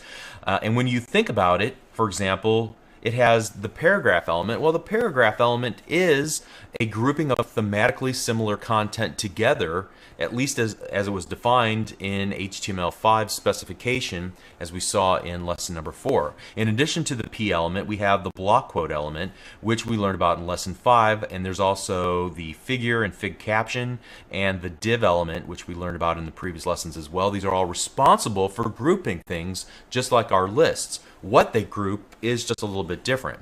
All right, so what I want to do is pick two additional items from this list and talk about them. We briefly talked about the pre element. Let's go ahead and open that up in a new tab. And the pre element represents a block of pre-formatted text in which structure is represented by typographic conventions rather than elements. And so it gives some examples of where this might be used. Email with paragraphs indicated by blank lines, lists indicated by lines prefixed with a bullet, and so on. Fragments of computer code, that's the example that we saw when we were looking at the code element in lesson number 4, with structure indicated according to the conventions of that language, and then finally displaying ASCII art. So back to our examples here, you can see that whenever we open this web page up, at the very bottom here we have some computer code and then we have some ASCII art, but it loses its value, its meaning, because it's not formatted correctly. And so the pre element will allow it to retain its formatting with the white space and line continuations and things of that nature. So I'm just going to wrap pre's around both of these listings. Pre around the public class hello one, public static void main. This is just a snippet of C# code to create a hello world example. And then here you can clearly see, as I pasted it in, some ASCII art of an alien. All right. And now whenever we've added the pre tags to it and we open it up, this will look like actual code and this will look like ASCII art. Okay. And so that's all that we use the pre tag for. Okay, so finally, let's talk about the HR element. Let's close all this down. And you can see that's another one of these items in the grouping content list here. And the HR element represents a paragraph level thematic break. For example, a scene change in a story or a transition to another topic within a section of a reference book. All right, so it derives its name from a horizontal rule, HR, which indicates presentation, but it has been repurposed. Previously, you would use it to just create a line across the screen, okay, and you think about it purely in terms of presentation, but it's been repurposed as a grouping function in HTML5 to group, or rather, to do the opposite, to separate themes in a given document. Still, its default style sheet, as you're going to see in a moment, is a horizontal rule or horizontal line on a web page, but now it has this rich semantic meaning. So I think probably the easiest way to do this is just to add an HR element, and we can just type it like that, or we can use a self-enclosing with a slash near the end of the angle bracket. I'm just going to use the format that I probably will use now that we're working with HTML5, which is just the HR element by itself. And we can see how it's rendered as we separate one thematic idea from a new thematic idea using this horizontal rule, this HR. All right, and it just by default, with the default style sheet in Internet Explorer, creates a horizontal line. However, again, as we looked in the specification, it doesn't have to be rendered that way necessarily, and we're thinking more semantically. It's separating two different ideas but are added to the same document. Okay. All right, so we've covered all the grouping content here or in previous lessons. So now let's move on to tables and learn their proper uses as well as their abuses in the next lesson. We'll see you there. Thank you.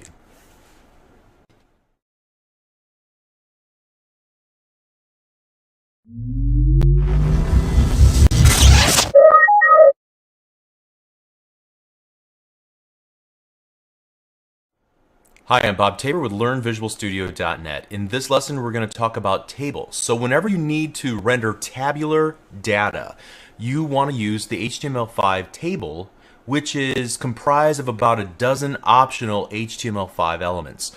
At a minimum, you probably want to define a header row, so a row that explains what each of the columns are for, as well as individual data rows that contain cells with the data you want to display to the end user. I'll be referencing the elements described in this document in the specification, the edition for web authors. We're going to scroll down, take a look at, and hit Control F to find tabular data. So this section, which is 4.9 in my version of the document, we're going to look at many of these elements, including the T body, the T head, the TR, the TD, and the TH, and so on, okay?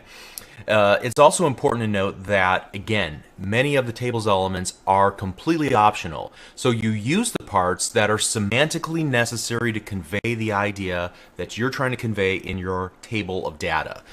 You're trying to avoid adding parts purely for presentational or styling purposes. That's the job of cascading style sheets, again, okay?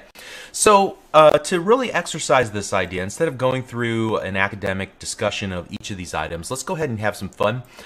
You'll want to download the code that's associated with this video, wherever you're currently streaming the video from, or wherever you originally downloaded this video to play. There should be a code file. If you open up that .zip file, there should be a folder called Lesson 09. Inside of that folder, there is a before, after, and a work folder. So we want to take the before, and we're going to copy it, the lesson09.html file in the before folder, and copy it into the work folder. And so here's where we're going to do our work. We're going to open this up in Notepad. So I'm going to right-click, open with Notepad. Use whatever technique that is comfortable for you. All right, and so what I want to do at this point is I'm going to create a table of information that displays the recent statistics for my favorite hockey player, Jonathan Toews of the Chicago Blackhawks. And I'm going to display his stats over the last couple of seasons, and I'm going to use a table to display that. So let's just go ahead and get started. I'm going to start with an H2 element just to kind of explain what this is for and give it a name here. So Jonathan Toews stats, and then I'm going to start with a table element, and then I'll just go ahead and create the closing table element for the very bottom. And then what I want to do is create a header row, and to create the header row I'm going to use the T head and then a closing T head. And again, notice that I am indenting just to show levels for readability's sake, not because they have any real importance within HTML itself.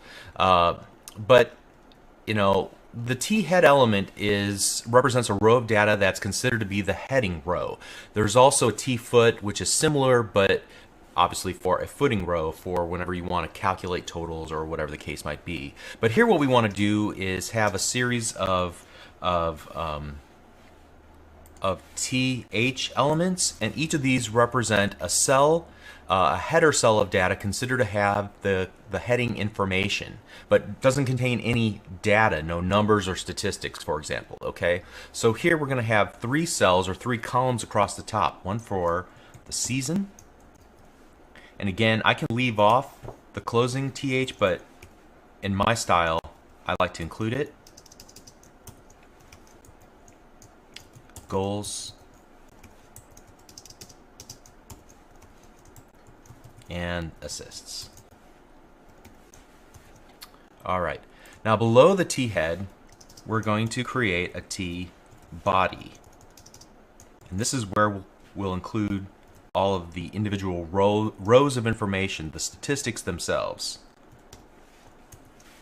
Okay, and so in the T body, we're going to create a series of rows, and you create a row by using the TR or table row element. So opening, closing TR.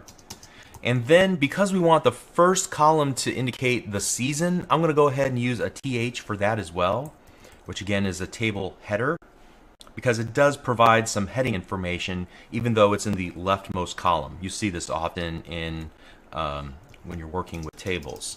And then we'll have table data, TDs, for the individual statistics themselves. All right, so for example, this season will be the 2009-2010 season. He had 25 goals and then 43 assists. All right, so at this point, we have enough information to see how it's rendered in a web browser. So let's go ahead and open it up, and you can see it's not beautiful, but that's not important right now. We want to convey intent. And so we have our header row, our header cell that includes the season, and then the individual statistics, 25 and 43 for goals and assists. Okay, so let's just continue on and flesh this out completely. I'm going to take the same tacked here.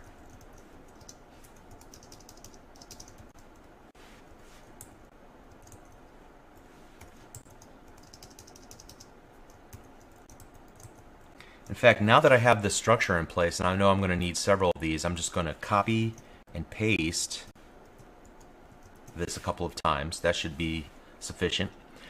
And we're going to create the 2010 to 2011 season, and then we'll create the 2011 to 2012 season. I think I forgot something here. There we go.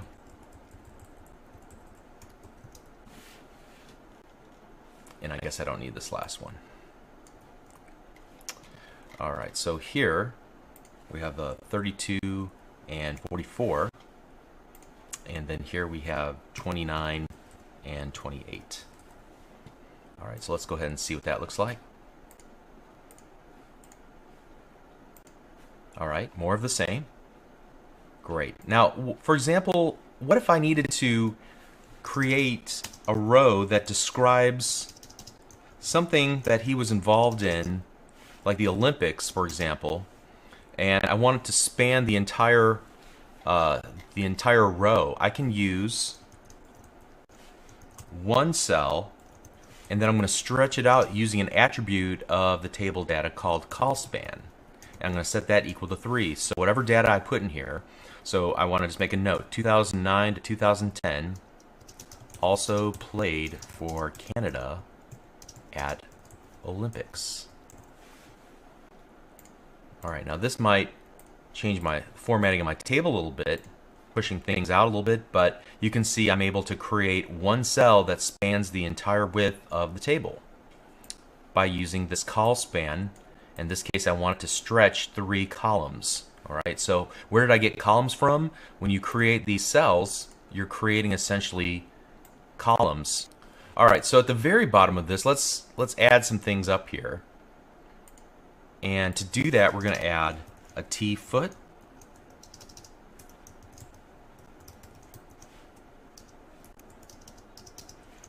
And so we'll create a TR and a closing TR.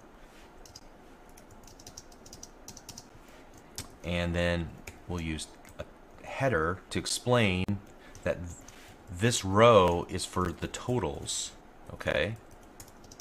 Again, much of what I'm doing here is optional. It's just a matter of using the correct markup for what I'm intending to do here. And so, again, the data will be 86 and 115, I happen to know. And so what would you expect to see here? Well, an additional row, and it looks nothing different, even though it's a footer as opposed to the body, but that's what, again, CSS is for, to style this up and to make it look great. Okay, and I think that's all that I'm going to do for now. There are other tags that we could use, optional tags for creating call groups and individual columns, and that would allow us to style. If you had, like, 10 columns represented by your cells here, how many cells you've created, you could create a series of call groups and style them differently so that you can see like a light gray or a white background alternatively for each of the cells or each of the call groups. All right.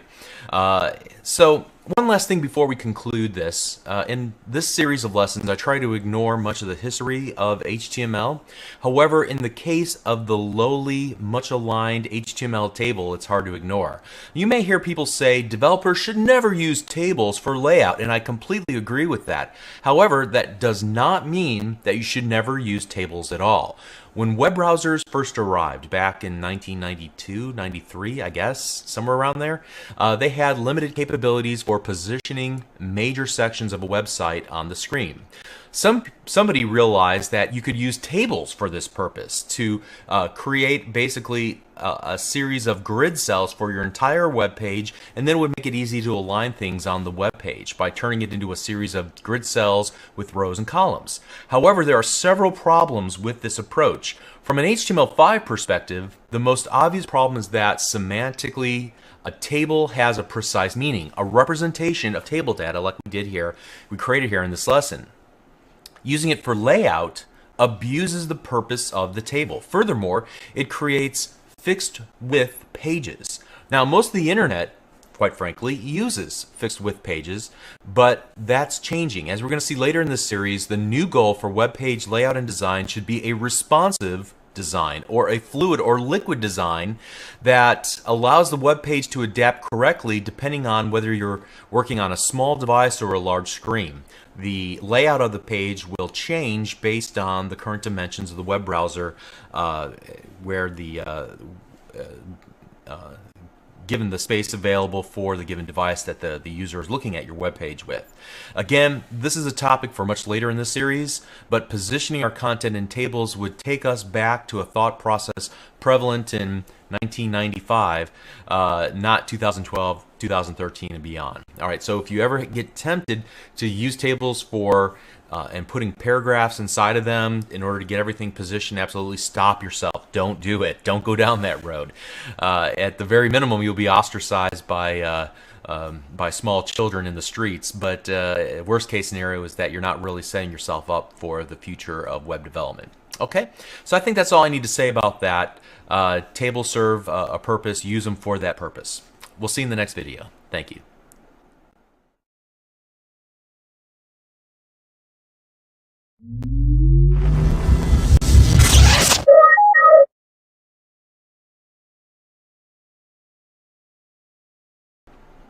Hi, I'm Bob Tabor with LearnVisualStudio.net. In this lesson, we're going to talk about HTML5 forms. Up to now, all of our HTML5 work has been to display information to the user. In this lesson, we begin to retrieve information from the user. And I know you've used forms on web pages before. If you've ever signed up for a username and password for a website, if you've ever registered for a webinar or some other event, if you've ever purchased anything on the internet, then you've used a form. And there are different types of form fields that you can use to collect different types of data, or rather to restrict the types of selections or choices that a user can make. So in this lesson, we're going to talk about forms and even build a simple form with several elements on it. In the next lesson, then we're going to add some additional elements and talk about validation on the client, which is new to HTML5. So let's start with the basics of forms. Whenever a user types information into form fields, like a text box, for example, or makes selections in form fields, like a checkbox or a radio button, for example, they have to somehow trigger the submission of all the form information that they have filled out back to the server. All the information in the form, so all the data that they type or the selections that they make, it all gets bundled up and sent to the web server. How the data is bundled up and the destination of the data is determined by the settings in the HTML element called the form element. And so here's a typical form element. We'll be writing one of these on our own here in just a little bit. But we have a form element and a closing form element, and then there are two important attributes, the method and the action. And you can see that I've set the method equal to post. Post is one of several different types of HTTP messages. A post message says that you should encode up all of the form data and bundle it into the body. Think about putting it inside of an envelope, I guess you could say, of the HTTP message. If that data is sensitive, then it will typically encode all of the stuff in the envelope, all of the data in the message body, using a secure sockets layer certificate. And so when you take a look at the action attribute in our form, you'll see that there's an HTTPS. The S on the end typically indicates that you're working with the secure sockets layer certificate. Okay? So the HTTP message of post is in contrast to the HTTP get message, and that bundles up all the data and puts it in the query string as a set of name value pairs. So that's roughly the equivalent of taking all the form data and sticking it on the front of the envelope, okay, where anybody can see it as you mail it off into put it into the mail system.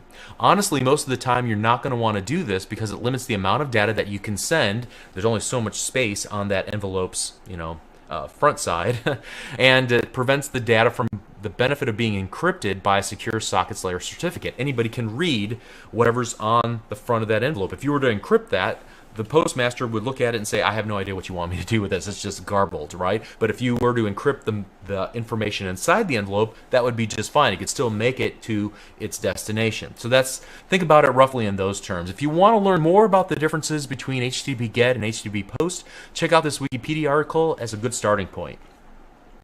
All right, so we talked about the method equals post, but now let's talk about the action. That attribute is the destination of the form's submission.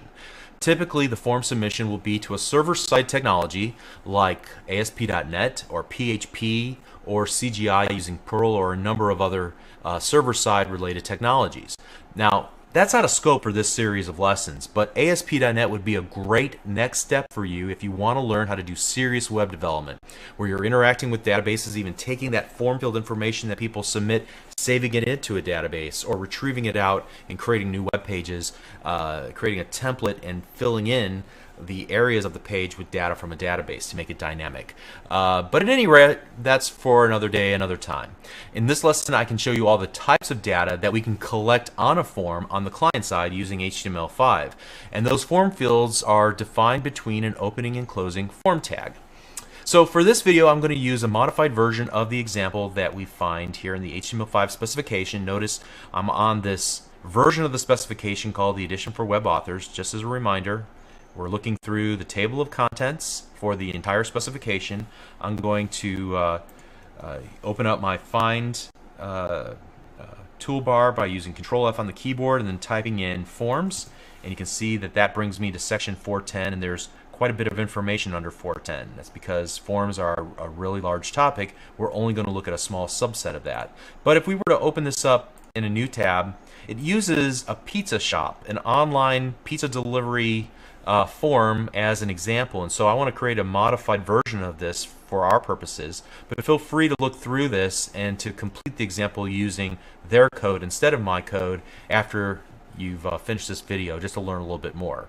Alright, so my example is going to be an absolute minimalist approach. Frankly, there will be a lot missing in my example with regards to attributes of the elements on the page, and so I'm going to just work through and point out the various elements along the way, but there will be much more to learn after this lesson is over, okay? And to that end, make sure that you download the code file that's associated with this video. You can download it from wherever you originally downloaded this video to watch it locally on your computer, or from wherever you're streaming the video currently. There should be a zip file with code in it. There is a folder called Lesson 10 inside of that zip folder. And there will be 3 subfolders: before, after, and work. What I want to do is go to the before folder. I'm going to copy the lesson10.html page. I'm going to paste it into the work folder where we're going to do all of our work. And then, like we've done in every other video, I'm going to right click and select Open with Notepad. Use any technique you're comfortable with. But this will be a good starting point for creating our own forms. So we're going to start off by creating an opening and closing form tag. As we said at the outset, we need some attributes here. In the first attribute, we'll create a post and then an action, and we're just going to set it to a fictitious page that doesn't really exist. This will not work.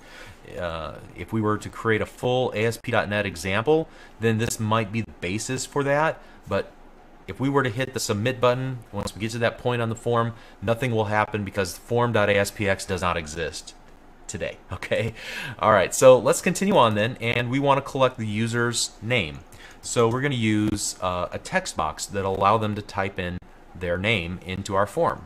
So I'm going to open and close the paragraph, and then I'm going to open up a label, and inside that label I'm going to say customer name, and then I'm going to open up an input element. And there are different types of input elements, so I'm going to select the type that I want to use. I'm going to use a text box, so type equals text, and then I want to give it an ID and a name, and I'll discuss that a little bit later why I'm doing this for all these elements, but I'm going to name it the same, customer name and customer name. Just be sure to follow along. We'll explain why we're doing this much later in this lesson. Alright, and if at this point we were to save what we've done and open it up in Internet Explorer by just double-clicking the web page from our work folder, you can see we get a text box. And so I can start typing in the name and just keep typing and typing and typing and typing. So clearly this isn't a good situation. What we want to do is limit the number of characters that somebody can type into our text box. And to do that, I'm going to set another attribute called max length, and I'm going to set that to 10. Might be a little short for a name, but it'll again allow us to at least exercise the max length attribute. So now as I begin to type, notice that it stops at about 10 characters, which is perfect. All right, so let's continue on. The next thing that I want to do is retrieve information like the size of the pizza that the individual is ordering and then the pizza toppings. And so with regard to size, there's only 3 options: small, medium, and large. And so you can't choose small and large at the same time. We want to restrict the selections that the user can make. And to do that, we're going to use a series of radio buttons. Radio buttons are usually just circular buttons as they're represented in HTML, and you can select one, and when you choose one, the other 2 will become unselected. If you choose one of those, then your original selection will go away, so you can only make one selection from that list. And to kind of represent all of the given options together, we're going to kind of enclose them in a field set. And let me go ahead and type it out, then I'll explain what a field set is. So let's start with field set and then a closing field set. And inside of the field set, I'm going to create a legend. I'll talk about what that is here in a moment. And we're going to just call this legend pizza size. All right. And so a field set groups form elements together with a common name, and the legend provides the name, in this case, pizza size. All right. And the legend has to be the first child of the field set. Just a little technical note there. So you'll see that once we add our individual radio buttons here in between the field set, open and close field set elements, you'll see that it creates a little box around it with a name in the upper left hand corner by default using Internet Explorer's default style sheet. Of course, we can change that. But let's create a series of paragraphs, a series of labels, and inside of those labels we're going to put an input type equals, and instead of a text field we're going to use a radio for radio button.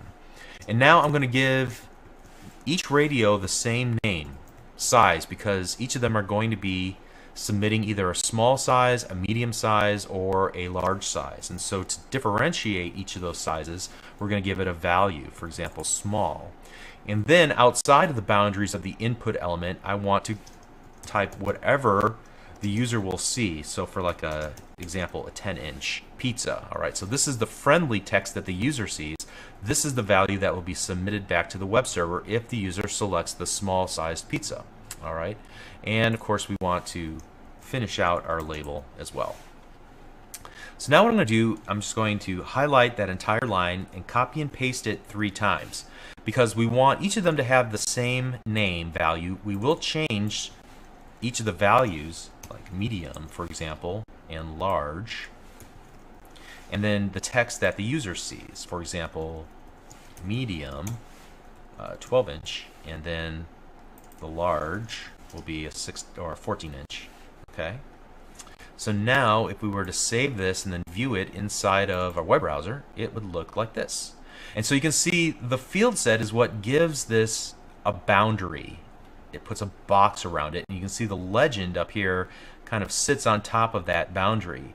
And here I have a series of radio buttons, and by selecting one, it deselects all the other options. Okay, which is perfect for small, medium, and large.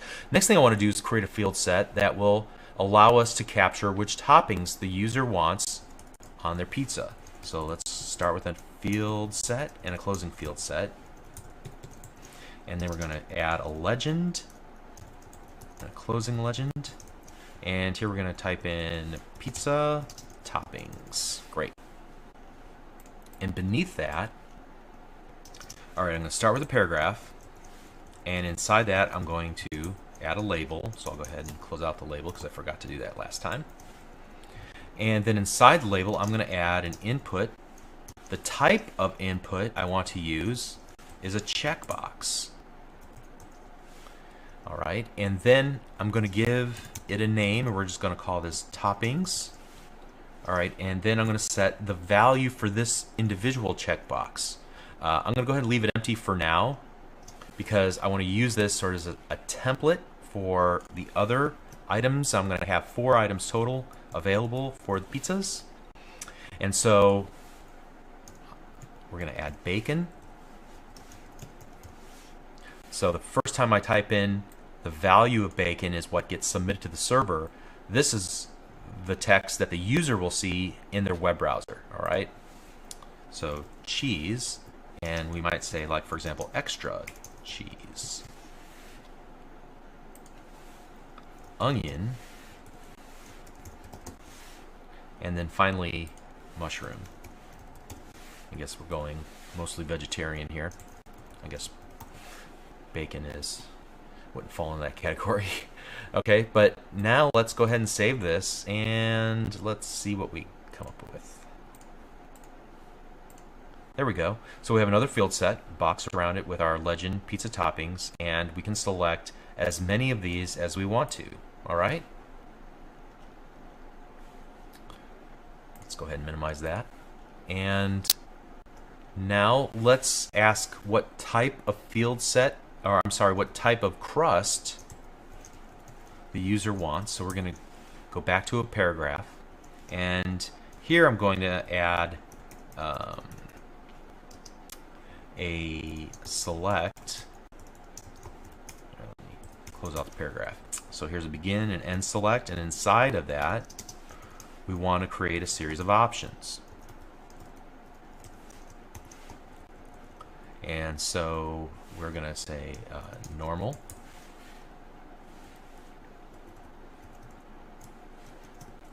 and I'm going to copy and paste this a couple times. Here we got Chicago deep dish, and we'll say that's plus $2. And then we're going to go New York thin. All right.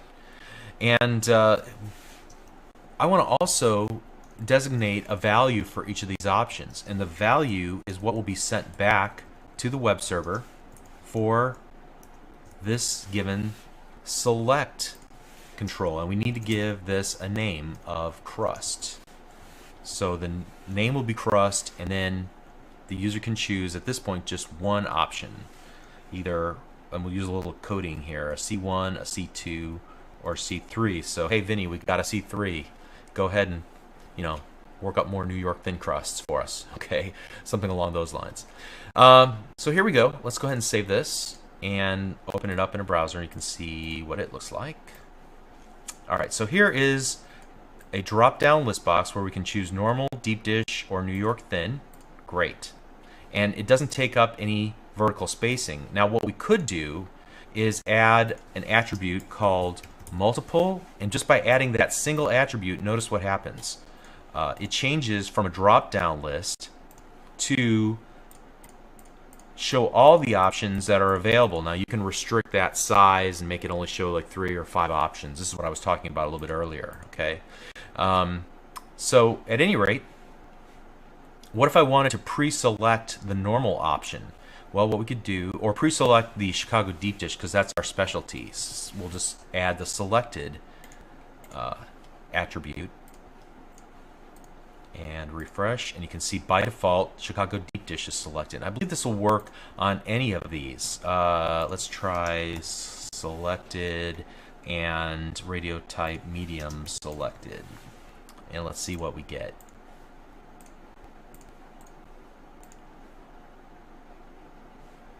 Actually, I think it's checked.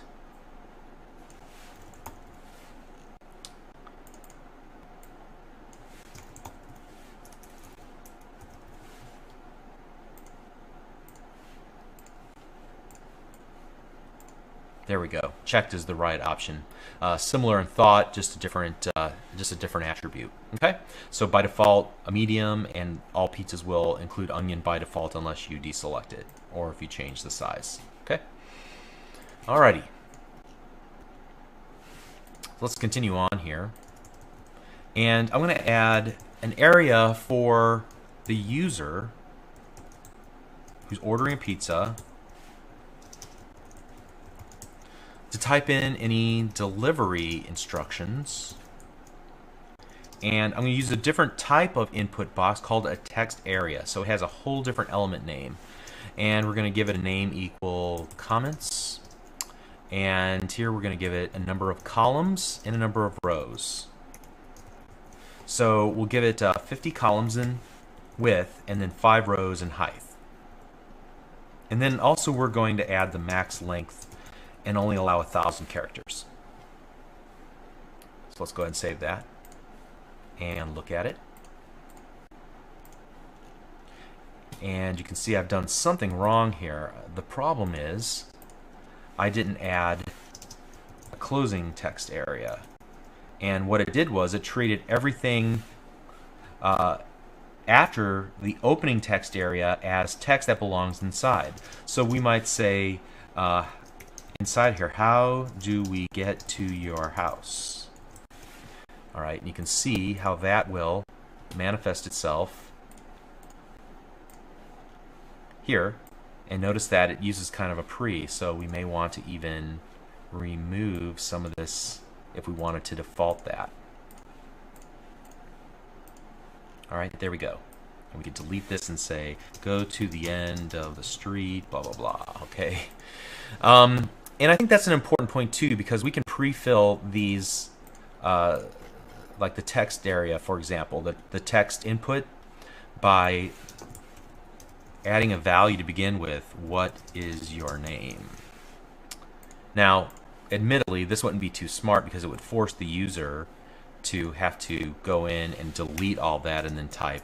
And there are some ways for us to kind of, you'll see this effect on some forms that they put like a little description of what the form is inside of the box in a very light gray font, and then you put your mouse cursor in and it disappears.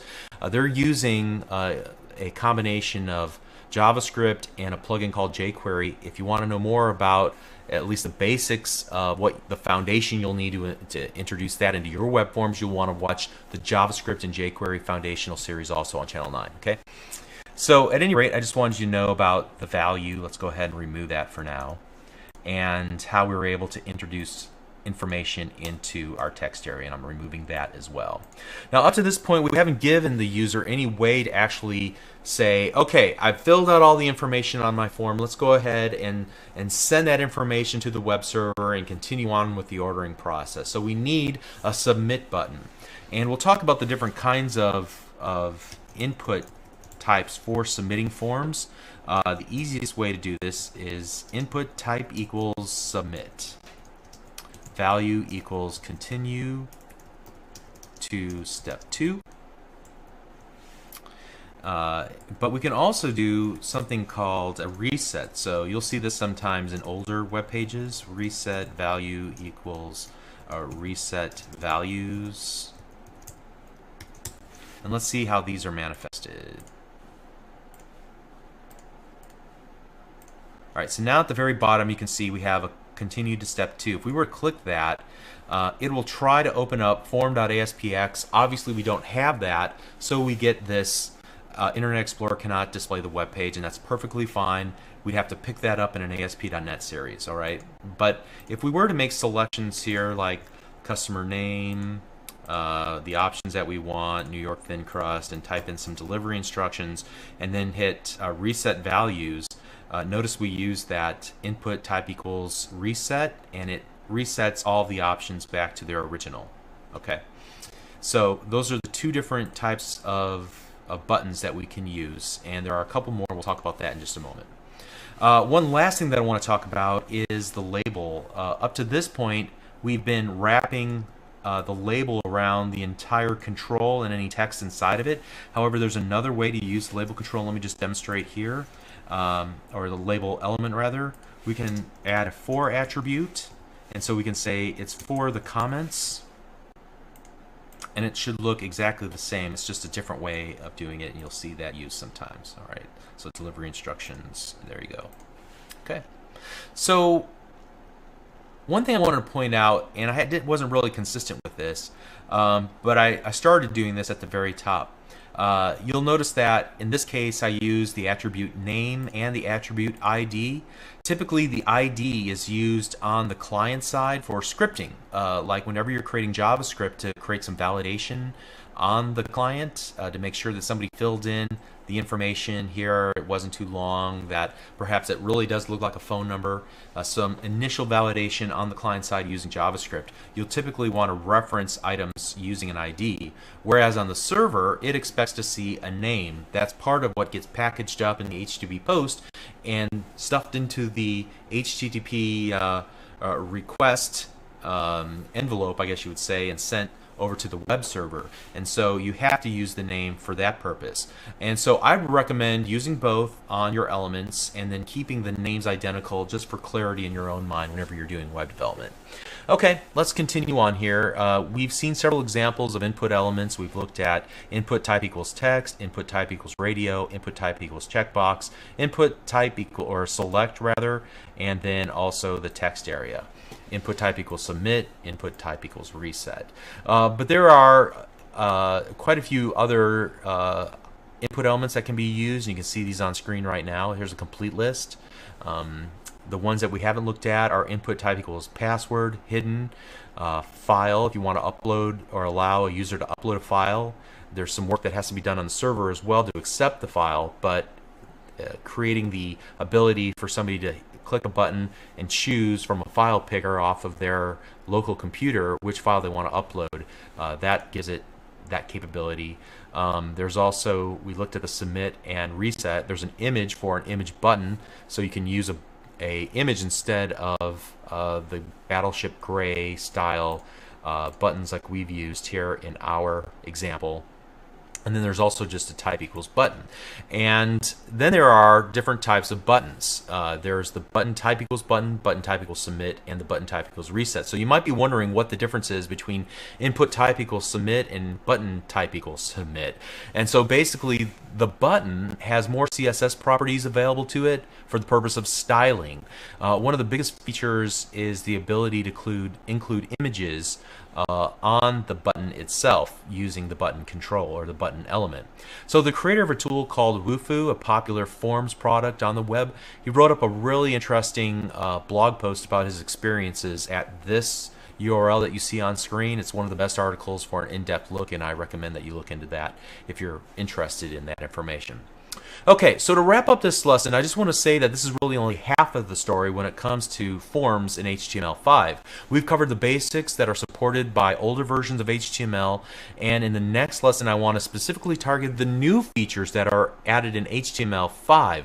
I promised that I would try to avoid this. However, the fact of the matter is that at the time that I recorded these lessons, Internet Explorer 9 doesn't support many of the HTML5 features related to forms. However, Internet Explorer 10.0 does support many of them, and so we'll want to see that in action in the next lesson. But don't worry, I'll explain the ramifications of using these new HTML5 form elements in the next lesson. Be sure you watch it. We'll see you there. Thank you.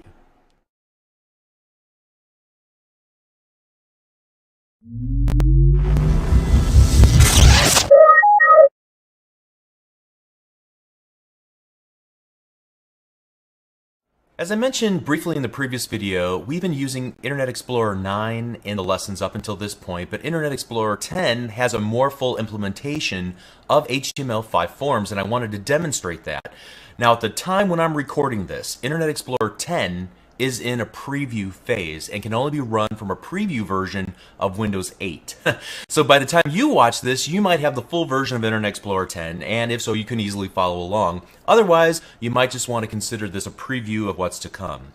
So prior to HTML5, a user would type data into form fields and then submit that form back to the server like we saw in the previous lesson. Now, all user input should be considered suspect. In other words, we should expect it to be guilty of being in the wrong format, contain the wrong range of valid values, and so on until it's proven innocent.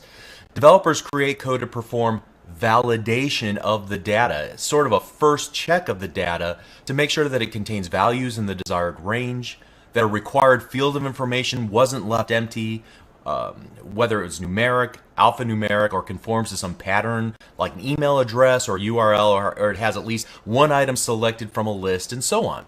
So these validation checks could take two forms. There's validation on the server side that's written in code logic like C#, Visual Basic, Perl, PHP, or whatever back-end server technology is required. On the front end, on the client, developers would also create validation checks of JavaScript. Typically is used for this purpose to perform some preliminary checks.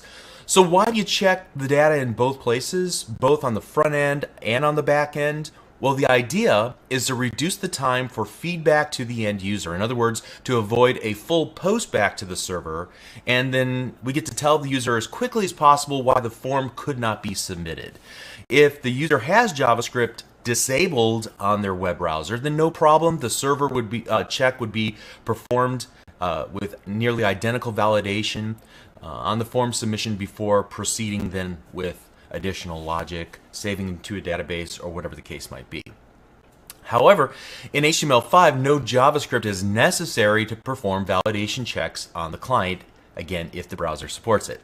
So what we want to do here is, again, using the beta version at the time of this recording, I have lesson 11. You should be able to download this zip file from wherever you downloaded this video, or you're currently watching this video. And there will be, just like before, a before, after, and a work folder. In the before folder, there's simply a lesson 11.html. I'm going to copy that and paste it back over here in the work folder, where I'm going to do all of my work. And I'm going to open this up in Notepad, and you can see that, well, just for fun, I went ahead and make sure this isn't a viewable area here. I added some CSS right into the head section of our document. So just ignore this. You'll see it as we begin to work with the form, how it formats it. Okay. So let's start off with some of the new input types that are available to make your job a lot easier. Let's start with an email. So paragraph, a label, and then I'm also going to use a span just for styling purposes. Input. Okay, so input type equals email, name equals email input, and I'll also make this a required field. So notice that attribute, I can just turn it on like that, and then I'll go ahead and close the label and then close the paragraph. Okay, hopefully you got that. All right, so now let's save this, and let's see it opened up in Internet Explorer.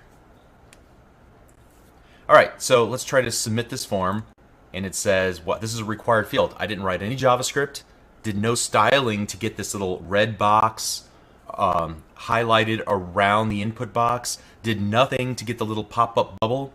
This is probably stylable. I haven't gone quite that far with this example. However, let's go ahead now, since it's a required field, let's go ahead and try to type something in, like just junk. All right, and click submit, and it says you must enter a valid email address. Wow, that's awesome. So let me send it to an email address I never checked, so don't even bother sending an email here because it won't work. And now we try to submit it. It tried to submit the form.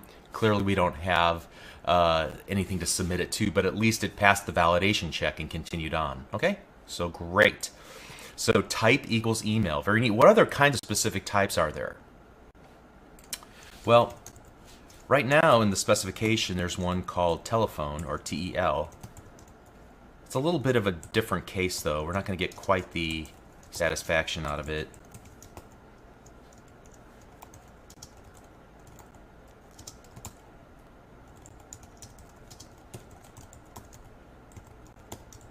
And I'm just going to type out this note. Oddly, the spec says the browser should do nothing special. And then I'm going to just go, that sounds kind of weird. But if that's what the specification says, let's see how this behaves. So let's go ahead and put bobtabor@yahoo.com to pass that check. And here we're just going to put in some random numbers and then click submit. And it goes ahead and takes it. So unfortunately, there's really nothing all that special about type equals tel, but it is supported. and I wanted to point it out. At least semantically, you would know that this input box was for the purpose of the telephone, but it doesn't have any inherent validation capabilities. Okay, let's move on to something that is a little more interesting. We'll start with a label, another span, whoops. And let's create a URL input. Input type equals URL, name equals URL input, just the name I'm giving it, and I am going to make this required.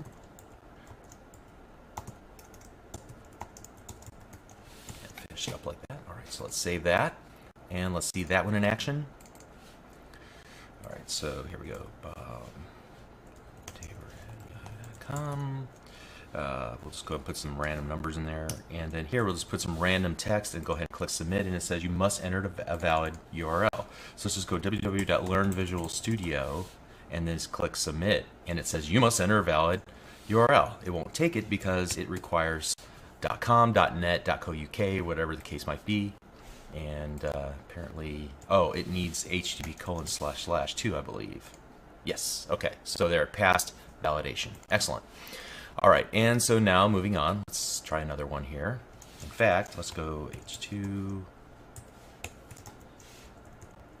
In fact, I forgot some H2s around here. Just for, bear with me for a second here while I catch up.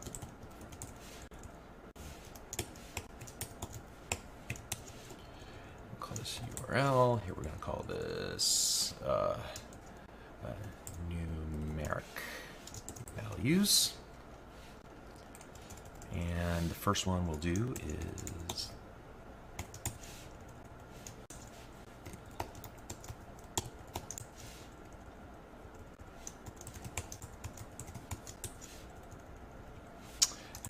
number input, and here we'll add our input type equals number, name equals number input, and required.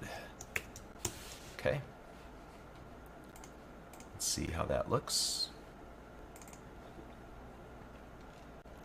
All right, so let's go ahead and type in Tabor at yahoo.com. Just put some numbers here. Let's go HTTP keys on bing.com, just to make it short. And then a numerical input. Let's just put some crazy combination of numbers and letters, and it accepted it. Let's try just some text information. All right, so let's just type in something, some letters here, and then click submit. And notice that it doesn't really give us a message about numeric values. It just kind of empties it out and said this is a required field. If I type in a real number, it'll go ahead and let it submit.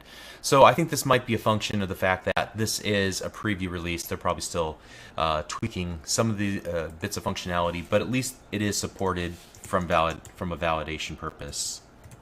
All right, let's move on. There's another kind of interesting one called a range input that I like how it's rendered in Internet Explorer.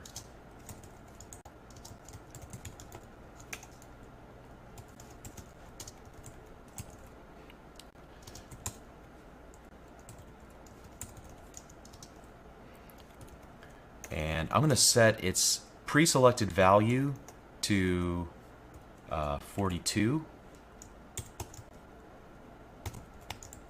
And I'm just going to say off to the side, value set to 42. By default, values accepted are between 1 and 100, just so you know. Okay, so let's see this in action, assuming I typed it all correctly.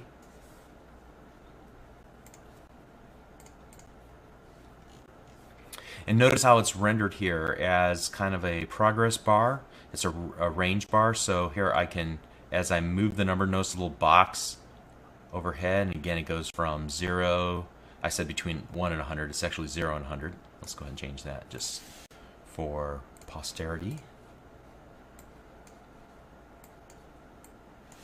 Great, very cool. All right, so let's move on now, and I want to demonstrate another cool little thing here. It's called a data list.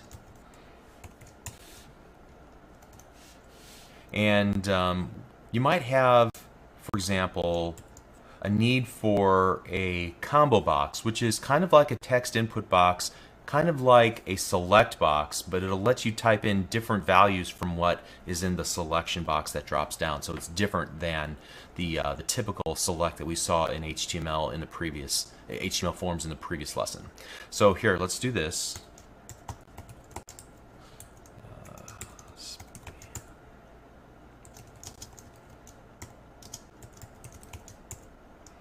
I'll go to the next line here. Input type equals text. So we're just going to use a normal text box, and we're going to set a property called list to something called some list. And I'm going to define a data list, and I'm going to set the ID equal to some list to link these two together. So the ID of this data list is some list, and I'm going to reference it here in my input type equals text. And let's close our data list. And in between our opening and closing data list, I'm going to create a number of options. Option label equals first, value equals, all right.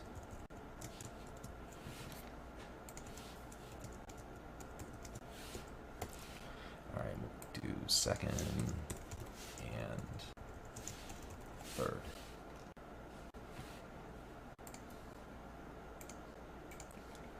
Okay, and now let's see this in action. Or actually, let me finish this up.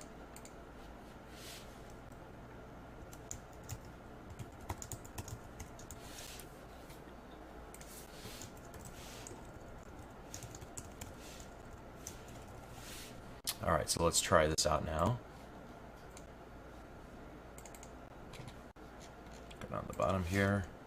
And you can see that whatever is in the value field will be displayed here in the list. So I can just escape and say I want to type in fourth, but as I typed in the F, it limited the list down to just those, and I could use the arrow key to select one and then use the tab key, or I'm sorry, let's try that again, the first, and then just hit the enter key to select the given item in the data list. Okay, pretty cool. All right, so in addition to all these new HTML5 controls, there are a number of new attributes that you can apply that are kind of global in nature and can be applied to just about any of the controls. So for example here, let's create another quick example. And here is autofocus. So we'll just create an input type equals text, and then we'll use this autofocus, or we could set it autofocus equals true. We'll just use it like that, for example, and then slash label slash p. Okay, save it, and now let's refresh. And notice that the cursor automatically goes to the autofocus. So this is where we would begin typing in our form. We can use the shift tab or tab key to move on from there. All right, but at least autofocus will put the cursor into a specific form field so the user can begin typing as soon as the page loads. Pretty cool. Let's go on from there and look at pattern. And we'll use a pattern that I've basically already created. Truth be told, I stole it off the internet, so if you see this floating around, don't be alarmed. Okay, so this is for, let me do this. Hint, use a valid or invalid zip code. So it'll either work with a 5 or 9-digit zip code. And let me just quickly fill in this. Put anything in there. http://bing.com. Leave that selected. Down a second. The autofocus.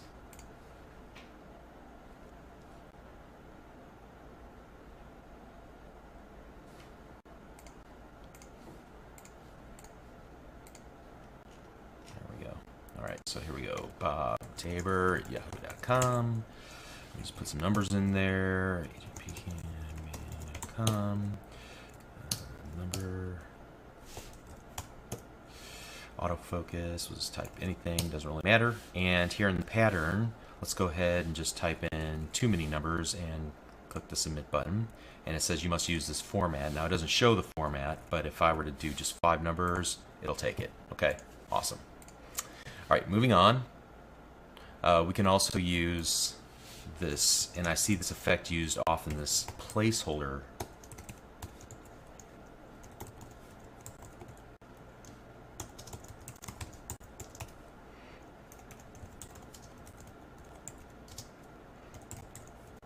So we're going to set the placeholder property to just hello world.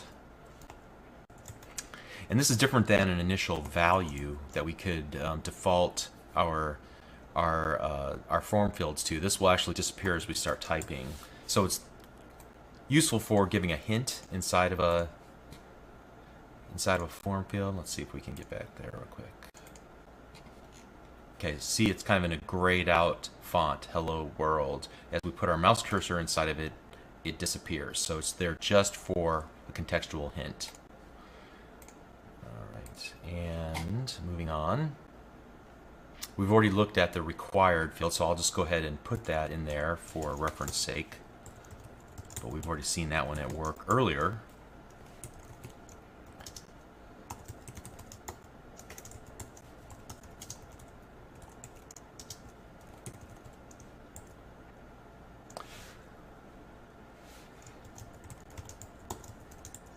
And let's move on to the next one, which will be the step.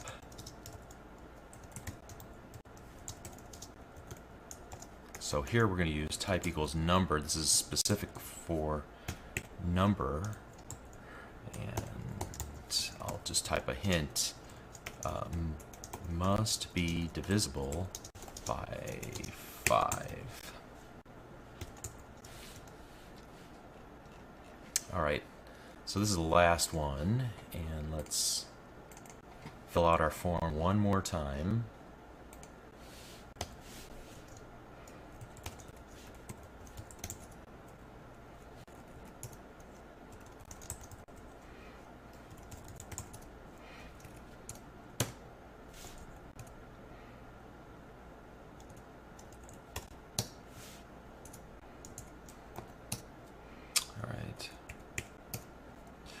Placeholder, let's type anything we want in there, required, anything we want in there. All right, steps. So I'm going to type in 74, and then I click submit, and it says you must enter a valid value. All right, but if I type in 75 and click submit, it'll take it. Okay? All right, so again, coming down the pipe, and there are others that are defined in the HTML5 specification that are exciting, and I'm sure over time they will be included as well.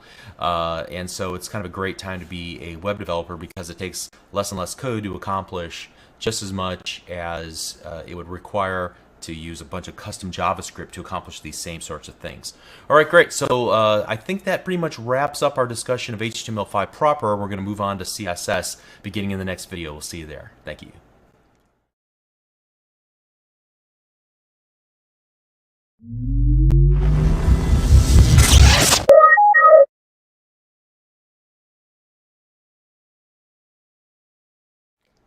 In this lesson, we'll formally introduce the topic of cascading style sheets. We'll talk about the purpose of CSS, how to define styles inline, on page, and in an external file. We'll examine the most common selectors and briefly overview some advanced CSS3 selectors that have just been added to get to portions of the HTML5 document that we want to apply a style to. We'll look at both normal CSS3 syntax as well as some special syntax used in special situations. And then I think this is probably one of the most important parts about understanding CSS, the order in which the web browser will interpret CSS styles that have been defined when there are selectors that are in conflict or that when they overlap. Which one will win? Which one will get its style applied? And what is that order of precedence? Okay, so let's start at the beginning. The purpose of cascading style sheets. I've repeated it over and over up to this point in this series, so it shouldn't be much of a surprise. The purpose of CSS is to apply visual styles to the HTML5 code that you write and affect the presentation of the content. A style is simply a collection of name-value pairs representing a visual attribute of a given HTML5 element. Could be the typeface, the font size or color, the background color or an image used for the background, the amount of padding or margin for a given area, and much more. So we're going to examine many of these common properties that you can modify in CSS throughout the remainder of this series. So a style, you've seen it before, it looks something like this. In this particular case, we have several different parts to our style. First of all, is the selector. We are selecting, in this case, the H1 element, every H1 element in the document. The styling will be applied to all elements that match that requirement, namely all H1 elements. Secondly, we have a set of curly braces that kind of define the body of the style that we'll define. And third, inside of the curly braces, there's a collection of name-value pairs that are separated by semicolons. And then finally, in the innermost parts on each line, you see a combination of the CSS property name, colon, and then the value you're setting it to. And so the colon is the separator between the property name and the value you're setting it to. All right, so cascading style sheets. The word cascading describes the nature of how styles are applied. There could be many style sheets, or at least many styles that are applied that affect a given HTML5 element on your web page. And there's this natural order in how they're interpreted and applied when there's a collision between the two styles. Again, let me push that deeper down into this lesson. We'll talk about that order of precedence in a little bit. But before we leave this topic of the basic format of a style definition, there's a number of common conventions that I've seen where developers and designers have formatted their cascading style sheet styles, and I actually prefer one of the more verbose styles, only because I'm teaching and it's easier to point things out. First, there's what I would describe as the clearest way to write your CSS, where you separate everything out kind of on its own line. Some people even prefer to add one more space between the style selector, in this case H1, and that opening curly brace. And then there's some people on the other end of the spectrum who prefer to keep everything on one line. Now, it's important to note in HTML5 and in CSS, white space is ignored. So when you do layout and you do indentation, it is purely for your own readability of the code. In fact, some designers would prefer to keep, like I said, what you see right here, the entire style defined on a single line so that they can at least look down the left-hand column and see all the selectors to find the one that they want to work, instead of weeding through bodies mixed along inside, with the actual selector names. And that's fine. Some designers are particular about the order of the CSS properties that are listed in each given style. Now, there are a few cases where there's a technical reason to keep a specific order. However, in most cases, it's up to you to decide how to approach this.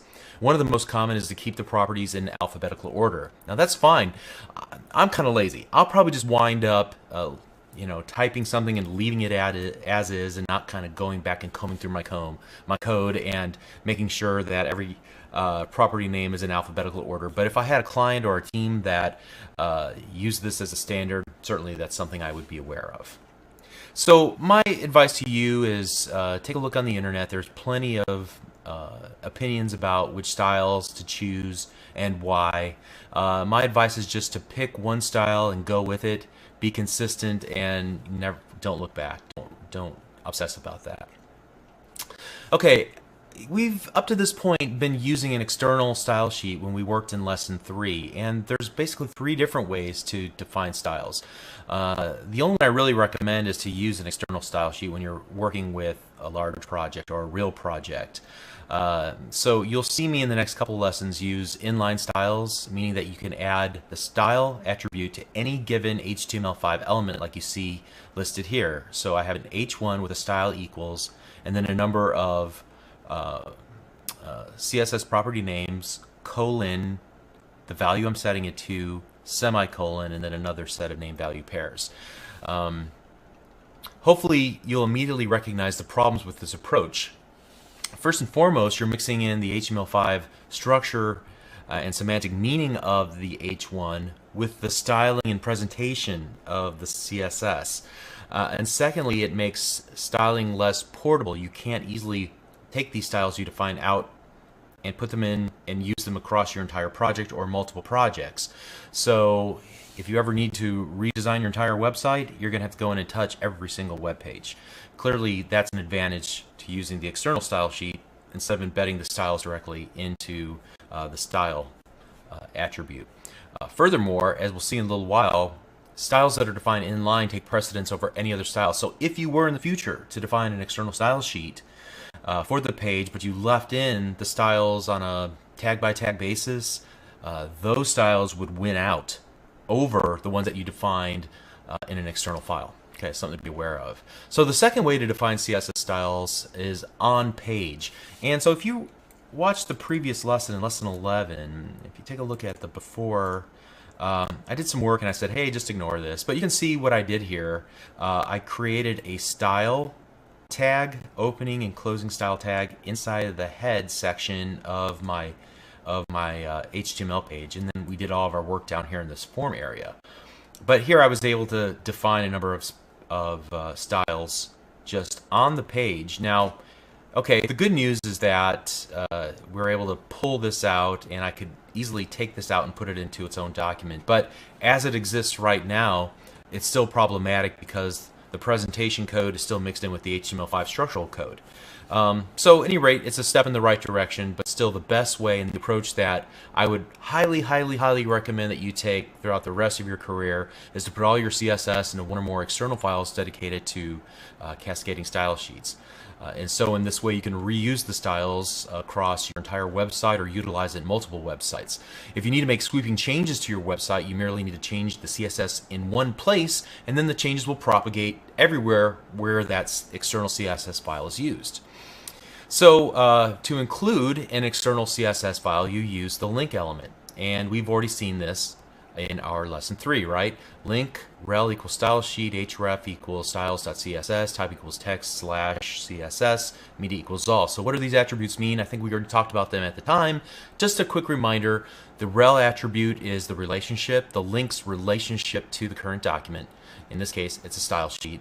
Secondly, the location is the href. So where do you find this?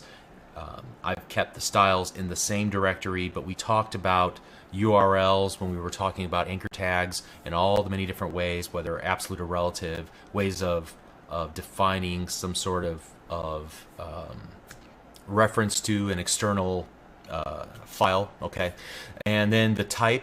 And the type we set to text / CSS. We're just instructing the browser how it should interpret this type of file. In this case, it's going to be ASCII text, and it's going to contain CSS, so get ready for it, okay? And then finally, media, and that's to be, we set it in this case to all. We've seen it set to screen before as well. When we use the term all, we're basically saying that these styles that are defined in this section of CSS are to be used on all screen sizes and all devices, but we can target specific media for certain styles, and that approach is the backbone to the notion of responsive web design, which I'll talk about briefly at the very end of the series. But this media attribute will take on an increasingly important role in modern web development as time goes on, so just be aware of that.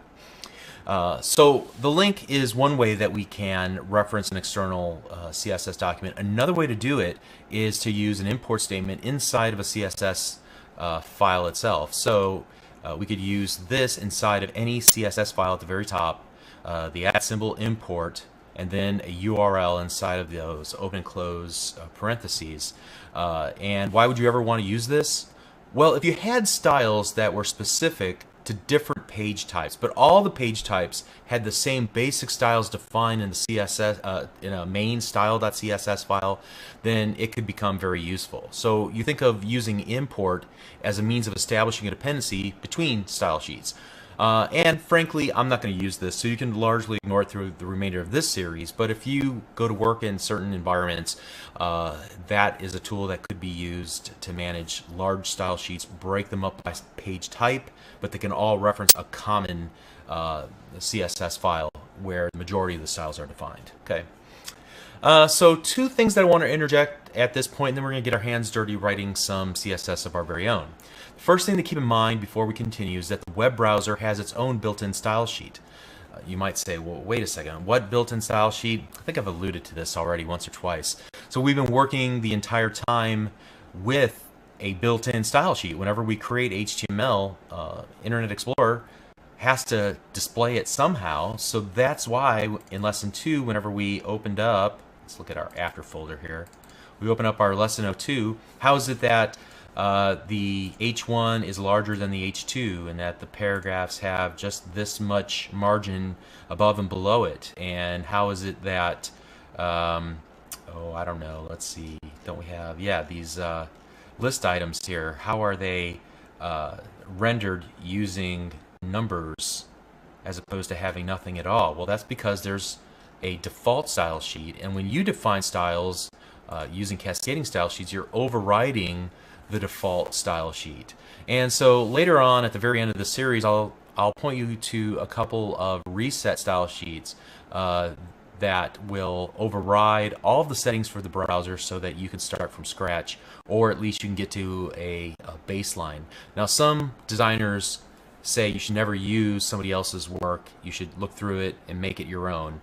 So I'll repeat that caution later on, but I just wanted to say that now when we're talking about reset.css, which is a common style sheet that's used out on the internet, just be aware of what it's attempting to do, and that is to override the default style sheet so it gets every web browser kind of back into just the most basic rendering of content so that you can build on top of it. So the second thing I wanted to talk about before we continue on is that users can define their own personal style sheets that'll be applied to every web page. And I imagine that very few users consciously think of it in these terms. However, if they ever tell their web browser to use a larger font in their web browser, let's see where that is.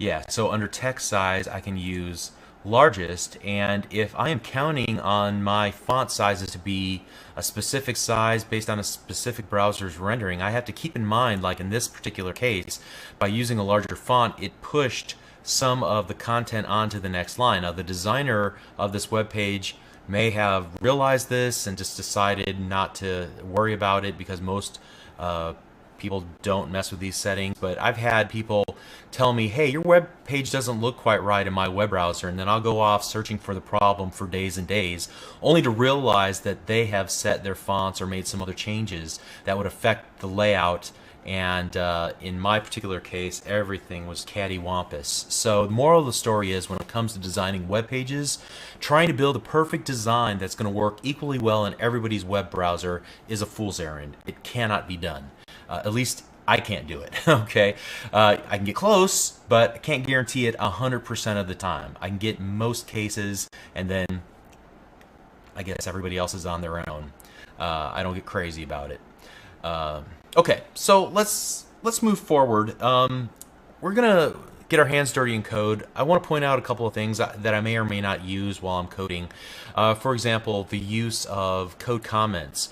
If you're familiar with other software development, you can use in C#, for example, 2 forward slashes or a forward slash and an asterisk to create a comment section. That allows me to get rid of certain code temporarily by commenting it out, or to write notes to myself that are not compiled. And you can do the same thing with cascading style sheets. So here you see a simple comment.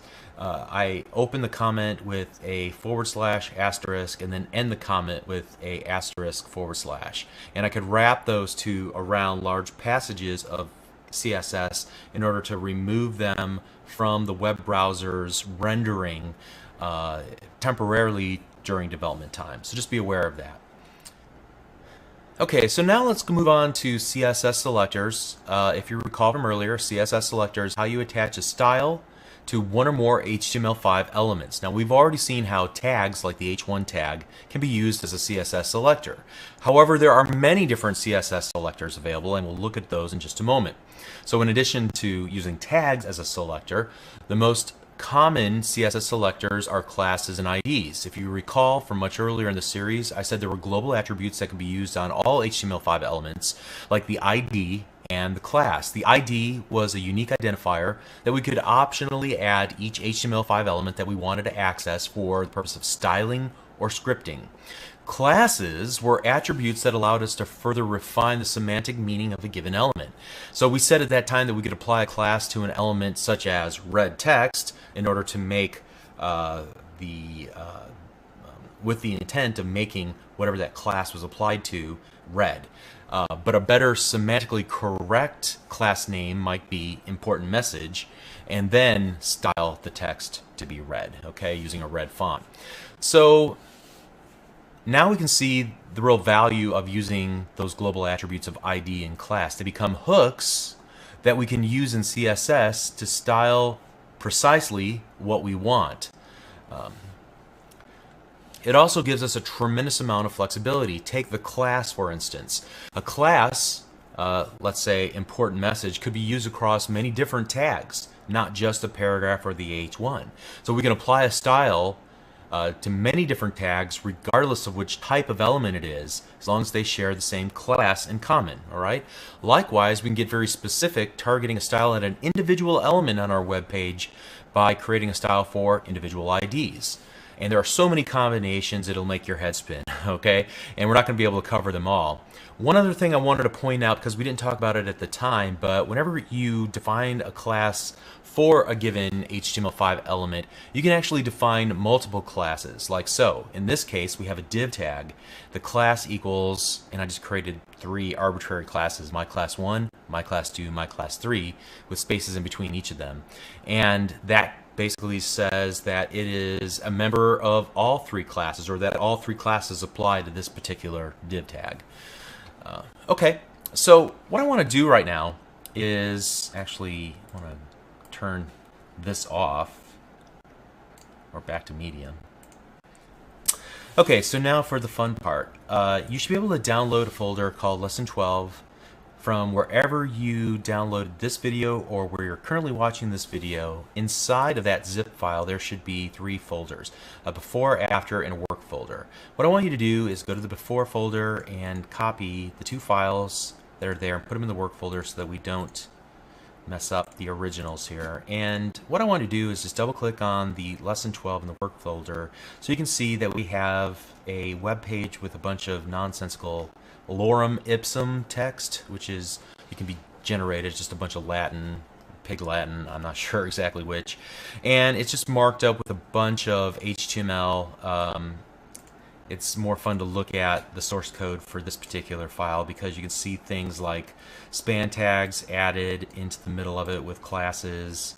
There's articles that contain paragraphs with IDs, with class references. There's spans that have title attributes, and we'll use all of these to make different selections inside of the document. You can see there's an unordered list with some text inside of it, and I'm going to go ahead and minimize that. Then we can take a look at the styles, which is blank, and it's a fertile playground for us to play in. So let's begin by styling up our H1 just to quickly demonstrate all selectors. We're familiar with this one. In this case, I'm going to select font family as Arial, and we'll set the color to purple. And let's go ahead and save that, and then apply it to our style sheet. You can see we've changed both the font and the color of our H1. Great. Now, also want to select all the HTML5 elements that share the same class, and I happen to have a class used in a couple different spots called important. There's some paragraphs and some span tags that have important, and now we're going to make them pop out with the color red. So let's do that and refresh our document.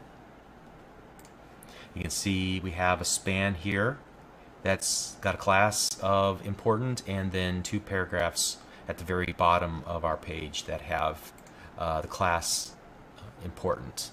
Or we can reference individual elements by referencing their ID instead of the attributes. So we have an ID of one of the paragraphs called some such, because I couldn't think of a good name for it, and we'll set its color to blue and see how that affects it.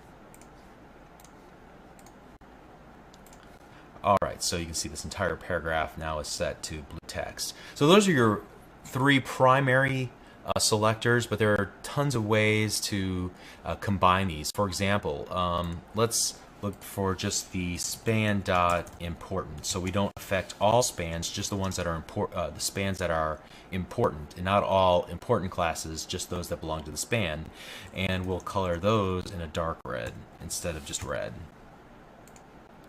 So now we should override that, and you can see if you look at your version of this, this red will look darker than this red. Okay, at least it does on my screen.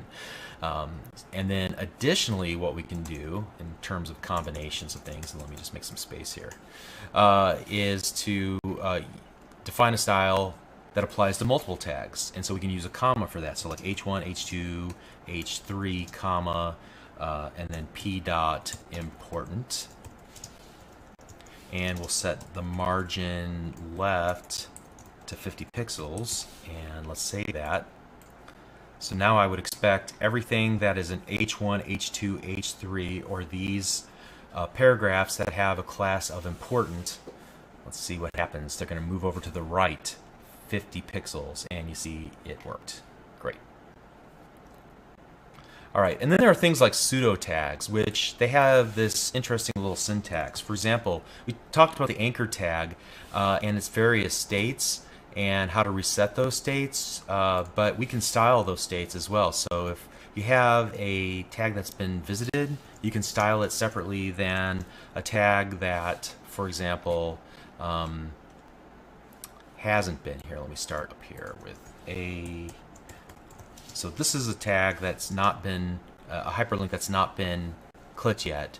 So we'll go text decoration none, and then we'll color it green yellow, which is one of the default colors. Then we will go h dot hover, and we'll merely add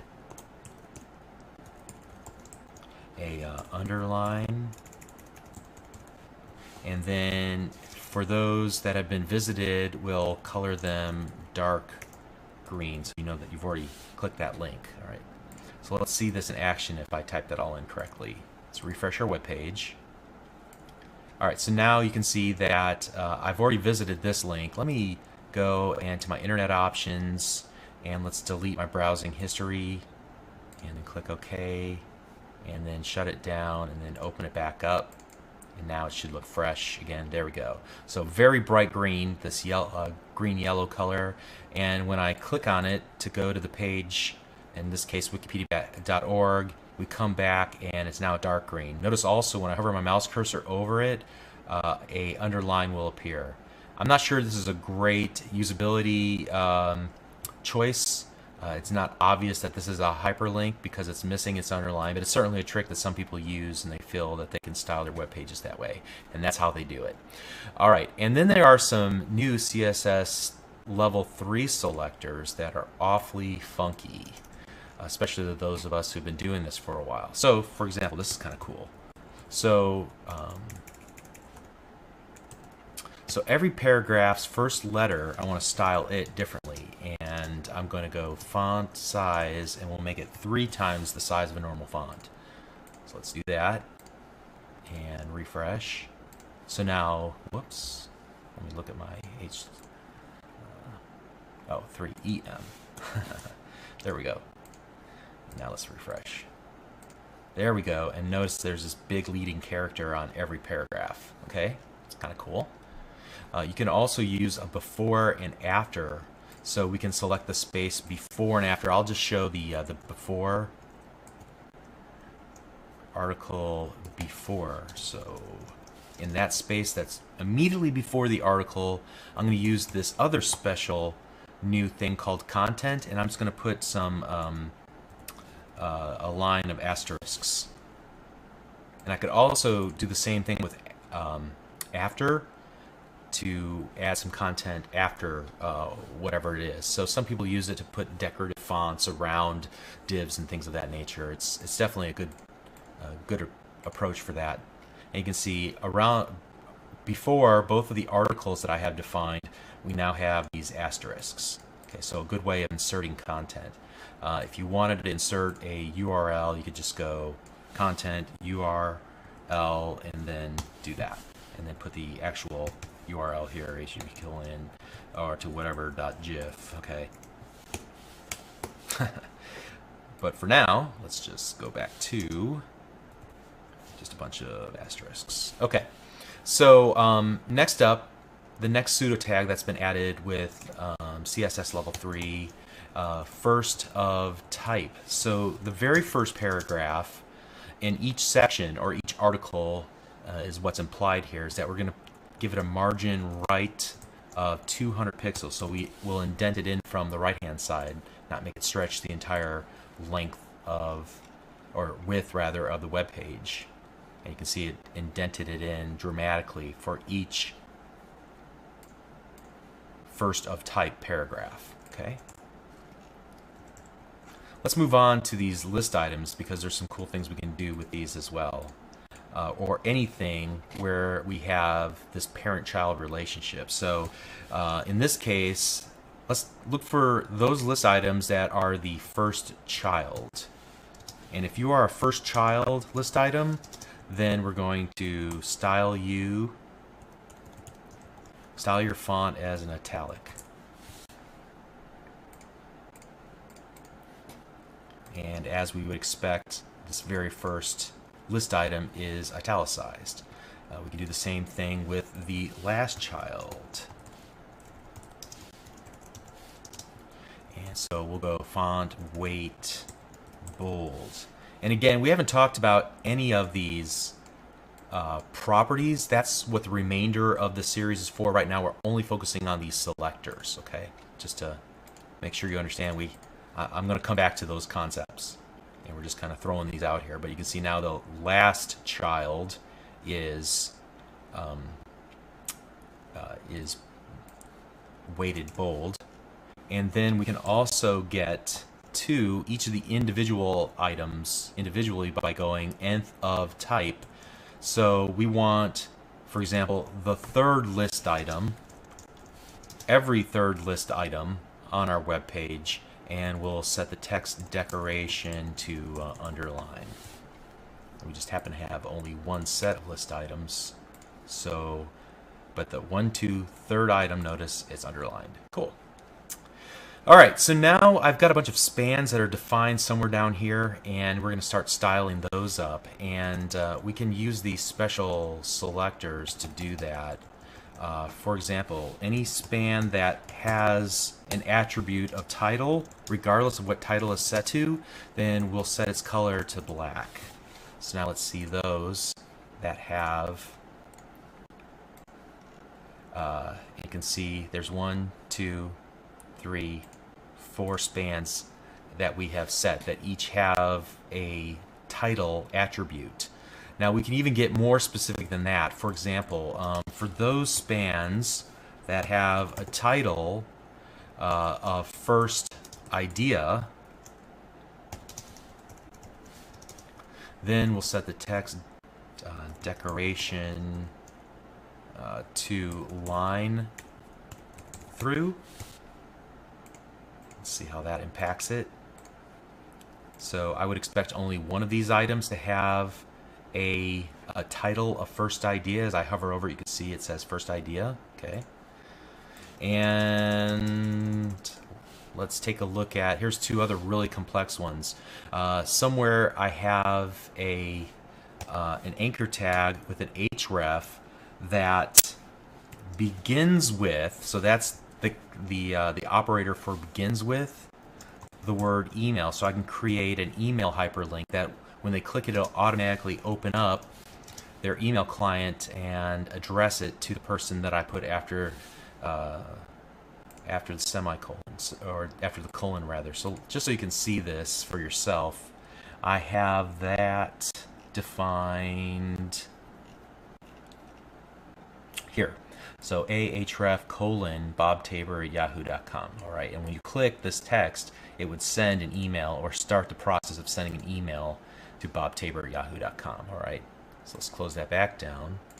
And I can select all anchor tags where the href, the value of the href begins with the word email. Poof, that's pretty cool, right? So then I can style up that entire anchor tag and set the font size to 2EM, for example. And refresh. All right, and it makes it huge, but now I could click that and send an email to myself if I really wanted to. And then I guess the last one we'll look at here is kind of along the same lines. So we'll look for the span where the title attribute ends with, so that's the ends with operator, idea.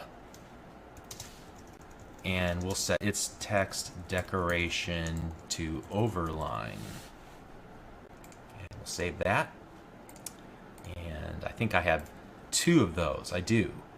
First idea and third idea. All right, they both end with the word idea, and so we put an overline decoration on that text.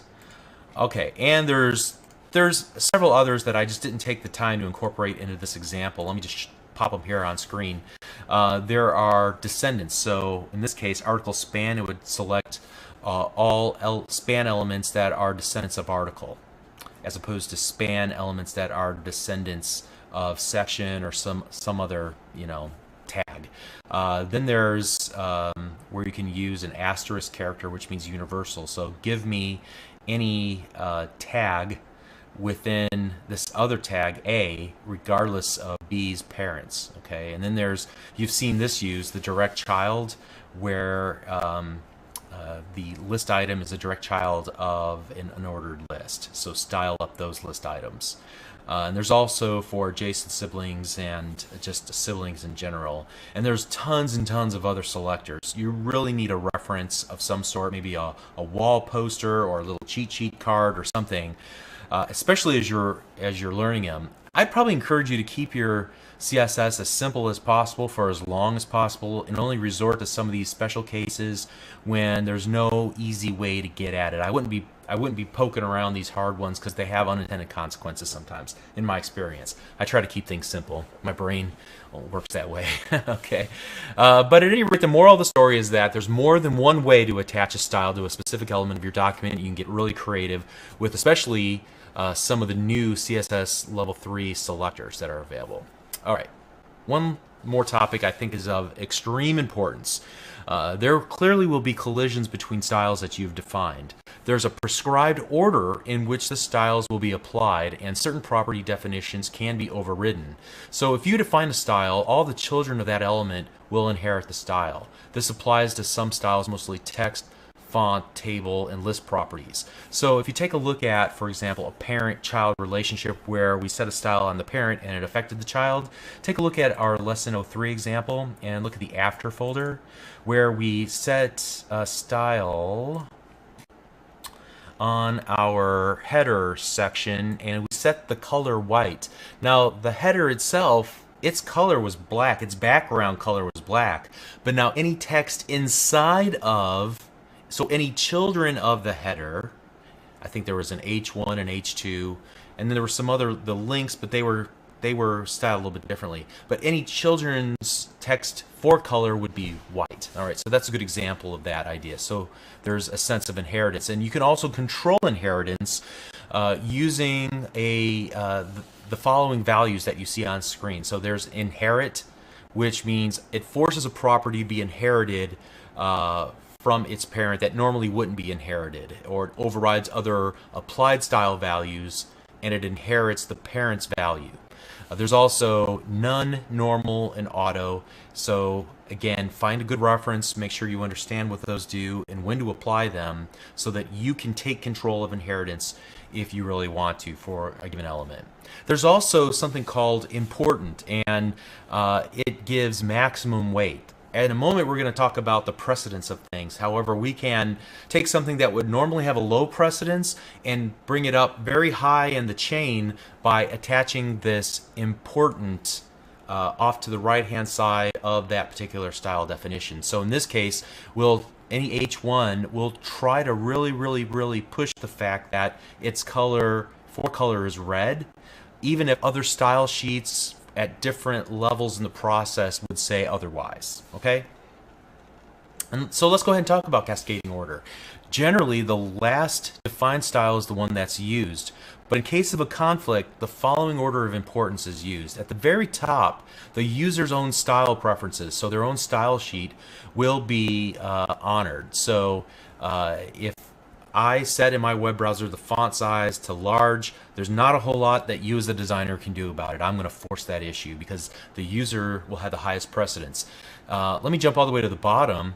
Will be the browser's default. So we are able to easily override the default style sheet by defining a style at any other level in between user and the browser's default. Most of what we do is with regards to either inline styles, and you can see that that has a very high precedence. There's also this importance that we just talked about a moment ago. Specificity, so that means if I define a style for an ID, it will take precedence over a style that was defined just generally for that tag. So if I have an ID of some such, but I have the paragraph tag is defined even lower down in my document, the one that has specificity will override it. Next down in importance is the order of things. So we saw just a moment ago how we defined, let me see if I can find that. There was a span that had first idea and then a span that had where it ended with the word idea. And this order, the last one, has precedent over the one that was defined higher up. So as you move through your style sheet, the ones that are lower and lower have greater precedence. All right. So hopefully that made sense. It's just think in terms something is overriding what I've done, and there's a cool tool that's built in Internet Explorer to help you see how that really works. If I were to open up my web page one more time and then go back to the F12 developer tools in my little tool section here, my little tool icon, it'll open up this little dialog at the very bottom of my page. And the neat thing about it is I can go to this CSS side and I can click this arrow and then start hovering my mouse cursor over things, and it starts a selection window. And when I select something, it'll show me all the styles that have been applied and the source of that style. Now in my case, I only have styles defined in this styles.css page, but if I had like 4 or 5 CSS pages, it would say where it got the style from. Okay, and you can use this on any web page over the internet to see how they did what they did, and this is the best way to learn CSS. You look at a web page, you say, wow, that's cool, I wonder how they did that, and you spend about a half hour, an hour dissecting what they did using a tool like this. Okay, so you can see in this case, I've selected this. Notice that there are a number of styles could be applied to it. For example, the paragraph itself. But since this wasn't the first letter, it struck that out because it didn't deem that necessary, I guess.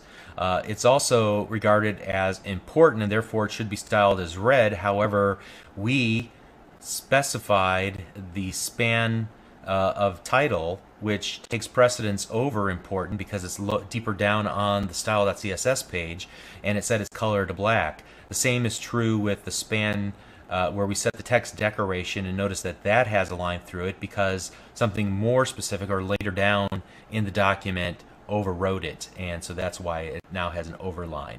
And so we can just kind of go around and inspect the various parts of our web page and learn about what takes precedence and why. And furthermore, what we can do, which is kind of cool, when we're trying to understand better how to style something and we're getting frustrated, and it's would be convenient for us to turn off or turn on styles. So I'm turning on and turning off by clicking these little check marks and saying, what would it look like if I included that or removed it? Oh, I guess I didn't need that style in the first place. How about if I remove that? Oh, that's closer to what I wanted. Or you can at least see how it affects the document in real time. Awesome debugging tool, awesome development tool, awesome learning tool. Okay, so keep in mind F12 developer tools. It's there for you to use exactly the way that we're demonstrating it here. Okay, so we've covered a lot of ground in this short period of time. What's up next is looking at the types of CSS properties that can be set. or given you a preview of that a number of times, but now we're going to start talking about each of those at least at a high level. There are families of properties, and I've split up the next 4 videos as follows. We'll talk about properties that affect the font and the text, properties that affect color and background, properties that affect lists and tables specifically, and then properties that affect block or box style HTML5 elements. And we'll talk more about what those are when we get to that point. Okay, so to wrap up, we've seen how to define styles, how to attach them to specific HTML5 elements using the CSS selector syntax. We talked about how styles are applied, how they're overridden, how they're honored through a very specific sequence and order of precedence. We've used the F12 developer tools. Man, we've learned a lot. I hope you enjoyed it. Stay tuned. The hardest part is over, I promise you. It's all downhill from here. We'll see you in the next video. Thank you.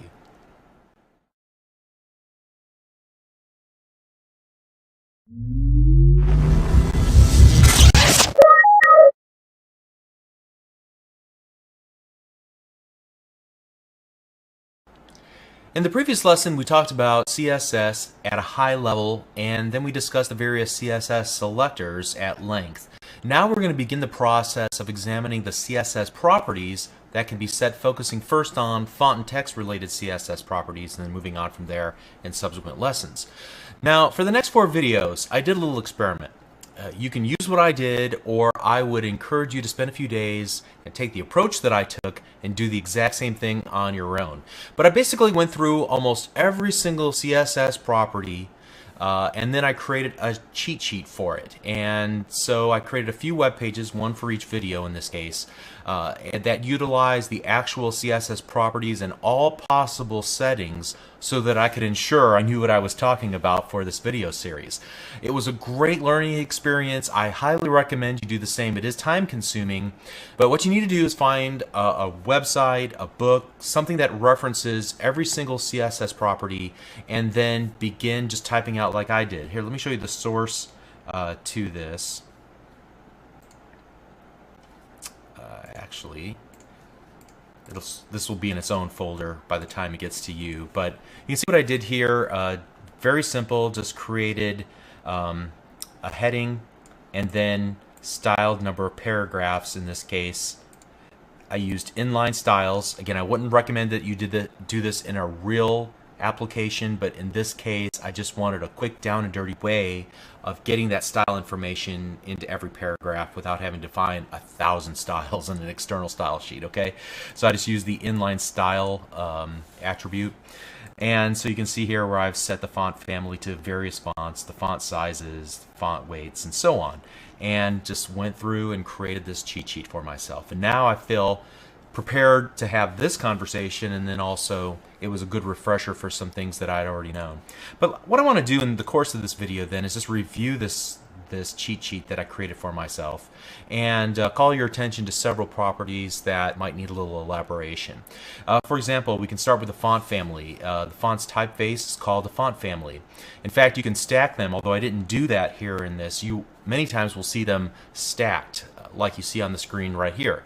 And the reason you stack them is to make backups for selection. So the browser, if it doesn't have access, for example, to the Arial font, it'll look for Helvetica. If it doesn't have access to the Helvetica font on the person's system or device, then it will look for any sans serif font. And so this is a means of just stacking up the fonts, making sure that there are adequate substitutes in case somebody doesn't have a specific font on their system. All right. Moving on, I think one of the most confusing things about working with cascading style sheets is how many different ways you can define sizes of things like fonts and text-related sizes, as we'll see a little bit in a moment. There are basically 4 ways to define sizes. The first is a point, and a point is traditionally used in print media. 1 point is exactly 1/72 of an inch. They are fixed in size. They cannot be scaled. The problem with the point is that it's really dependent on the resolution of the computer screen, not the actual size that's rendered on the monitor. In other words, I could be running at a small 13-inch screen at 1280 by 720 resolution, or a very large screen at 1280 by 720, and neither of these will be 1 point won't be 1/72nd of an actual inch. So points are generally considered a bad idea in web design, especially since they don't scale upward or downward to fit the given device that they're displayed on. Then there's pixels, or px, like we've used a couple of times up to now. Pixels are another fixed size unit used for screen media. A pixel is supposed to be equal to one dot on the computer screen, a single pixel of the screen. However, here again, pixels don't take into consideration the screen resolution, so they're not really a reliable measure. Furthermore, again, they're fixed, so they don't scale upward or downward to fit the given device that they're displayed on. Then you have EMS, or EM, a scalable unit that's used in web document media. And M is equal to the current font size set by the browser. So if the font size of the current web document is 12 points, then one EM is equal to 12 points. Two EMs would be 24 points, and so on. It kind of works like percentages. If you want a 20% larger font than what the default document has defined as the normal font, then you would use 1.2 EM, all right? And then there's percentages, and this is a lot like EMs, except it's expressed in actual percentages, not decimals. So 100% is equal to 12 points, 200% is 24 points, and so on. Now there's a couple of great articles out on the internet. Let me copy one and put it here. So I really enjoyed this article. I think that it does a really good job of explaining what I just said in a little more detail with some obvious examples here and some good upsides and downsides. As some people note in the comments, this article is a couple of years old now, and perhaps some of these things that was written in 2008. So some of these things may have changed as styles and browsers have been updated. So keep that in consideration, but I haven't found a better source than this, quite honestly. And there are endless debates on the internet on which way is the best way and why, and I'm not sure what to tell you, quite honestly. As of now, the most popular way seems to be to define sizes in a relative manner using ems or percentages. But some people swear by pixels for fixed sizes because they don't want to relinquish the size of the font to the user and when they change the sizes in the browser, but the people are going to do that anyway, quite frankly. So to add to the confusion, there are relative name sizes and named weights and so on. So if you take a look here, we have not only the font size expressed in ems, percentages, and pixels, but also there's a number of name sizes like smaller, small, which look about the same on Internet Explorer, medium, large, larger, which look about the same, extra large, and XX large. Okay, so again, another relative way of defining sizes. As I've recommended several times up to now, pick a style and stick with it, unless you have a reason not to. Next up are font weights, and you can see that there are named weights as well as font weights from 100 to 900, with 900 being the thickest. I think again it depends on the font that's available to the computer, how it's able to render its thickness, so keep that in mind. As we kind of scroll down, font style is pretty obvious. Font variant, we've already used the small caps variant. Letter spacing and word spacing, just expressed in ems, how each letter should be spaced or each word should be spaced between each word. Line height, I've demonstrated two styles, with a normal and with I think a 2 EM, where there's a bunch of space in between each line. Text transform, uppercase, maybe that's one that I used in lesson 3, I can't quite recall. Text alignment, vertical line, and vertical line has to do with the text that it's butted up next to. So in this case, I have some very large text, and then the text next to it will be aligned relative to its neighbor. So in this case, vertical align top puts it at this top section of the serif font, whereas a super, you can see vertical align super puts it at the top line of the capital letter, not the lowercase, I guess, imaginary line for the serifs. Again, the same would be true for subs and bottoms, baselines, and so on. So that's a good reference to see exactly what to expect whenever you're working with the vertical alignment. Text indent in terms of pixels, how much from the left-hand side should be indented. White space, there are 3 settings: normal, pre, and no wrap. Pre will include any empty spaces, white spaces, in the rendering of it and will not wrap to another line. No wrap ignores the white space and will not wrap to another line. Okay, so that's the difference between those two. And then finally, there's text decoration. We've already used underline, overline, and line through in the previous lesson just to demonstrate some selectors and to call out attention to some of the selectors that we've created. All right, so it's as simple as that. What remains in the rest of the series of videos is pretty much a similar format to what we've done here. Just a review of the types of properties that can be set and the properties that they can be set to, calling your attention to ones that need a little more explanation. So we'll pick it back up in the next lesson. We'll see you there. Thank you.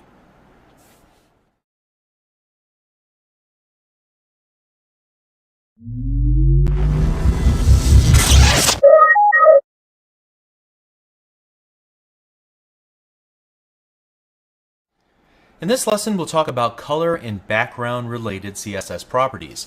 Now, some HTML5 elements can have a foreground color or just color, while others can have a background color, while others can have a background image, and that image can be configured in a number of different ways. So to kind of exercise this, I created another one of my little experiments like I talked about in the previous lesson, where I went through and just created every variation possible so that I could get this firmly ensconced in my mind as the differences, what the different values were possibly, and be able to talk about this intelligently.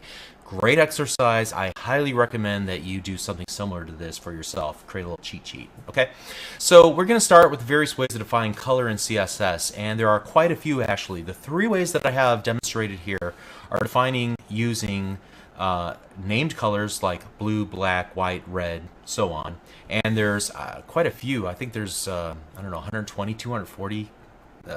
It's several dozen different ways, and you can just search for CSS color named, and Bing will bring back some websites that have a definitive list of every possible value you could look for, and that's the way I usually do it when I go about to work with colors.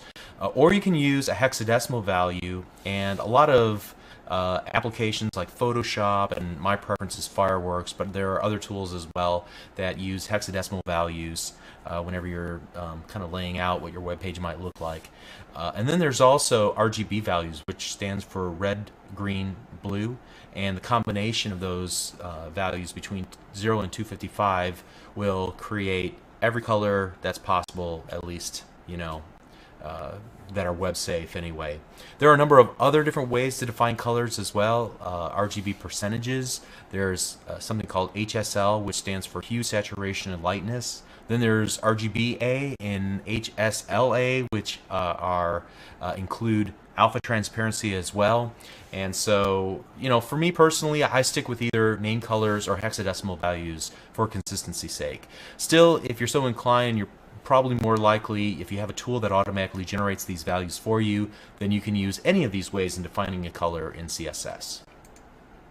So you can see that in several of these cases, I work with div tags. If you were to look at the HTML for lesson 14, and the div semantically is probably correct for this because we're not really giving any true meaning to our document, just a general area that we can style, so I feel good about that. And you can see in this case I have the style attribute, and I start defining inline the various styles. So in this case I set a background color as well as the sizing of the div itself and the margins for spacing purposes or what have you. That's not as interesting as the actual values we've set here. For example, using a hexadecimal value, I can get a light gray color in my div. Here I'm going to set background images. Background image set to none leaves it empty. Or I can use an image, in this case a 50 by 50 image. Where did I get this from? It's a funny little utility that somebody put out there called placekitten.com. And you can use these as placeholders on your web pages. You just send in a width and a height formatted like so, and it will give you back an image that you can use temporarily on your website as you're going through development. Okay, so I just use that for this purpose. So you can see by default it will tile your image to fit the space available within your block style element. We'll talk about block style elements when we talk about block properties 2 lessons from now. Okay, here we can set the properties of the background. By default, you can see it will repeat, or we can set repeat X to only tile our background image using the x-axis or vertically, or rather horizontally, and then use the repeat Y value to repeat that tile vertically. Or we can use the no repeat, which will only put the image in your background of whatever element just one time. Furthermore, you can set the background position so that you can position it, in this case, right top, left bottom, and so on. There's also a background attachment. However, it seems to be only applicable to the entire web page, and so I didn't create a firm example of this. You can see how it's used here. There's 2 possibilities, scroll and fixed. The scroll means that the background image does scroll with the page, whereas fixed means the background image does not scroll when you scroll the web page. Okay. And then finally, I wanted to point out that many of these CSS properties will accept shorthand. So you can kind of stack all of the settings on a single line if you want to. Same thing with border, as we'll see, and I think font has that capability as well. In this case, you just need to put the color or image, optionally put the position, optionally put the repeat, optionally put the attachment value, and so on, and it will figure it out. Okay, so that's really all I have to say about it. Again, a valuable exercise for me. Background colors, background images used often in web development. Make sure you're at least familiar with the various properties, and then just experiment as you're building your web pages. So hope that helps. See you in the next video. Thank you.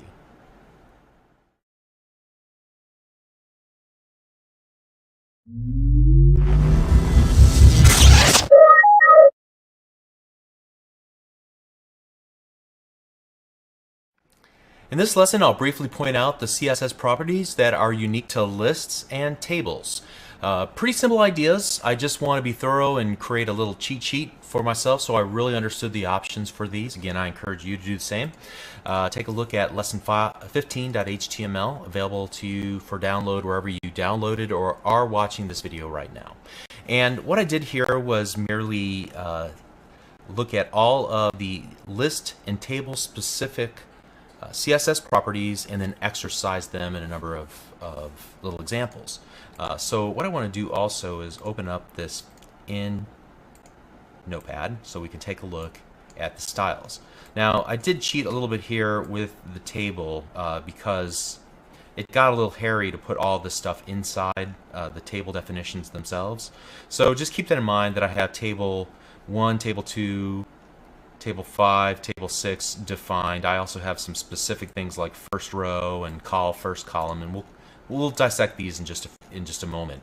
For the list items, notice that I'm using the style attribute and then defining the styles in line like so. So let's go ahead and start with the lists, and notice that by default, whenever we create an unordered list, the list style type is disk, but there are other options as well that we can set, like none, for example. And we use none whenever we want to use the unordered list items as a horizontal menu. So we've already seen how to do this in lesson 3 whenever we took our unordered list, made it into a horizontal listing, removed the bullet point. So that's what setting list style type to none will do for us, remove the bullet points from our list items. Also, you can see there's a circle, square, decimal leading 0, upper Roman, upper alpha, and so we can create a pretty rich indentation scheme using list items, which is awfully neat. There's also the ability to create a custom list item. So using the list style image, we can use an image instead. So I just use a URL with an open and close parentheses and then point to a valid URL. We talked about place kitten in the previous lesson, so I'm just using a 10 by 10 place kitten and a 50 by 50 place kitten to show how each of them kind of could be used in a series of list items. Also, line style position, whether we want to be on the outside or the inside of an imaginary indentation line with the bullet itself. And then I demonstrate a shortcut for list style so that you can kind of put all of these on one line instead of separating them out into separate CSS property definitions. All right, so that's it with lists. Pretty simple stuff. Tables are a bit more complex because of how many optional parts there are. As I note on the web page itself in this little explanatory section, I said basically that great table design is really the domain of a talented designer. However, it's important to know what your options are when you're trying to match a designer's stylings. So let's take a look at the examples that I put together here, and let's scroll down to the first example in our source. And here we are. Okay, so I have a table with an ID of table 1. I've created a caption, and then I create a row with several, it looks like 3 columns, another row with 3 columns. So it's a very simple table. And if we take a look at the stylings for this in table 1, we're simply putting a 1 pixel solid black border around it. So let's see, that goes around the entire table itself. Let's kind of put these side by side if we can. Border spacing of 1.5 EM. So every time there's a border involved, it will create an extra space. And then I'm also setting the caption side to the bottom, which is neat. All right, so let's compare that with table 2. Now let's take a look at the source for table 2 here.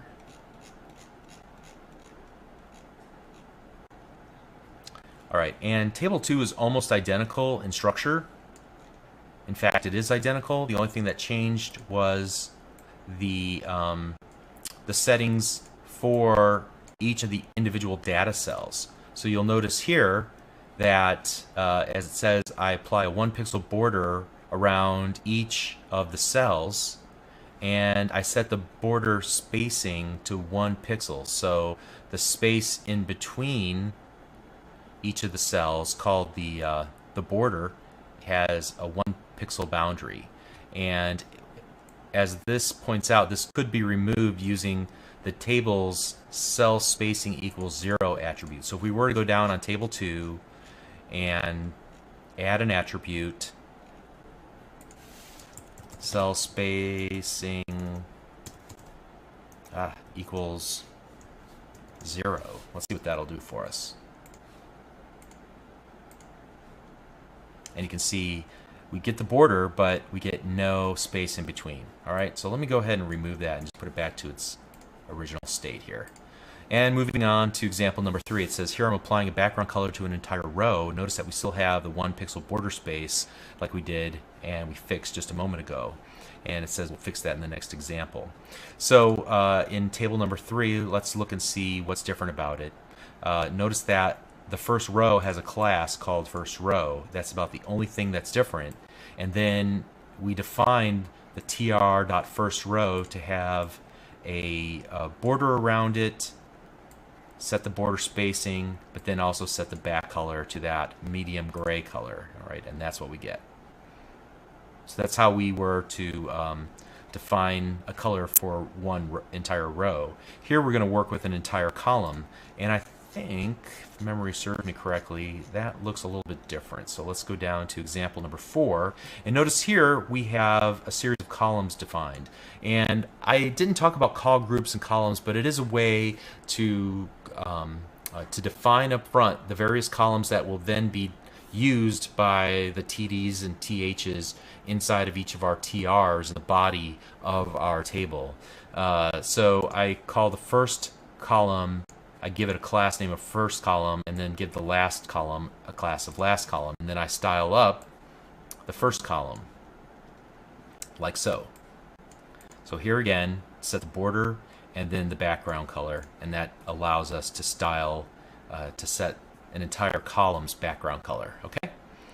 Finally, let's go, or I guess we're nearing the end here. In examples 5 and 6, we play with the border collapse attribute, setting it to separate to separate will double the borders between the cells. So notice how thick the borders are between each of the cells.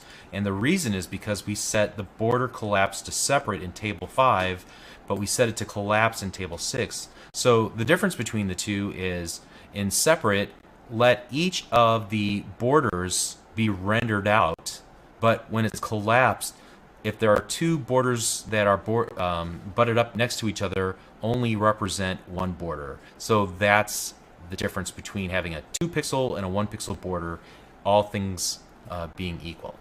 All right, and like I said, there are so many variations and so many additional things that we can set with regards to the T-body, T-head, T-foot, call group, calls, and so on, not to mention IDs and classes. That there's a lot of different ways to slice and dice tables, and it really is a matter of your imagination how you want to render and represent tabular data on screen. Okay, so that's all I have to say about lists and tables, or styling them up with CSS properties. We'll continue on in the next video. We'll see you there. Thank you.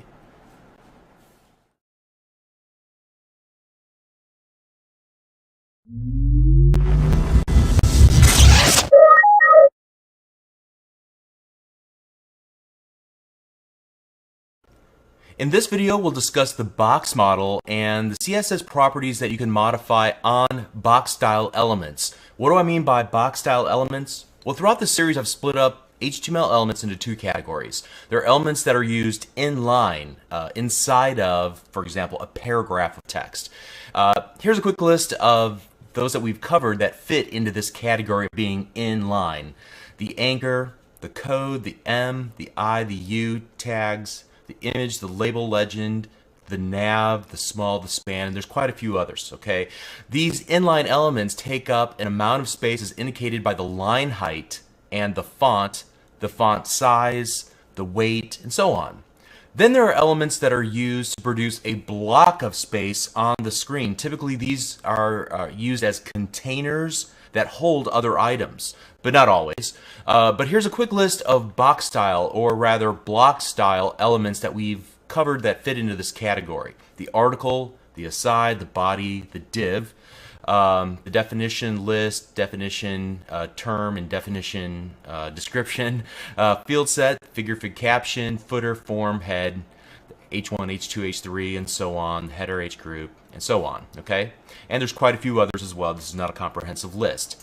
So take a look at this diagram. This should hopefully help you see the fundamental difference between inline elements and block style elements. You'll see that in the simplest terms, the biggest difference between inline and block is that inline elements flow horizontally, and then when they reach the border of their parent element, they employ a soft line break to wrap to the next horizontal line. But block elements stack vertically on top of each other. Now there's some other offshoots of that idea, like setting their float either left or right. And when you set the float, then there's more horizontal space, and the block elements will attempt to fit next to each other from left to right or right to left, depending on their float and the amount of horizontal space available. We'll see some examples of this in this lesson, but for the most part, think stacking vertically. All right, for this lesson, we're interested in the CSS properties for block elements. Let's talk for a moment about the box model, and in particular, the fundamental parts of the box or the block. So you can see there's a diagram here that I've created to help us understand this a little bit better. Alright, so let's start by talking about the different parts of this diagram. First of all, in the innermost section is the content area itself. The content area contains your text or images or whatever content you are going to place inside of this box or block, okay? And they have 2 dimensions, a width and a height. Outside of that, there is a padding between sort of the edge of the block or the box and the content itself. Behind all of that is a background. In this case, the background is set to white. Then there is a border. In this case, it's the light gray color. And it takes up a certain amount of space as well, and it extends sort of the footprint, I guess you would say, of the blocks or the box. And then I don't have an outline shown here. We'll see some examples of outline, but it's similar to the border, but it doesn't add any space to the total width and the height, or the total footprint, all right? And then there's a margin. You can see the margin I've used indicated by a white, thick, dashed area around our block. And it's the space between the bordered or backgrounded area and any other elements on the page, which you can see indicated by text that wraps around this particular block, all right? All right, so that in a nutshell is the box model, and being aware of how adding padding and margin as well as an outline add to the total footprint or the total width and height of that given block or box, okay? All right, so I guess the next question is, what properties can be set and adjusted on a block style element via cascading style sheets? Well, that's kind of the remainder of this lesson, and I've created another one of my little experiments here, the lesson 16 experiment. Let's go ahead and just open that up, and we'll walk through each of the given parts of this to better understand the propensities of a box or a block, and how we're able to modify it using padding and margins and floats and things of that nature, okay? So it'd probably be helpful as well to look at the source code for this in some cases. So I'm just going to keep that open here to the left-hand side. All right, so you can see, first of all, in example 1, I have a very simple div with a 200 by 200 dimensions here, and I put some text inside of it. In the second example, I have another 200 by 200 div. However, it's quite a bit larger, as you can see in your browser. Why is this so? Because it has a 10 pixel padding and a 10 pixel border, and so you can see the net result is about 40 extra pixels because you have 10 and 10, 10 and 10 width, and the same would go with the height as well, okay? In the next example, kind of 3 and 4 go together here. We have 3 divs that have a value inside, and by default their display value is set to block, so display colon block. However, in example 4, I've set display colon inline, and you can see how they now line up next to each other. So it's the difference between block, which again stacks vertically, versus inline, which stacks horizontally, all right? And the same thing would be true with the H3 tags. Notice that by default they display colon block, and so you have 3 H3 tags. Notice that they by default take up 100% of your of the width of the page. However, we're able to change that by changing their display value to inline, in which case they butt up right next to each other. Pretty cool.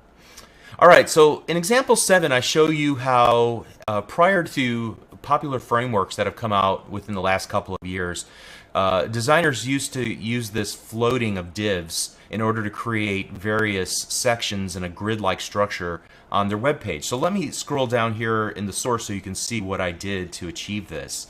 You can see that, again, I'm styling everything in line here, which shouldn't be a surprise if you watch the previous lessons. I only do this to keep the styling in the context of each example.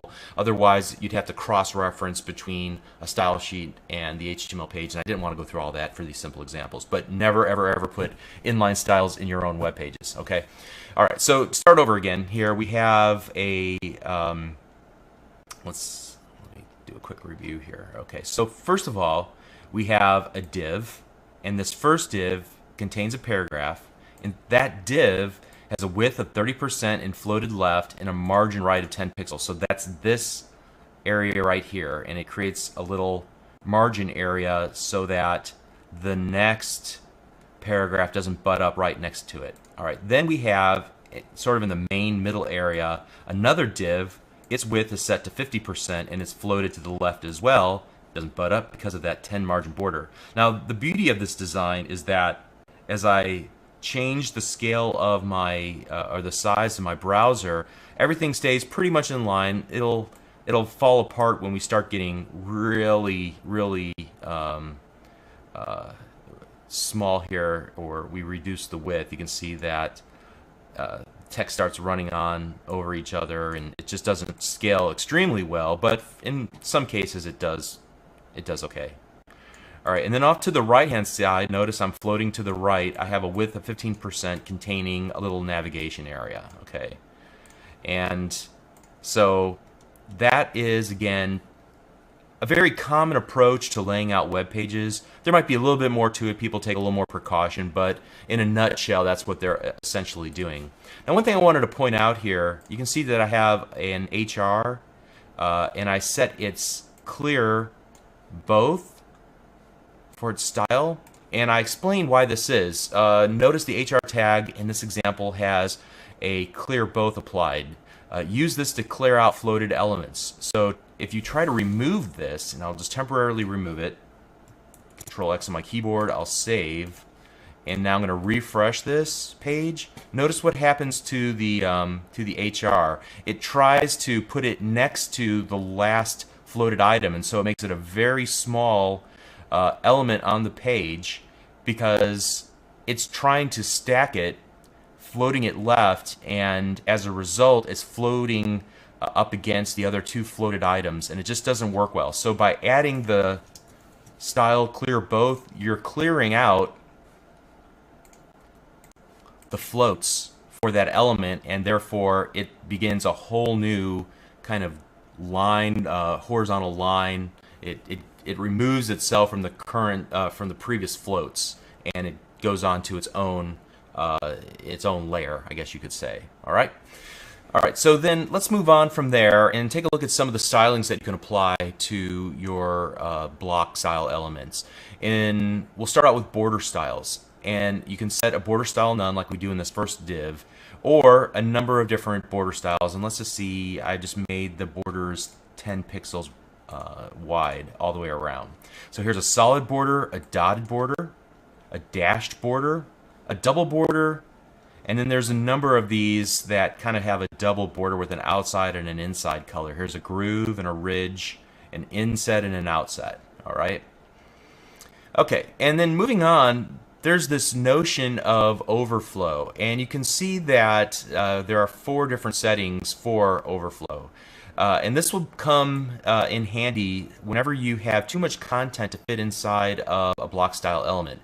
In this case, I've set the overflow equal to auto, and by doing that, you can continue to see all the content, but it's rendered inside of inside of the div, and there's a scroll bar that's added so you can get to all of it, which was a common technique used years ago. I don't see it used quite as often today because it obscures the fact that there is more content, and I don't know that you would want to just create all your web pages this way, but it's certainly a possibility. The overflow scroll will add scroll bars horizontally and vertically. If there's just text, all it will do is just try to create line breaks and allow you to scroll one direction. But if you had an image, you'd be able, that was larger than the size of the block that you have it contained inside of, then you would also have enabled this horizontal scroll bar. Overflow hidden means that anything that doesn't fit into the boundaries of your div tag or your block style element will just get cut off. The opposite of that is overflow visible, where it'll go ahead and just spit it all out, and it doesn't use any scroll bars. It just puts it beyond the borders of your block style element, which is not preferable, I wouldn't think, in most cases. But it might have special application if you're just having a trouble formatting it any other way. Okay, example number 10, padding and margin. Here on a, let's see what example number 10 looks like. All right, so you can see in an H3 element, I'm styling margin left 50 pixels.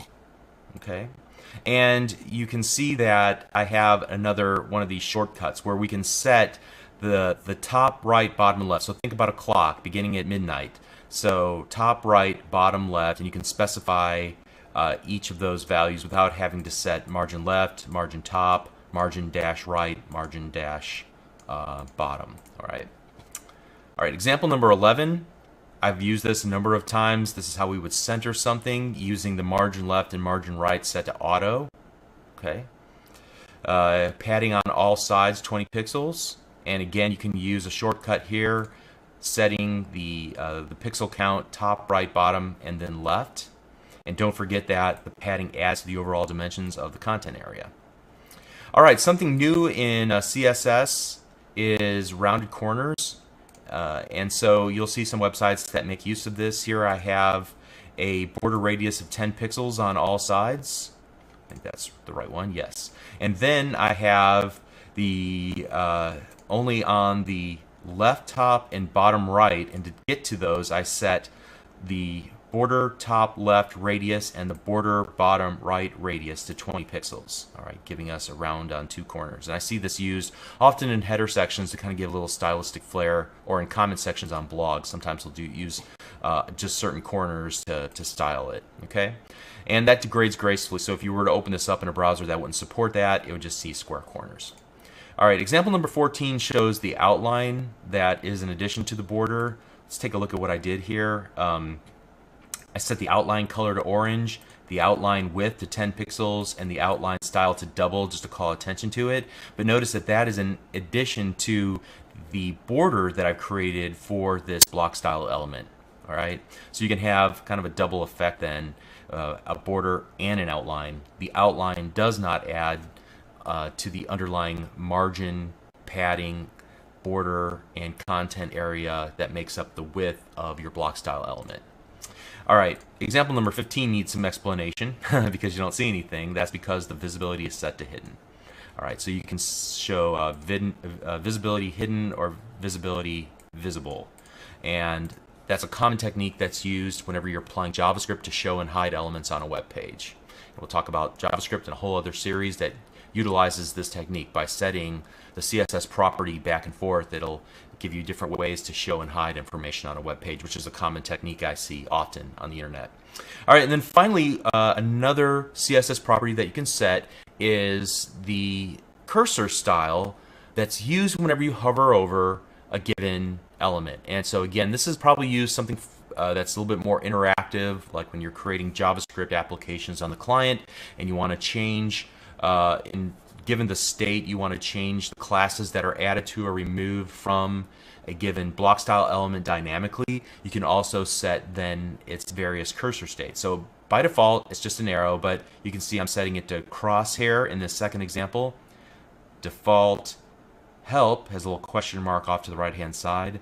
The move cursor, the pointer with the finger. The text gives a little caret. Let's scroll down a little bit more here. The weight, which can be just an hourglass, or in one of the newer versions of Windows, kind of that circle with that rotates. The resize, east, northeast, northwest, north, southeast, southwest, and south, okay, and west. All right, and so then you can also use a custom cursor, and I note here that it's risky to do because you have to download that cursor to the end user's computer. And who knows, there's a variety of reasons why that may or may not work. But if you wanted to do that, you can set it like so. So cursor and then that common URL with the open and close parentheses to access an external resource. And then if you can stack them so that if for some reason this won't load, you can just say, all right, well then just go back to the default so that there's some cursor visible on the screen, okay? All right, so that is, in a nutshell, the difference between inline and block style elements. Block style elements are represented by a box model. The box model has several parts. Content has background, padding, it has a border, a margin, may even have an outline. And so just keeping that model in your mind as you are working with styling up your web pages so that you can make the appropriate adjustments to make everything lay out just nicely. We looked at a plethora of CSS properties for the box, or rather block style elements. And we're getting close to the end. If you followed along this far, you're doing great. Hang in there, just a couple more lessons, and then you'll have this stuff on your belt. I would recommend, once again, if you haven't already decided to do so, take a few moments, a day or so, and create the little cheat sheet like I did. Fully exercise all of the CSS properties that are available for block style elements so that you really get this firmly cemented and under your belt. Okay? See you in the next video. Thank you.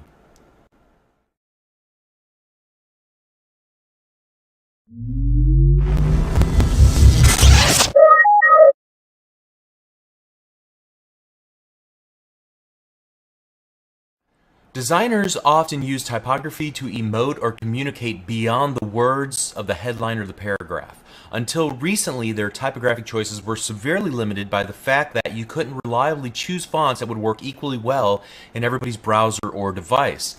Now, there were ways to install decorative fonts on the end user's computer. However, it wasn't a reliable process and certainly not supported by all web browsers. Additionally, there was the added challenge of licensing a font correctly for use on the web.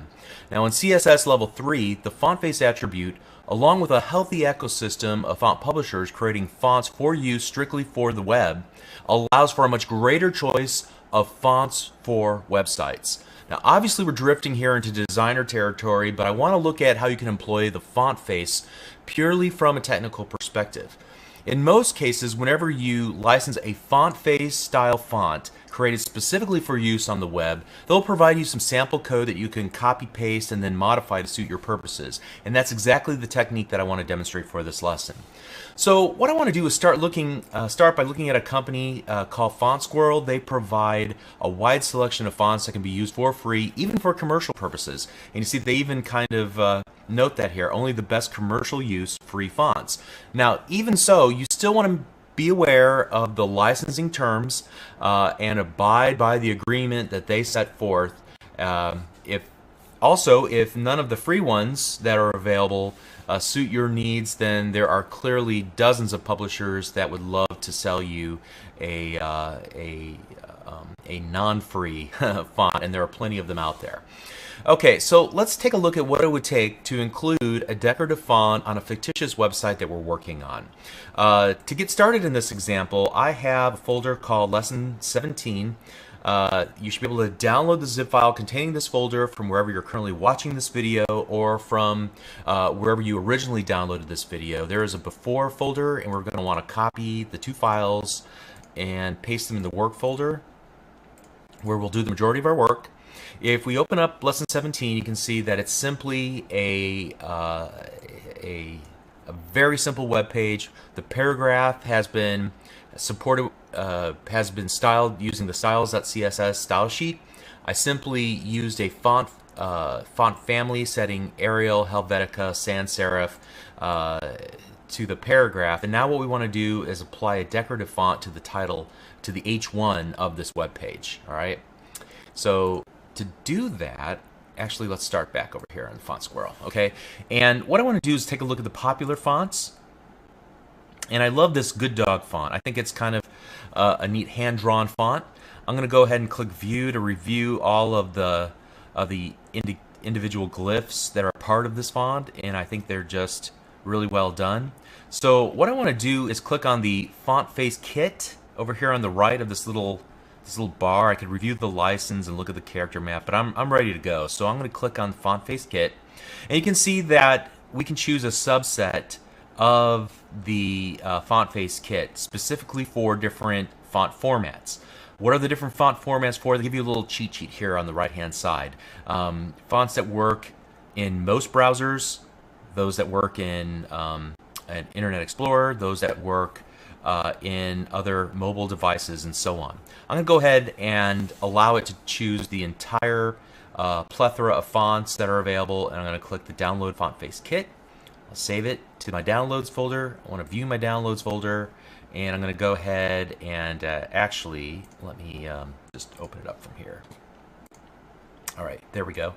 And I'm going to drag this onto my desktop, double-click it. I can see the files inside of it. What I really need to do is extract those files out. So I'm going to right-click and select Extract All, or use your favorite method of extracting zip files. Click Extract. Now we have a folder unzipped containing all of our information. If we click on Demo, you can see it does indeed display the demo web page, and that's exactly what we want to use as kind of a template for what we're trying to do with our own web page. So if I were to right-click this and open with Notepad, and I think that, you know, if you turn on Word Wrap, at least you can see it all. They've compressed everything, so it's a little bit difficult either way, either reading it on one line or reading it in this word wrapped manner to kind of see what's going on here. But I can make out a couple of important features. First of all, there's a stylesheet.css that we're going to need to look at. Furthermore, there's this h1.fontface where they're setting a font using a font family called Good Dog Regular, which I'm going to assume was created in that style sheet. Furthermore, if we look at their H1, it has a class of font face, so that's where this is applied. And then there is a P style 1 that also uses the Good Dog Regular, and you can see it's styled using this class equals style 1. Okay, so I think at this point what we need to do is probably pull from a couple of different places. Let's go to the style sheet, open with Notepad, and here again it's all on one line, not very helpful for our purposes. So what I'm going to do is format this a little more nicely. And every time there is a logical break, like a semicolon or a comma, I'm going to go ahead and put my cursor right after it and then hit the enter key on the keyboard, and that will retain most of the styling for me, like so. Now it's comprehensible, I can read it and understand what's going on here. Awesome. And what I see here is that it's creating a font family called Good Dog Regular, and it will associate that the font face Good Dog Regular with the following actual font files: the EOT file, the WOFF file, the TFF file or TTF file, and the SVG file. All right, and some additional styling as well. So what I'm going to do is just copy this entire section, hit Control C on my keyboard, and then what I want to do is go to my let's see, let's close everything down here and go to my lesson 17 folder, and in my work folder I'm going to just paste, or actually I'm going to go in the styles, open that with Notepad, and then paste that font face right here in my styles. All right, so this is only half the equation. What I need to do now is create a style that utilizes this new font family that was defined. And to do that, what I'll wind up doing is like a H1, and we'll call this H1 heading. And I'm going to take a cue from the example page that they provide in their demo. And let's turn the word wrap back on so we can find it again here. And so in their h1.fontface, this is how they define their font. I'm going to go ahead and just copy that onto my clipboard and then minimize it. And we're going to go back here and Control V. All right, so here we're setting for h1.heading, so a heading class that I'll have to associate in my h1 here in just a moment. It will utilize that Good Dog Regular font face. Let's go ahead and save that. I think we're done here, so we'll close that down. And I think we're done here, so we'll close. Well, I think I'll need to get back to that actually. Now, the last thing that I need to do is shut that down. Shut that down. Let's go to our work folder, our lesson 17. And what I want to do is put class equals, what do we call that, heading? All right, and then the final thing that I need to do is to make sure I copy the fonts over. So I want to make sure to grab the EOT file, the SVG file, the TrueType font file, and the WOFF file. I'm going to copy those and put them here in my work directory. Now, obviously in a real website, I would want to put these in a subdirectory and kind of partition everything off. I wouldn't want to maintain a website where everything was mixed together like the way that I have it here. But for our simple purposes right now, this will do just fine. All right, so I think I have everything in place now. If I were to reopen lesson 17, I get our beautiful heading, the new font face using that Good Dog font. Awesome.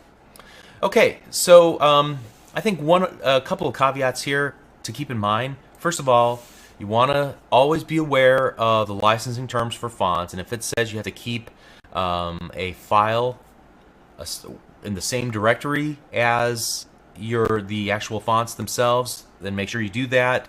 Make sure you read any of the legalese and what the requirements are to properly license that free font or the commercial font. And then the second thing you need to be aware of is the size of the fonts. Some of these are quite large. Take, for example, the SVG document. It's 57K. That's a very large a very large file.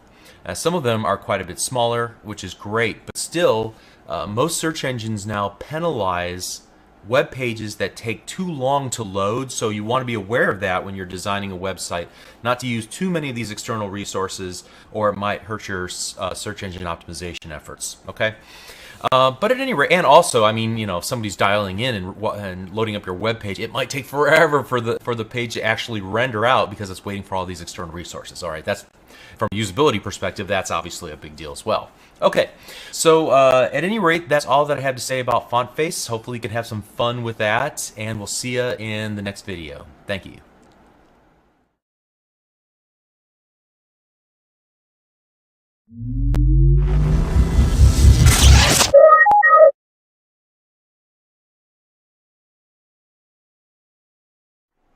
Hi, I'm Bob Tabor with LearnVisualStudio.net. In this lesson, we're going to talk about the video tag. Before we get there, I just want to say that the next 3 lessons were kind of an afterthought.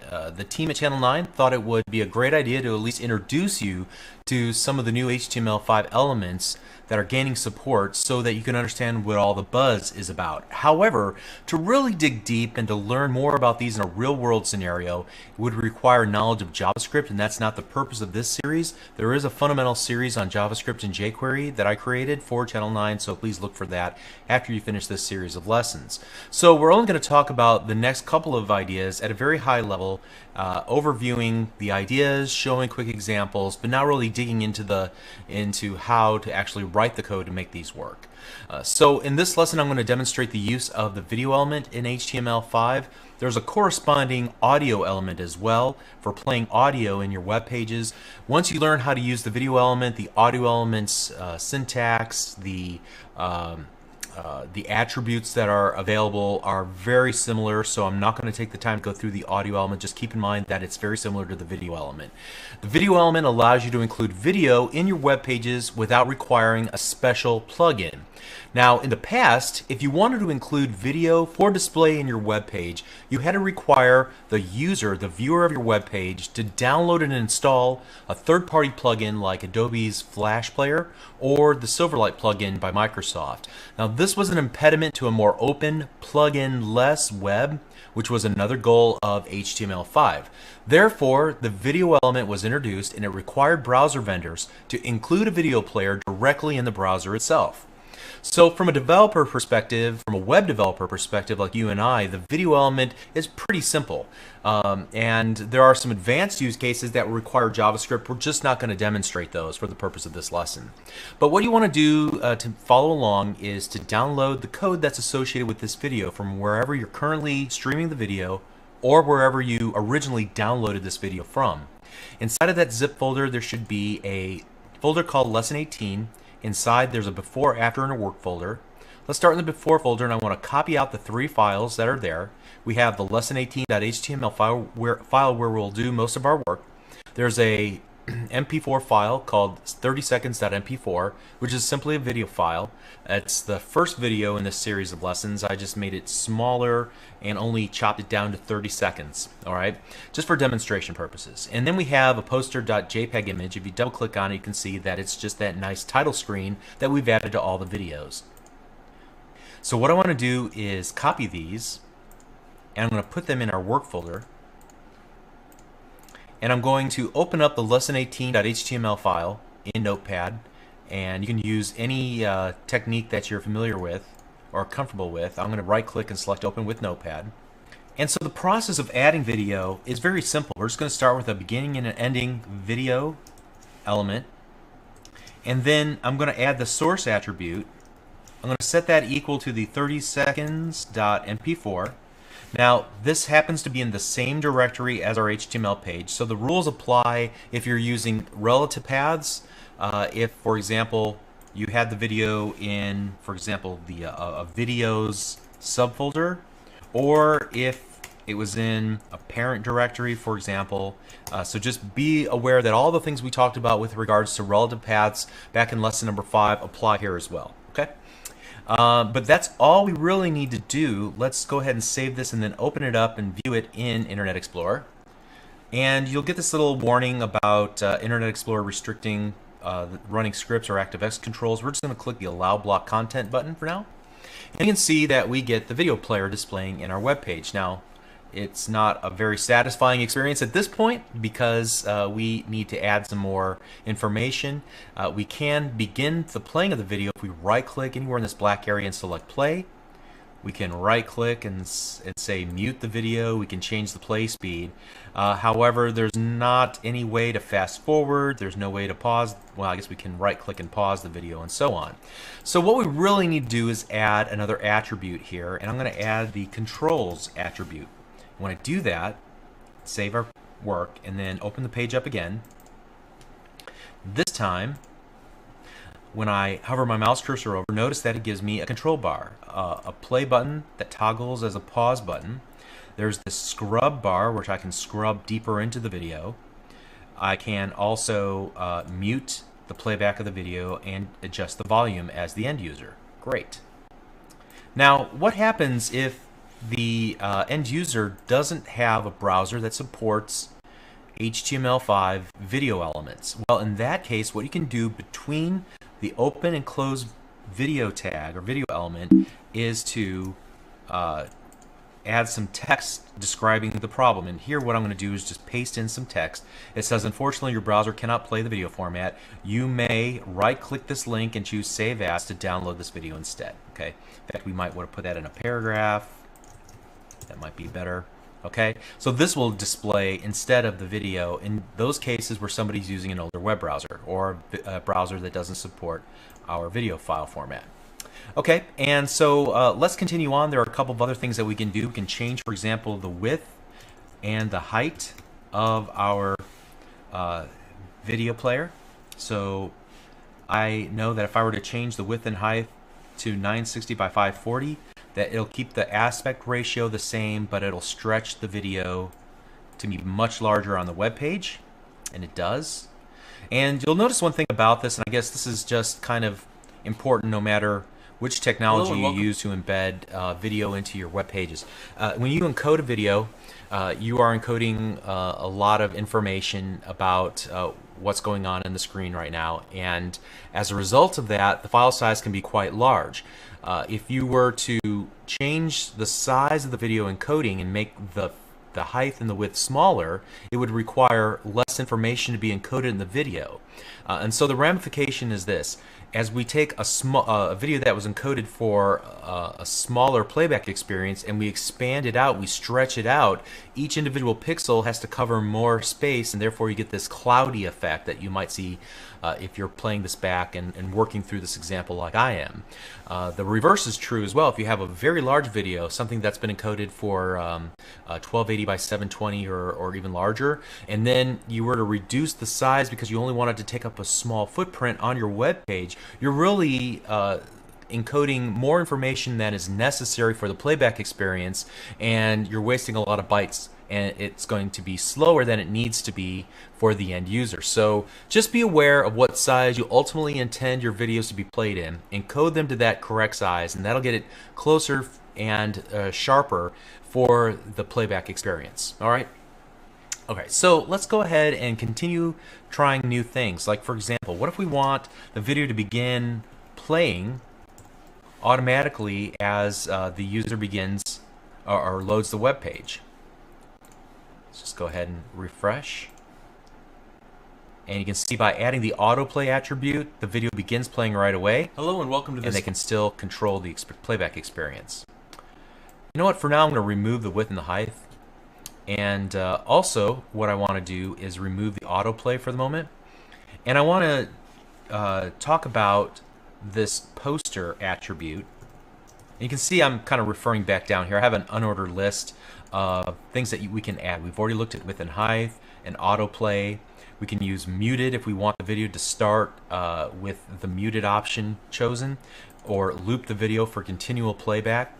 There's also this preload. It'll start downloading the video immediately so that it's ready when the user wants to play it, which is a very useful attribute if you're streaming a large video and you don't require them to play it right away. You can at least begin the download process even before they put the play button, so there'll be a more immediate playback experience. In our case, what we're going to do is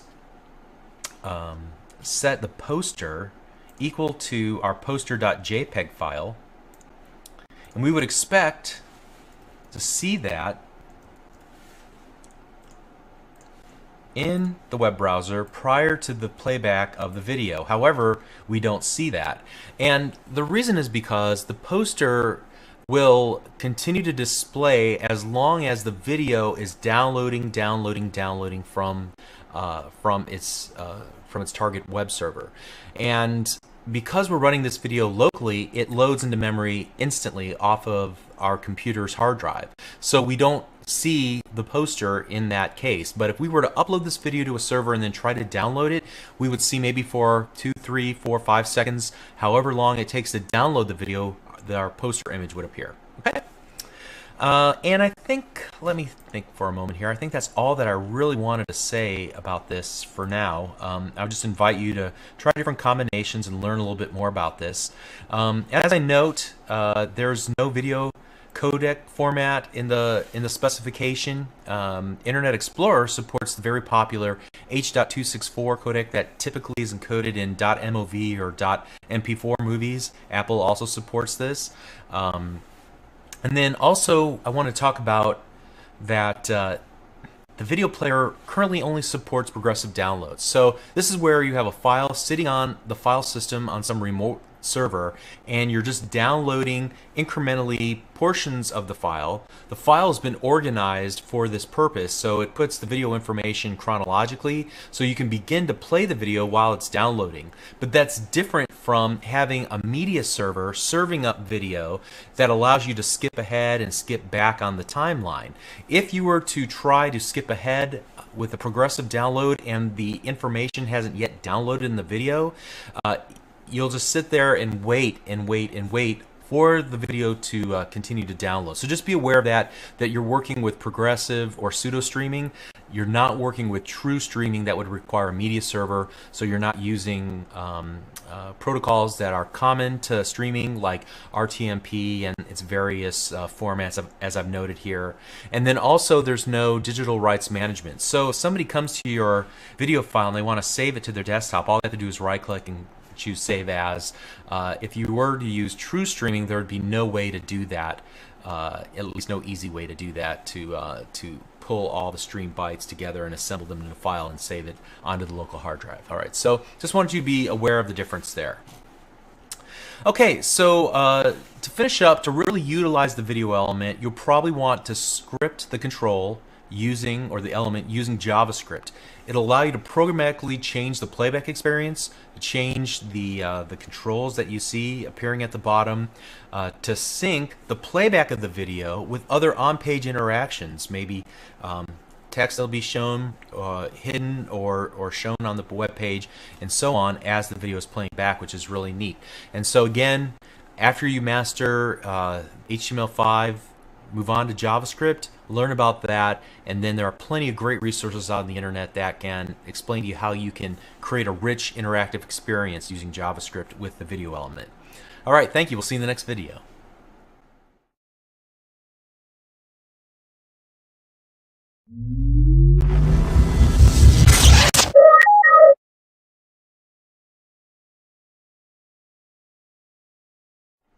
Hi, I'm Bob Tabor with LearnVisualStudio.net. In this lesson, we're going to talk about the HTML5 canvas element. The canvas element allows developers to create bitmap images using JavaScript inside the browser. The canvas element is just that, a white, empty canvas that you'll apply your artistic skill to.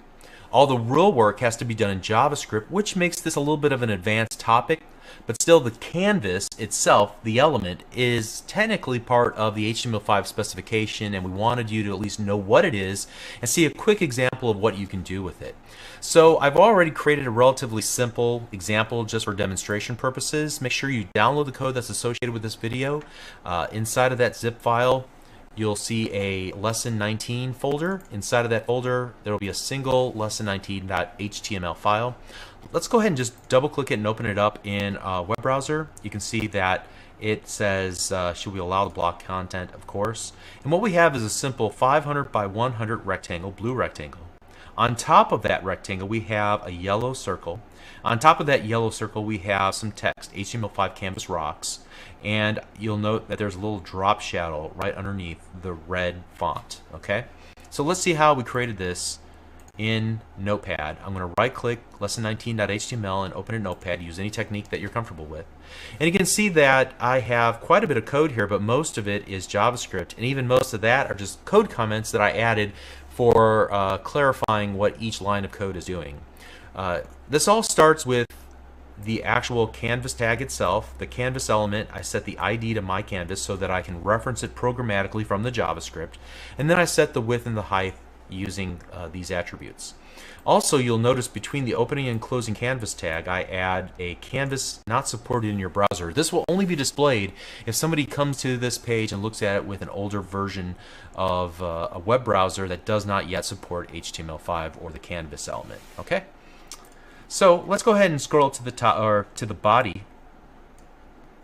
You can see that I've added an attribute called onLoad, which will execute a JavaScript function that I created called onLoad with a capital L, just for clarity's sake. And the purpose of this onLoad function is to actually do the drawing on the canvas. And we define that here in the very top in the head section, where we have a script type equals text JavaScript and a close script tag, and in between that I've created a single function in JavaScript called onLoad. If you don't know what a function is in JavaScript, not to worry, don't worry about this. There are actually probably better ways to do this. I just wanted to keep it as simple as possible for now. Again, I'd refer you to the JavaScript Fundamentals series, also on Channel 9. Alright, but I want to show you the basic thought process of working with the canvas in JavaScript. The first order of business is to programmatically access the canvas element, and I do that with a document.getByElementID, and using the ID of the canvas itself, like I've defined right here. Okay. So now that I have a programmatic reference to that canvas, I can begin to work on that and apply code to that element. And so the first thing I want to do is to essentially pick up a two-dimensional pen and start drawing on that canvas, and that's what I do here in this next line of code. I call the canvas's getContext method and say I want a 2D drawing tool. Alright, once I have the drawing tool, now I can say make the drawing tool blue, and I want to fill a rectangle with the blue color starting at the upper left hand corner, so 0, 0, and going to 500 wide, 100 tall. And so you can see I've also copied and pasted the description of each of these methods from the standards document.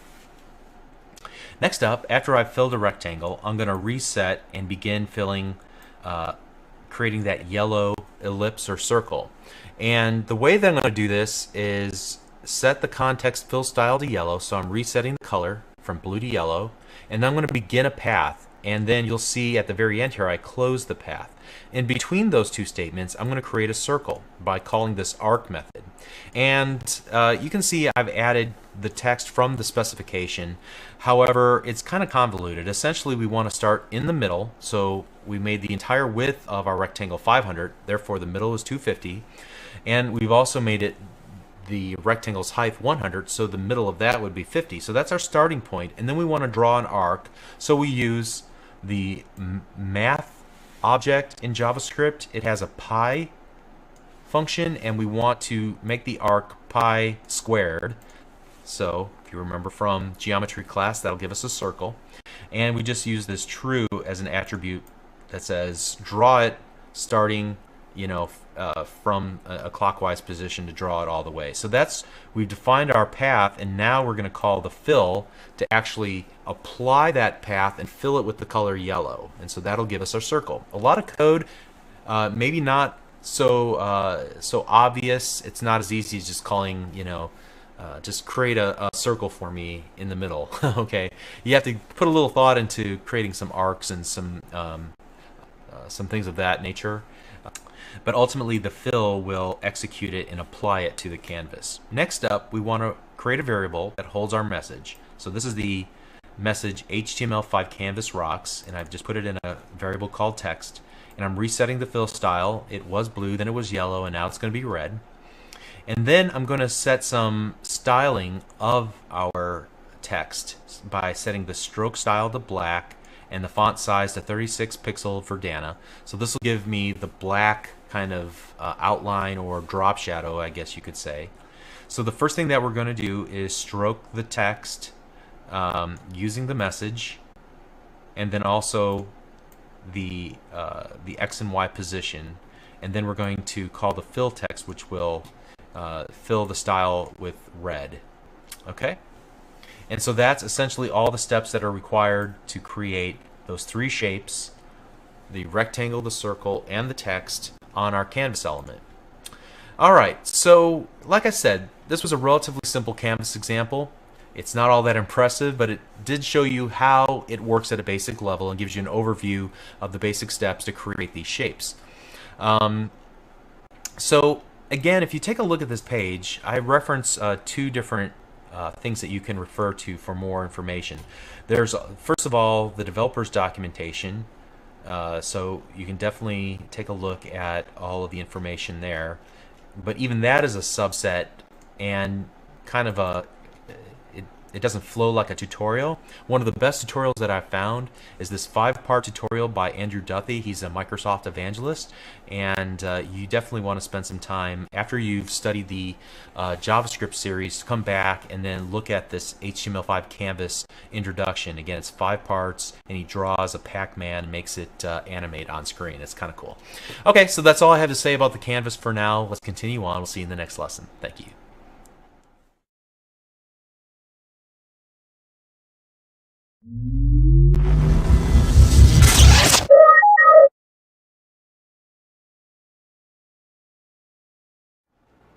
In the previous lesson, we learned about the new HTML5 canvas tag, which, as you'll recall, allows you to use JavaScript to draw shapes and text inside of the canvas to create bitmap images on the web page. And in this lesson, we're going to look at a similar technology that's been included in HTML5, namely Scalable Vector Graphics, or SVG. SVG has actually been a web standard for many years, and Internet Explorer has supported this file format for a long time. Furthermore, you can export SVG drawings directly from Adobe Illustrator, which is a popular tool with graphic designers. Then you can import the SVG drawing into your web page just like you would any other image file. In fact, you're going to see us use the IMG tag, HTML tag, to do this very thing a little bit later in this video. So then, why in the world would you use the SVG file format and not export the file from Adobe Illustrator using something popular like a GIF or JPEG or PNG? So what we need to do is spend a little bit of time talking about the difference between scalable vectors and raster, or rather bitmapped images like GIF, JPEG, and PNG files. And this is going to be a super short answer to a big topic. In a nutshell, a raster or bitmapped image is comprised of a series of dots. Each dot or bit is mapped to a color, okay? And so you can make all the dots look bigger so you can zoom in, but when you do that, things start to look pixelated. By contrast, a vector image is just a description of basic shapes, lines, arcs, text, colors, gradients, and so on. So to scale the image, you merely need to scale the viewable area, kind of like stretching a balloon with printing on it. So as you make the entire area, the view box, larger, it scales and the image retains its sharpness and its smoothness, and you can't see the individual dots because there are none per se. At any rate, SVG images are resolution and device independent, so they can scale up or down to fit proportionally into any size display. And since they don't have to represent each individual pixel, just a description of the shapes, they can be smaller than bitmap files in some cases, and you can even modify their appearance using cascading style sheets. So that's really cool, and the coolest thing in my opinion is that you can use JavaScript to react to user input. Say, for example, one of the shapes or lines or the text in your SVG file, you want to make it clickable, or you want to make it so when the user hovers over it, something happens. You can react to user input and modify the attributes of various shapes, text, and so on. And at the end of this lesson, I'm going to show you a popular game that was written in very few lines of code using SVG and JavaScript. Okay, so how does SVG compare to the canvas? Well, currently the biggest difference is that SVG is declarative. In other words, it looks more like HTML than JavaScript. So, unlike the canvas, you don't have to know JavaScript in order to create basic shapes and diagrams in your SVG document. Also, like I just said a moment ago, SVG can respond to user events. So, using JavaScript, you can respond to, for example, a click event on one of the shapes. And there are third-party JavaScript libraries that add this functionality to the canvas, but it's just not baked into the canvas the same way that it's baked into SVG. Okay, so let's take a look at a couple of examples here that I prepared, and I just want to go through these really quickly and just kind of show you the thought process that I went through as I was first getting acclimated to what exactly is SVG. I started in Adobe Illustrator, and I took a screenshot of what I created in Adobe Illustrator. Again, very simple. Here we have a rectangle that has a fill and a stroke applied, a red stroke applied to create a border around it. Same thing is true with this circle shape. Again, it has a fill and a stroke around it. Created some text, and I created a line. And then what I did in Illustrator was simply save as, and I chose SVG as the save as format. It brought up a dialog. I made some selections about how I wanted it to actually output the SVG. Very simple, very straightforward. And what it created for me was this SVG document. So you can see as I brought it into my Windows 7 machine and I'm looking at it here, it renders it as a document that Internet Explorer knows how to open. So if you just double click this, you can see the output of the SVG image. And it looks almost identical to what I created in Adobe Illustrator, all right, which is kind of, I don't know, fascinating to me. There's no loss in quality or anything. And then I started experimenting. How can I actually open up this test.svg document into my HTML5 webpage and use it as a smaller part of a larger web page? And there's a couple of different ways to go about this. The easiest way is simply to reference it inside of the web page using an image, setting the source equal to the test.svg file. And when I do that, let's open it up in Internet Explorer, you can see it looks just like it did previously. So we can use it just like any other image that we have in our HTML5 or CSS work that we're doing. Awesome. The other way that I can work with this SVG document, and when I open this up in Notepad, you can see it looks a lot like HTML with opening and closing angle brackets. Here's a closing tag and an opening tag. Here we have attributes set equal to properties, and that's because this is a XML file format, and XML and HTML come from the same style or the same root parent of how to create declarative markup like we see here. And so we could take some time and format this a little bit nicer, but you can see here's the definition for the rectangle. You have the X and Y position, the fill color, the stroke color, the width of the stroke, and then also a width and height for that rectangle as well. Same thing with the circle. You have a fill and a stroke color and a stroke width, and then we have the center X and the center Y, and then a radius of 56. So that draws our orange circle on the page. Here's text. We have a fill color, a font family of Arial, and a font size, and then in between the opening and closing text tag, we have just the text that we want to render. And I can modify that on the fly using JavaScript or jQuery or what have you. And that becomes part of the image then. And then finally the line, where we have just the beginning point and the end point for the line in terms of X and Y coordinates. All right? So that's the simple breakdown of the SVG. And so I merely just copied all of this and then pasted it into a HTML document called copy-paste svg.html, and you can see I deleted some stuff out, and I could even delete more stuff where there's this like XML namespace and all of this could actually be removed and it would still work just fine. And so this is the second, whoops, yes, that's the second way that you can add SVG to your HTML5 pages. All right, so that's really neat. The last thing that I want to demonstrate is how to write JavaScript that can interact with the SVG.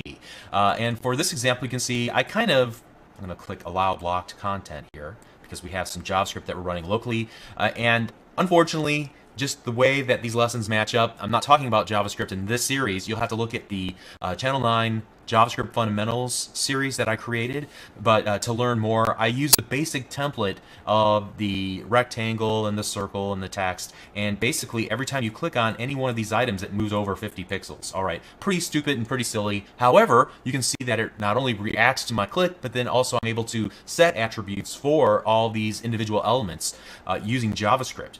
So if we right click and we take a look at this in Notepad, you can see that here is my SVG with a rectangle, a circle, and some text. And I've just added an on-click attribute, so whenever the user clicks it, I'm going to call a JavaScript function. And that JavaScript function is declared here. Now I don't go in and I'm not going to explain much about what this does.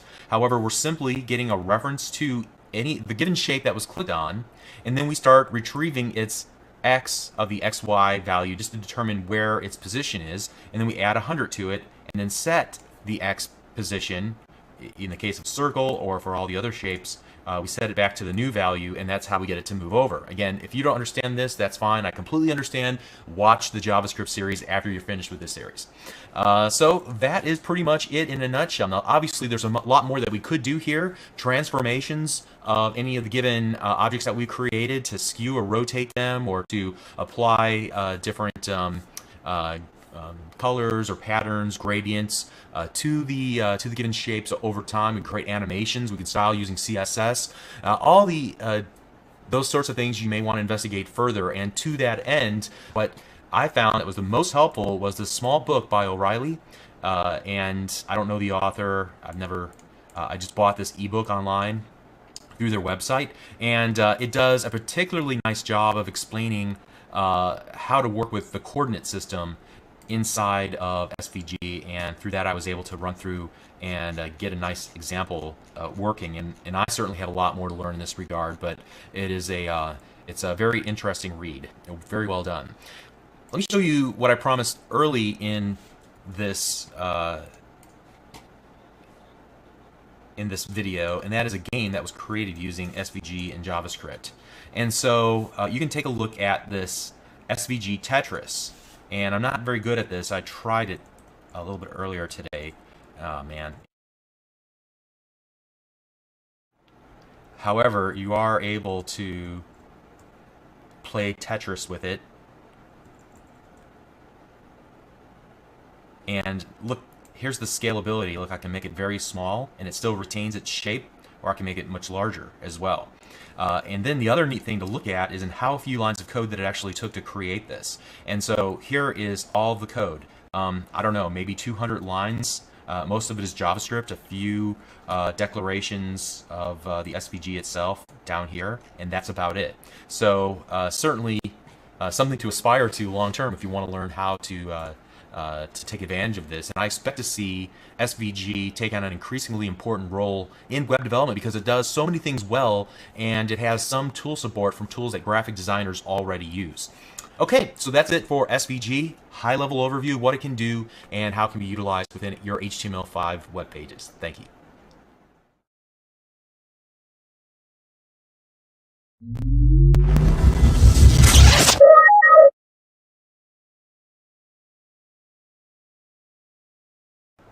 First of all, if you made it this far watching each of the videos in this series, you have my sincerest respect. You've already far surpassed those who want to learn HTML5 and CSS3 but don't commit the time and the effort to doing it. So you're well on your way to building pages for your own projects and for clients as well. What I want to do in this lesson is to wrap up this entire series, and my goal is to orient you on what you should focus on next and where you can look for good information on building your own websites. I want you to take your newfound knowledge and apply it to building well-structured, accessible web pages that can be viewed on as many devices and in as many web browser versions and vendors as possible. Now, a great way to get your feet wet is to pick apart other people's web pages. And by pick apart, I mean that you want to surf to them using Internet Explorer, find a web page that you like, and then open up the F12 developer tools, and then hover around the various parts of the site to inspect both the HTML5 and the CSS that they used in order to produce that result. One of my favorite things to do for HTML5 when I was getting started was to take a look at the HTML5 boilerplate. It's pretty popular. It was intended to be a nice starting point for building your own web pages. However, I've been able to use it to learn more about semantic use of different tags and how real web pages are constructed today in 2012 by people in the know. Okay. And so oftentimes people are looking for homework assignments, and if you are one of those people, then there's no better learning tool than to go to a website that you believe to be well designed and then try to duplicate what they did without looking at their code. Now, invariably, when you start out, you're not going to be able to duplicate what they did. So then that's a great opportunity to point you specifically at those areas that you're getting stuck on. Use the F12 developer tools and say, well, how did they accomplish that?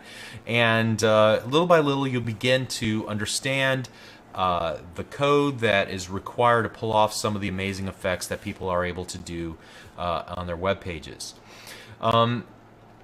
And so as you're looking at the HTML and the CSS code that comprise web pages out there on the internet today, there are a couple things that I want to point out to you before you get stuck. The first is a topic we didn't really talk about were vendor prefixes. They look something like this on screen, where you have a dash and then a keyword like WebKit, or a dash and a keyword like Moz. Before a CSS property, in this case the border radius, followed at the very end by the border radius by itself without any prefix. Now, like we said much earlier in this series, CSS Level 3's specification was broken up into multiple parts, and some of those parts are already being implemented by browser developers, while others are still being agreed on.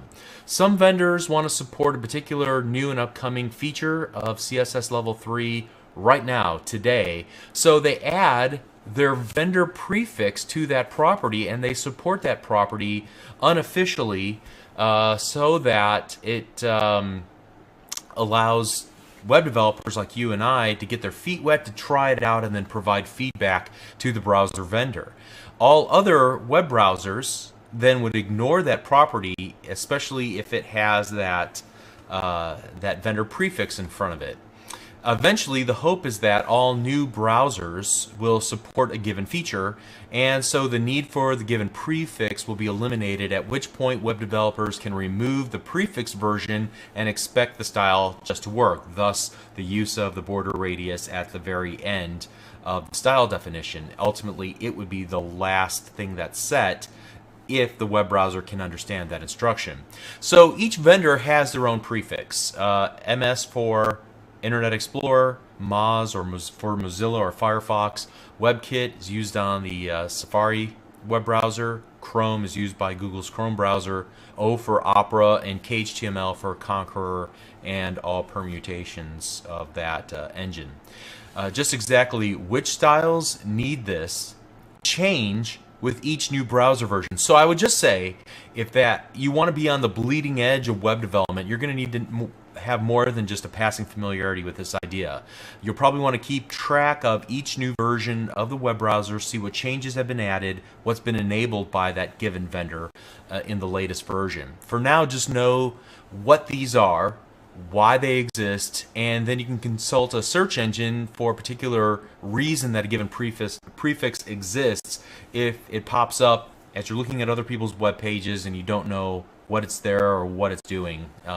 It's a great way to force yourself to learn it, is when you come across something you don't recognize, stop right then and do a quick search for it, come to at least some familiarity with it, and then continue on.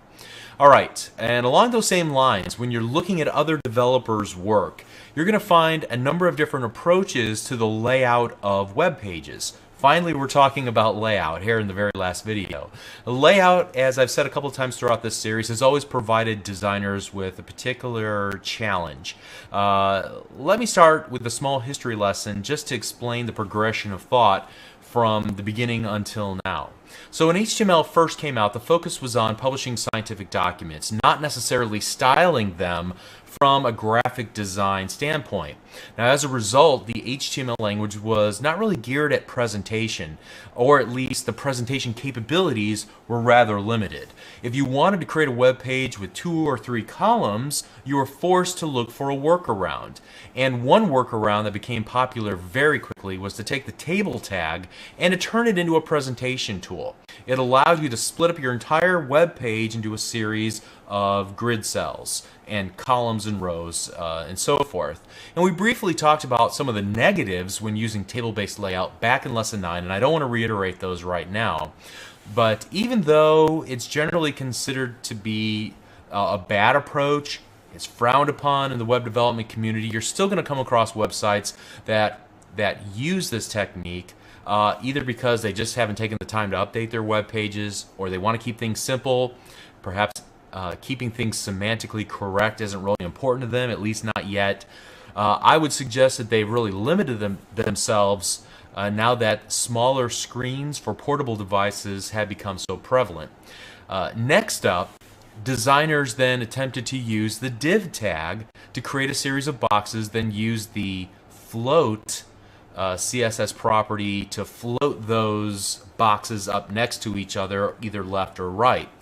In this way, designers could create columns and sections and so on in their web pages. Now, the problem with this approach is that it limited the web pages, it littered the web pages with dozens and dozens of div tags. In fact, somebody coined the phrase divitis as if it was some sort of sickness, okay?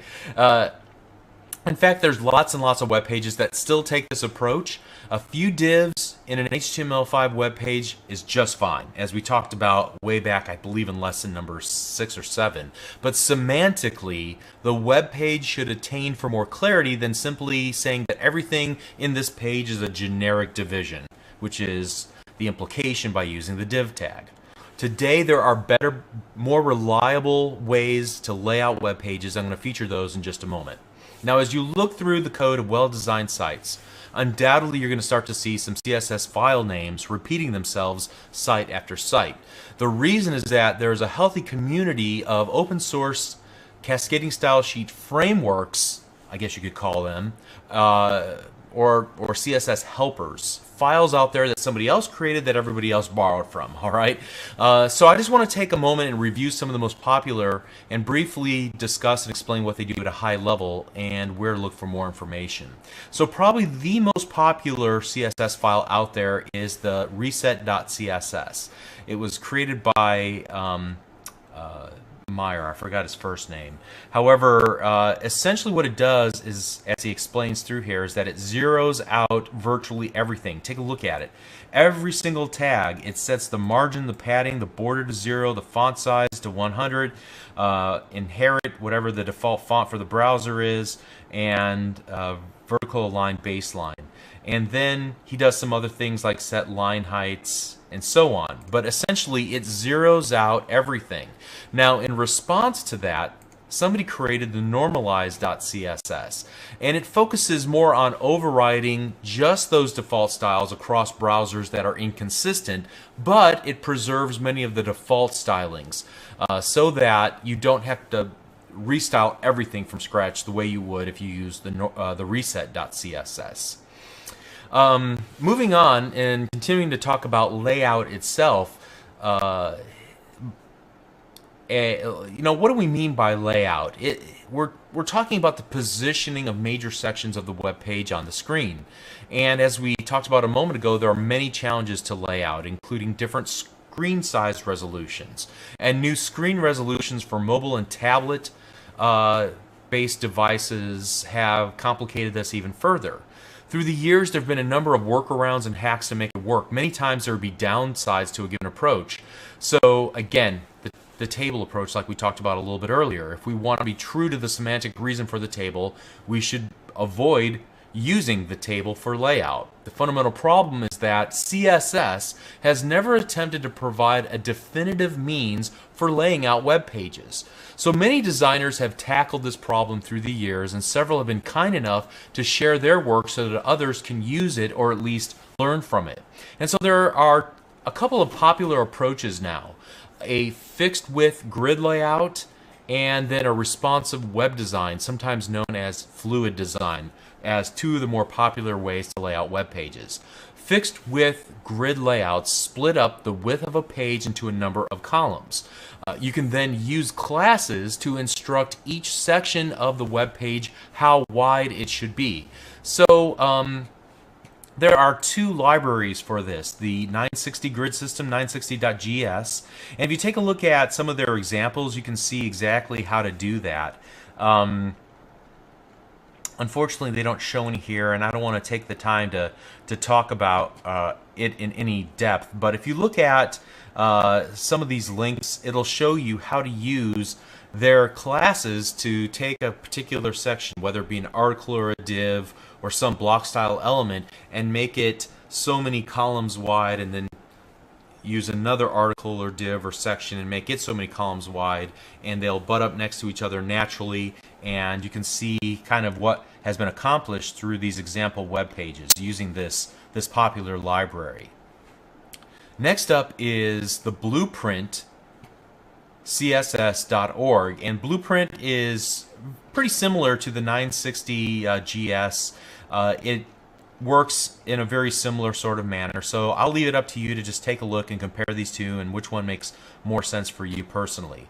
There's another one that's called the CSSGrid.net, and it takes the grid style approach, but it also does something that now borders on a responsive web design. So one of the things it encourages you to do is to resize the page, and as you resize, notice that not only does the text start to wrap, but you get to a certain width of the browser and the entire look of the page changes. And I think it'll do it one more time as we continue to go smaller and smaller.